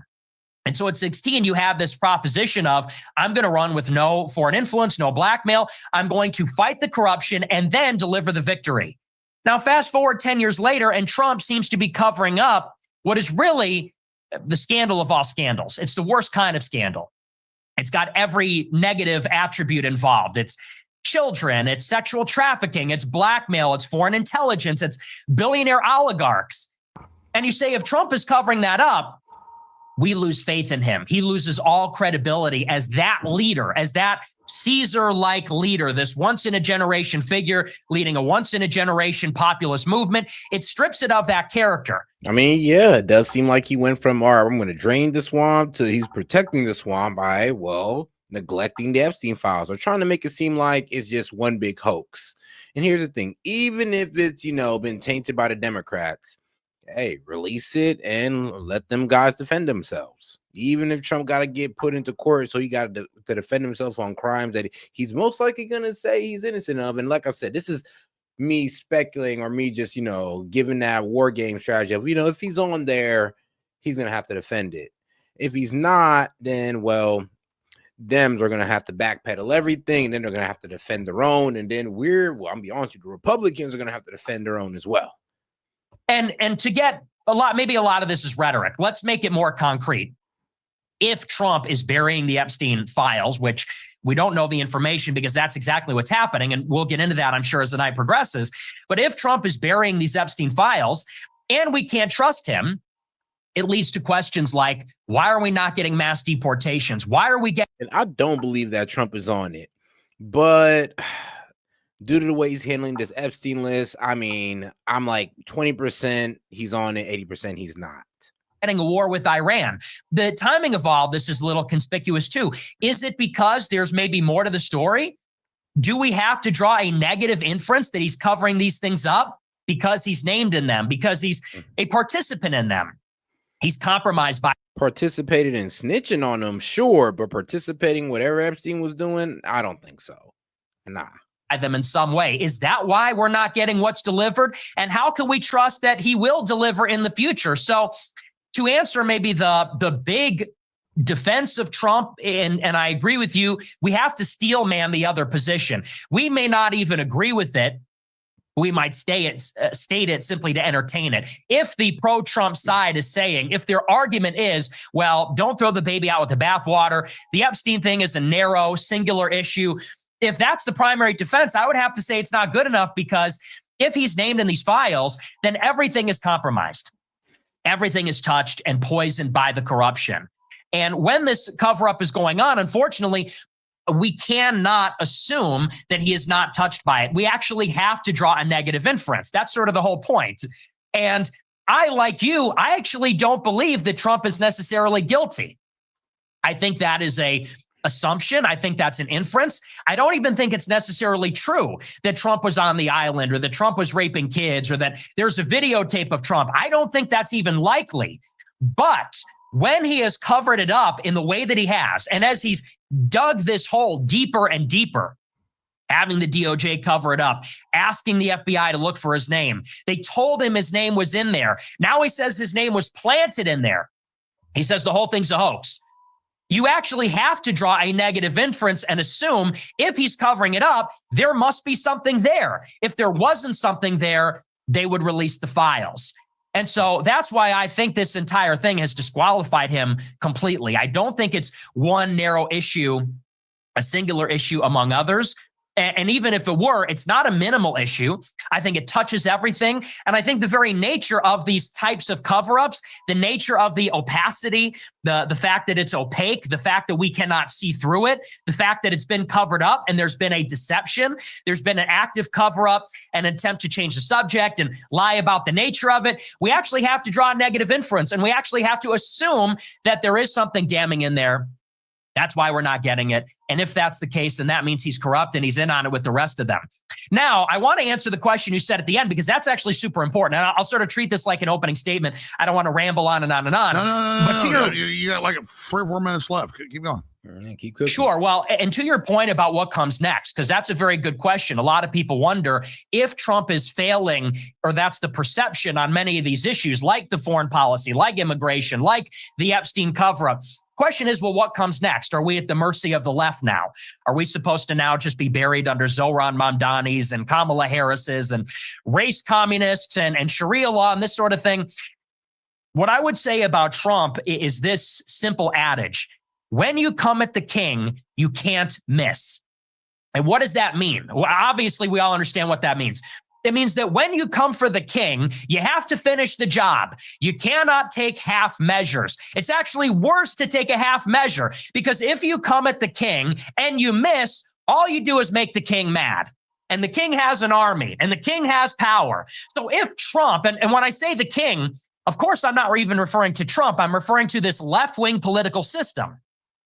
If Trump has been coming at the king for 10 years with the 16 campaign, with January 6th, with the revenge campaign in 24, if that is a 10-year campaign going after the king and he's missing over and over, failing to purge the bureaucracy, failing to implement Project 2025, failing to fire 50,000 employees, have the mass deportations, if it's this slow, if it's so unambitious, if he's already compromising and walking back and people are having to come up with defenses for it, well, what are we doing?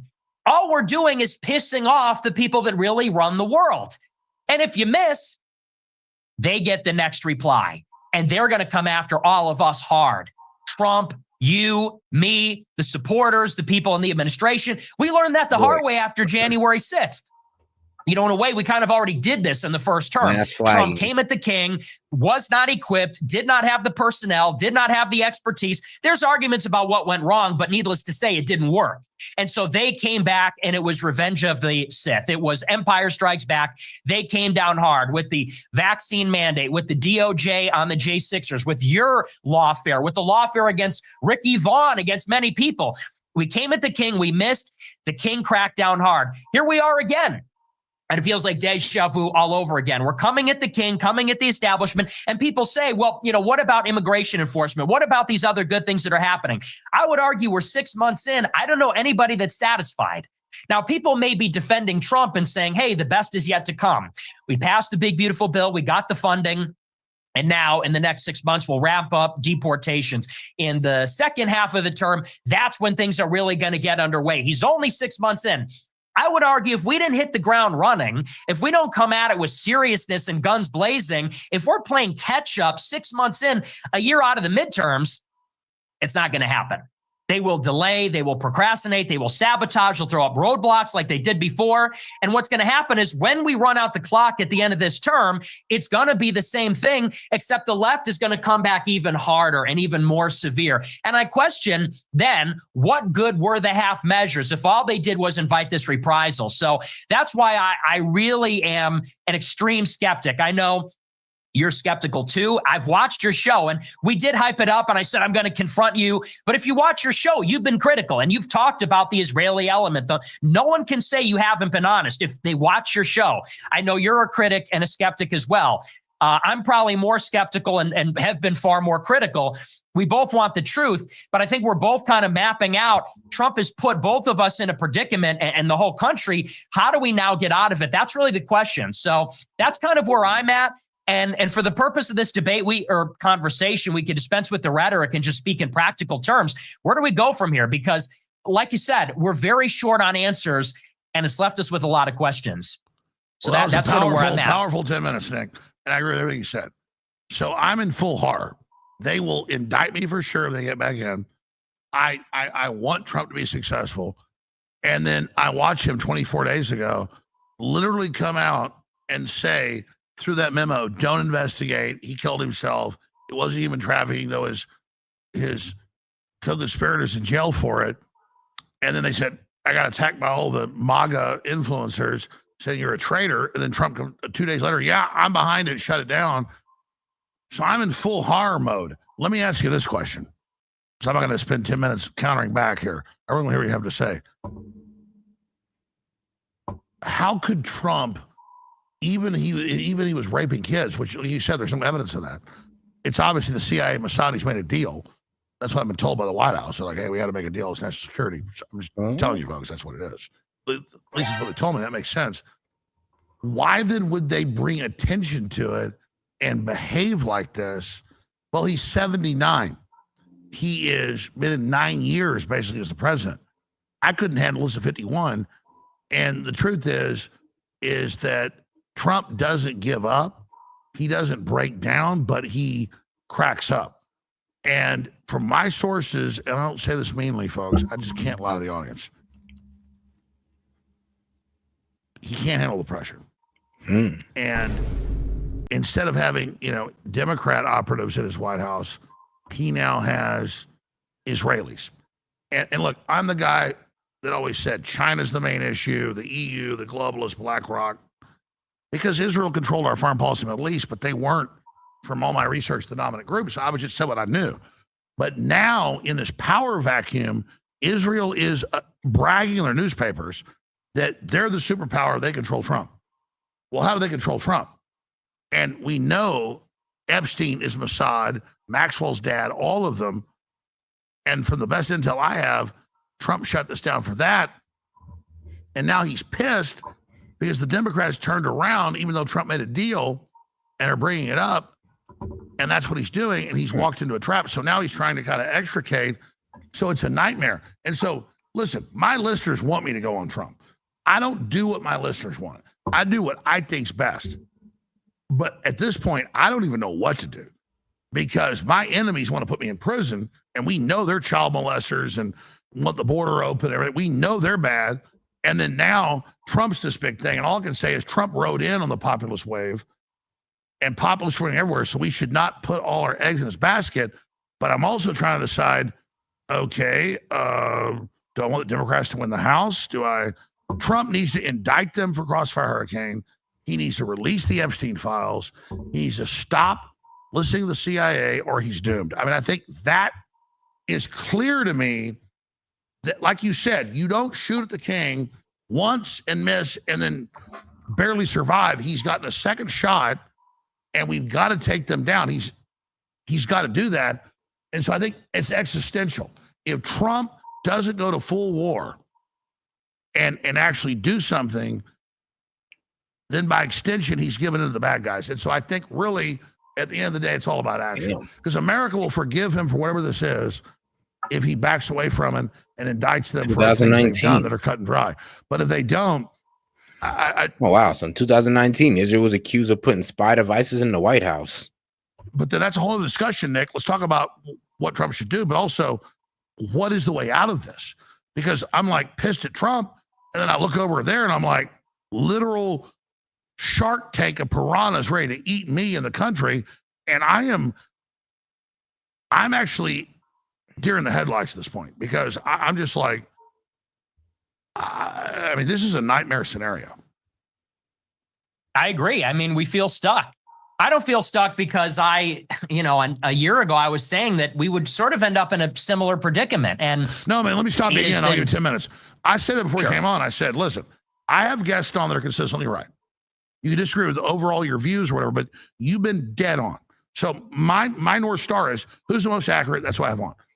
So you did predict all this, which makes me physically ill. So what? Look at the crystal ball, Nick Fuentes. At least he admitted. What is going to happen, and then what do we do? It's hard to say what is going to happen next because, I was going to say we are in a way stuck. We are stuck with Trump for the next 4 years. And when I say stuck, I mean, whether you think it's good or bad, he's the president and he's in this incontestable position. That was sort of the aspect of it that was very concerning to me, which is that if you have Kamala Harris, she has no legitimacy. So a lot of people like to think, well, if Kamala won, what would that have looked like? All right, guys. Now let's go ahead and take a quick little detour, and we're going to get into crazy clips of the night. I mean, let's get into the first one. You know that time VH1 promoted Epstein and giving better coverage of Epstein than the mainstream media? Oh, shit. Not VH1, bro. They covering Epstein better than Fox News. I mean, huh. Yeah, like I said, wow, it kind of sounds like VH1 knew more about Epstein than anybody at that point. All right, but let's get into the Illuminati Rothschild human hunting parties. I know what you're thinking. You're like, "Set, really?" Oh, shit. Yeah, I know. Here's a survivor, allegedly, reportedly, supposedly, speculating. So at the hunting parties, they would they'd have all these expendable children outside in the woods, and usually they have holding grounds, like a tunnel system or something underground where they hold the kids in cages until the time of the hunt. And the hunt usually happens later, once it's dark outside. And so what they'll do is they kind of they'll kind of make a perimeter, which is pretty large, of these woods, and they'll station the different elite people around the perimeter. And then when they give the go, they release the kids, and the kids are told just to run, to hide. And that's when the elite will go through the woods and start hunting for them. When they catch them, a lot of times they will first sexually abuse them, and then they'll kill them. So not everybody will get killed in that situation.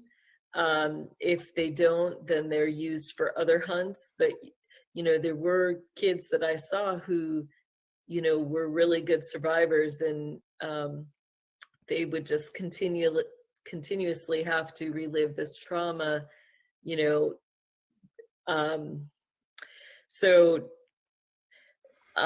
there was kind of like, so those. Well, all right, let's get back to our man Nick Fuentes and Alex Jones. But sorry, though, I had to take y'all off the deep end for a little bit. All right, let's get back to slightly normal things. Obviously, it would not have been as good. The economy wouldn't be as good. The border wouldn't have been as good, and that's obvious. But what was less concerning to me about Kamala, against all of that, is that she was a lot less stable. And not by that, I don't mean mentally. I mean that she had no legitimacy as a ruler, because she didn't win the Democrat primary fair and square and never did. Nobody would believe she won the general election. If she won, no one would accept that that was a fair and square deal. And so the regime would have been a lot less stable and would have had a lot less leeway. What I fear with Trump is that he has this cult-like status within the GOP. And when you look at the approval ratings over the past month, he has been declining with independents. He's hit a low with Democrats, as always. But his approval with Republicans has been remarkably stable. It's been stabilized at just under 90% approval, even in spite of everything, in spite of bombing Iran, in spite of floating the amnesty deal, in spite of the Epstein files. And so you say to yourself, where do we go from here? What do we do next? We're in this sort of intractable position where there's nothing we can do because he's there and no one can challenge him. He steamrolled Congress to get the BBB. He steamrolled many of the people in the primary throughout this whole process. And so you say, if Trump is failing us, if he's failing as a guy, and I agree with you, there's some sympathy with it. You don't say it to be mean. You don't say it even necessarily to be critical, but just descriptively, this is an old man. He has been fighting for a long time. He is tired. And you can see that he can't handle it. You can see that it is a crack up, that he cannot handle these questions. And you watch these press conferences, these interviews, it's extraordinary the way he keeps digging, the way he gets asked about it and puts his foot in his mouth with this sort of, oh, well, we need to just stop thinking about that. And it's a Democrat hoax. And you say, how is it even possible that he's fumbling this hard? So much so that people are saying maybe it's calculated, because it is not possible to mess it up this bad. He's failing. He's cracking up. Oh, yeah. I love the futards saying, saying, oh, he's going to make Democrats release the file. He's in control of it, dumbasses. Exactly. He appointed the attorney general. It's under his purview. He could release it if he wants to. Pam Bondi could do it. Trump could tell her to do it. And so he's in this position. He's clearly not well. And you could speculate about his health or something like that. But just suffice to say, he's not handling this well. But he also is immovable. And what's more is, and we talked about this the last time, there's this exuberance. And that really scared me when he came into office. And by scared, I don't want to sound like a resistance liberal or something, but a year ago, I was concerned about this Trojan horse thing. He's going to take all the Republicans with him. Anything he'll do will have his imprimatur of credibility. 90% of Republicans will support it no matter what. But then he gets into office. Then he wins the election. And you see a Trump that is unchained, where he's like, we're going to take Canada. We're going to take Greenland. We're going to take Panama. We're going to go to war with Russia. We're going to go to war with China. And you're like, this is a guy that is not handling it well. He's incontestable and he's totally exuberant, has this like God complex situation. And so we're kind of strapped in for the next. All right. Now, I don't agree with the whole, oh, he's going to war here, there, and there. I'm like, no. Trump has never really had that war language. Even when it came to Iran, I mean, he didn't just come out saying, oh yeah, we're going to get into it with Iran. Now, he may have hit that strike covertly, but hey, it was covertly. It wasn't something that he'd just been bombastic about. So I'm not really hearing him on that one. Now, I guess him being thrown the insults with, oh, he's old and he's cracking. Yet to be seen. Like I said, we're going to see what happens with this push to get the Epstein list like pulled out from these guys. And we're going to see, like I said, if Trump is hiding it, then, well, guess what? Congress is on the prowl for it. The Senate's on the prowl for it. So if it's a tug of war match between like Congress and Trump, then sure, I believe Congress is most likely going to win. 3 years. And I would say 8 years ago, what I would have said, what is our course of action? Yeah. I would have said, we have to fight for the personnel. We got to get a new chief of staff. We got to get Susie Wiles out. We got to get control of the White House, wrest control of it from the bad personnel, get the good advisors in, but we did that already. And even now, I don't think it's possible. I think that this is just how it's been the entire time. And, Trump, if he knows how to get in touch with you, he knows how to get in touch with all these people that are critical, he won't do it. And by the way, the people that are at the FBI, it's Kash Patel, it's Dan Bongino, it's Tulsi Gabbard, RFK Jr., Elon Musk was on the team. So you would say, who would he call to get him out of the mess? Who would be the dream team personnel that could steer the ship away from the rocks? Well, they're already kind of there. I mean, what could we have better? If we're thinking about MAGA personnel that you could plug in that could solve the problem that represents the base, could you do much better than Kash Patel and Dan Bongino? Could you do much better than Vivek? And not to say that these are the best people ever, but these are pretty MAGA people. These are pretty outside the system people to bring in. And well, so you wonder if they can't. Nick, and I'm going to, I just have to say this. I got a bunch of calls the last 3 weeks. And the calls go like this: what do you want? And I've never asked for anything. What I want is good policy. I always want to be the outsider. And I'm just like, what do I want? I want Make America Great Again. I want America first. So there's a real understanding in this administration that we're in charge. This is the way it is. And the fact that I get these calls, like the top of the administration, and they're just cut and dry. What do you want? And I'm just like, And again, the horror of Hakeem Jeffries and Pocahontas is right there. That. And that's why I'm in this paradox where I'm like, whoa. And so, Alex Jones did go off on Trump pretty much. Say, you need to release the list. You acting like you guilty. Damn near laying into Trump for real. Going like, no, you need to let it out. You're tripping. I could see why the White House would be like, yeah, Alex, I don't know. I mean, I feel disaster. I'm going to be honest with viewers. I have nothing I can do but to tell the truth. I am just in a nightmare because the Democrats are pure satanic scum. We know who they are. And you've got all this delusions of grandeur. People that know Trump well say it's beyond megalomania. He does not care. He does whatever he wants, which is good to not care about Democrats. He doesn't even respond to their attacks anymore because he literally doesn't care and thinks he's invincible. And now he's negotiating with Russia and China and North Korea and Iran. And just a week ago had a meeting with Zelensky and said, maybe we'll give you heavy bombs to bomb Moscow. And now they may overthrow Zelensky. So you get this idea that it's like this swirling crazy town. And you have last week the CIA director at that meeting they had, the cabinet meeting, and Ratcliffe.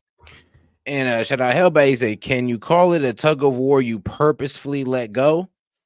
I mean, yeah, yeah, that's true. Let's be real. Congress could just purposefully be like, you know what? Yeah, you guys got it. You're right. Epstein's not that important. Let's move on.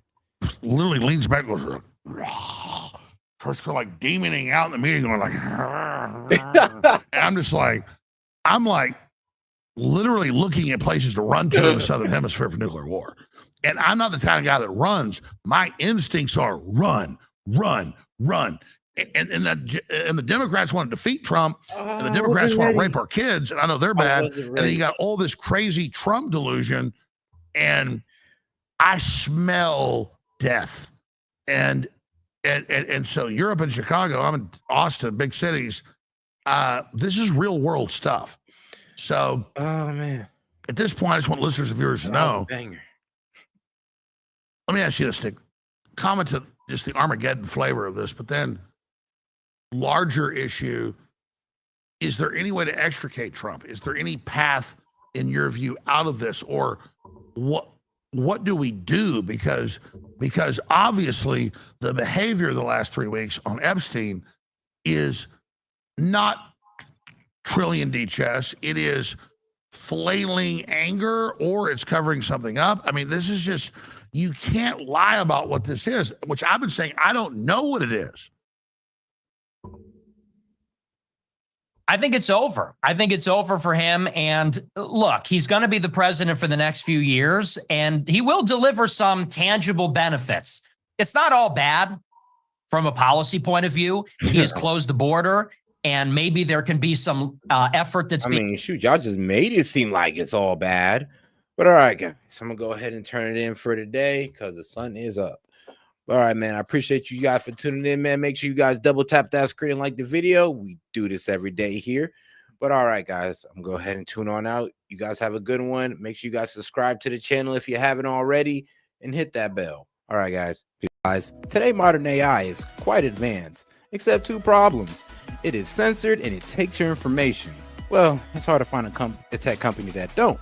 But let me introduce you to one. Shout out to my sponsor, Fuentes AI, which allows you to protect your information and avoid censorship. Now ask yourself, why should a team of programmers at these leading AI apps be the ones to decide what is okay for you to ask and think? Also, would you be comfortable if the presidential administration could govern what AI tells you? Man, I know I wouldn't. But also, while you think about that, did you know that? Let me tell you this, it's gonna be crazy, but ChatGPT has a former director of the NSA sitting on their board right now, guys. And shout out to that man, Edward Snowden. He called this a willful, calculated betrayal of the rights of every person on Earth. And we all know how Alexa is. Alexa listens to us and recommends products based on our conversations. I mean, talk about a violation of privacy. But guys, these are just a few reasons I decided to team up with Fuentes AI and get you a better options or solutions to your AI needs. Now, guys, you can go ahead and check these guys out with my promo code. So shout out to Fuentes AI. Now, if you want to use AI without fear of handing over your most intimate thoughts to a corporation or government, you can get 20% off a pro plan using my link, Fuentes AI SET, and use the code SET. Man, so shout out, guys. So make sure you guys use the code. Put it up one more time for you guys right there. Once again, guys, you guys want to go ahead and have unleashed AI, uncensored AI. Go ahead and tap in with my guys at Venice AI, guys. Hey, this is S.E.T and appreciate the support. And shout out to the sponsor.